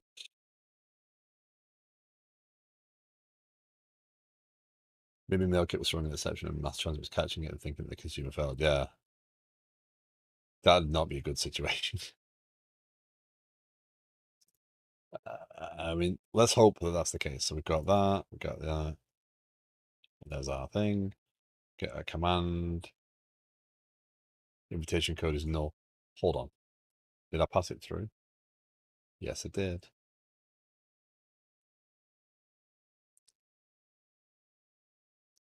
When the developer is not very smart, this is what happens.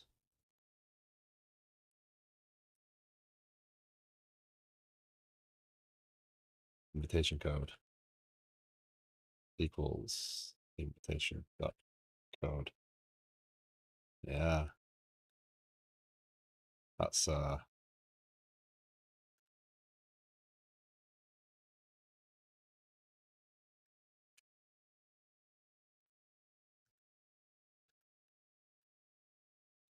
be it.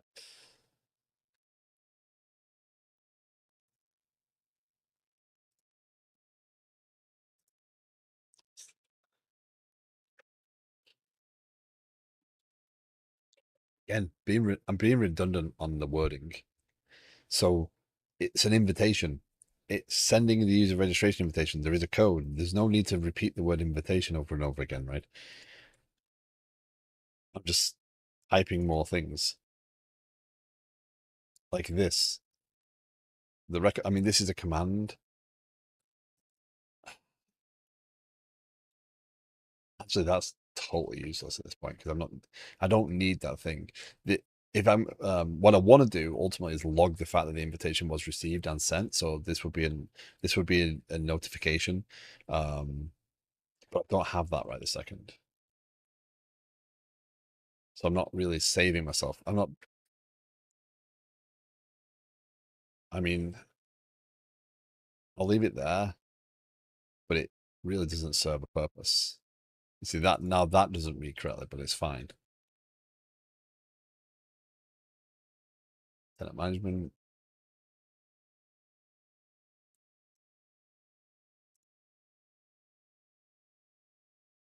So anyone in the stream that's wondering what's going on, what pieces are doing what what it's all achieving, you're more than welcome to ask. If you're new to the stream, I do not mind diverting and talking about the software.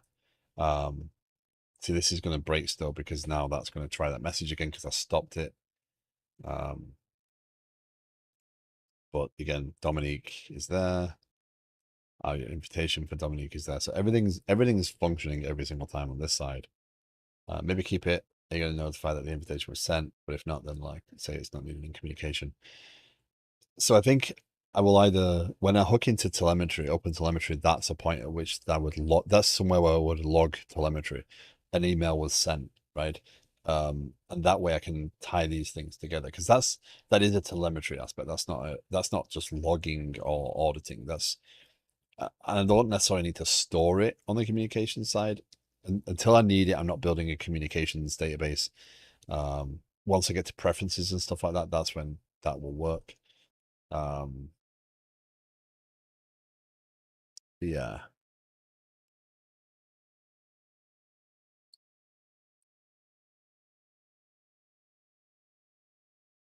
yeah. Okay, so let's do Alan.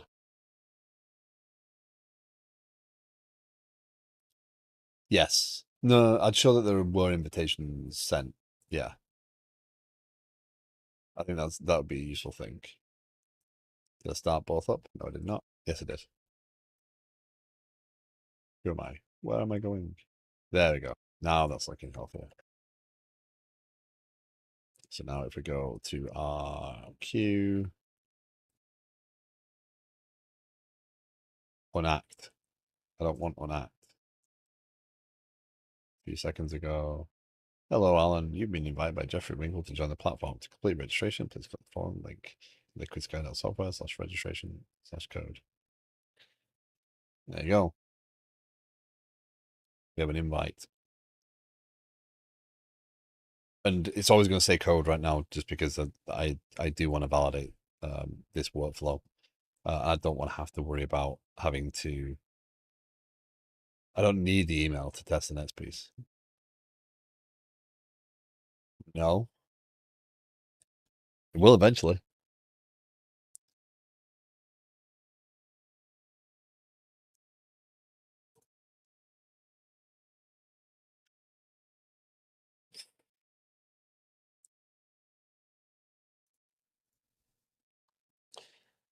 Um,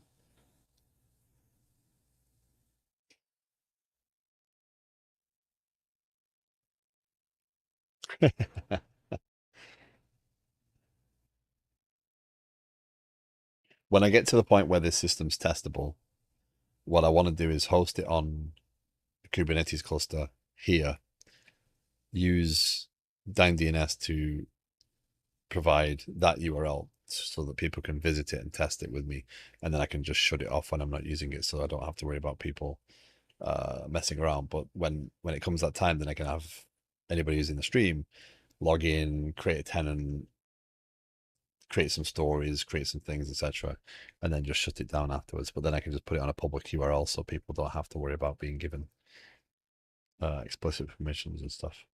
That's the goal of that URL. Right now, it's being hosted on GoDaddy.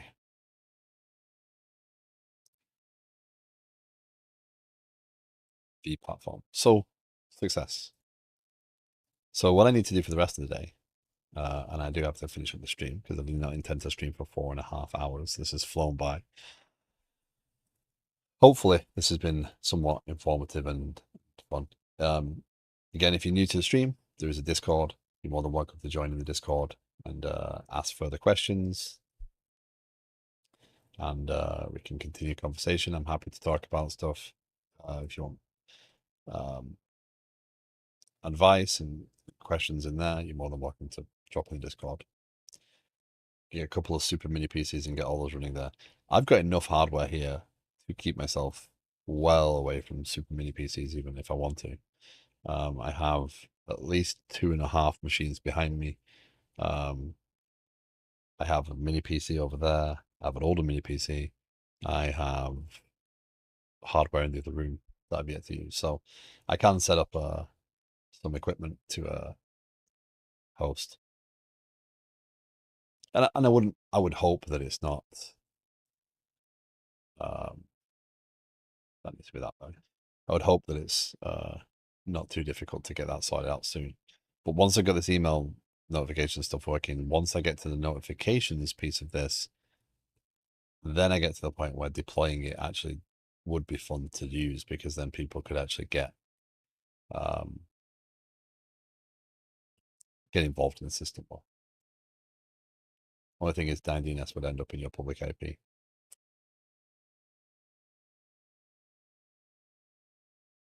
True. No way of masking that.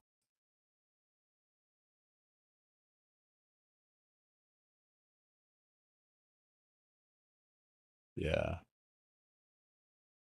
Maybe have a conversation about that later on. But that would involve some dollars. Well, my other option is deploy it into the cloud.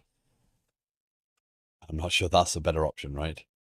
Because that will cost an absolute fortune. We're at 62 projects, of which at least a dozen need to run and would run in app services on their own, plus the database. Even if there's one database server, even if I broke it down by schema, it would still be quite heavy if people started using it.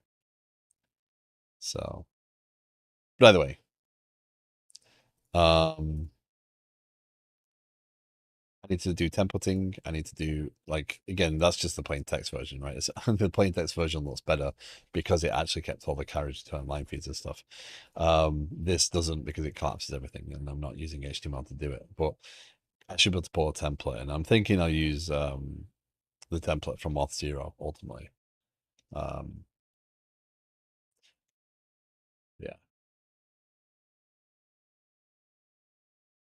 But right now, this moves me forward. I can use this piece to move to the next piece, which is confirming that code, adding the user to Auth0, doing all the right pieces, and then I can worry about coming back and tidying this up. Yeah. So I'm glad you got to hang out today, Lucas. I've enjoyed having you to talk to, like the old times. um, let's go. Yeah, I think I rated Xcode the other week. This is Saturday. There's not many people around right now.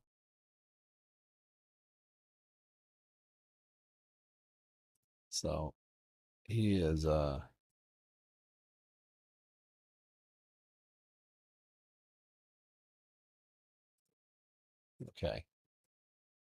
It's generating an email trail. It's starting to generate digital magic. Yeah. Yeah, we're this once I get the notifications piece functioning, I think Cloudflare has a reverse pod so they can hide their IP. Okay, well, I'll have to look into that.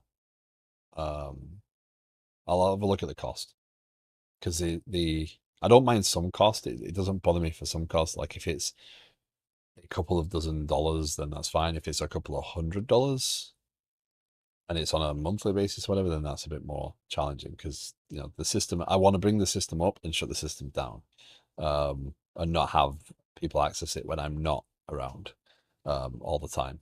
It'd be kind of a stream or a Discord member collaboration to test and stuff and play. But yeah, so the next step, once I've got the email confirmation working, I'm going to add a user screen in here for managing users. When you register in, you'll be able to log into the application, see the information, and then what's going to happen is I'm going to test okay, well, now I've changed this. What does a change mean? Who does it notify, etc. So yeah, those are the fun parts that come next. But anyway, I got to raid out. We're going to raid Xcode. He's building an app in Blazor. He has been building this for a while. He's actually intending to build it as a product. So he's trying to get that to a release phase. So please give him some support. Warning, you're going from a stream that's very quiet to his stream, which has music playing on it. So it's not quite as quiet. I will be back potentially tomorrow if I get more progress made on this. But if not, it'll be Monday. I've paused doing any game development for right now. So application development will continue on Monday because I really want to buckle down and get a lot of these pieces working. And if I'm spending 2 days a week doing game dev and then 3 days a week doing app dev, I'm actually finding myself looking forward to Wednesday, and I should be looking forward to Monday and focus on that. So I'm gonna try and do a burst of sole focus on this project for the next couple of weeks at least before I go back and try and mix up the projects a little bit more. So thank you very much for joining me. I will see you next time. Take care. Have a great rest of your day. And Junicus, yeah, thank you very much for all the help today and chat. Appreciate it. Take care all. Bye. And I have an ending screen to put.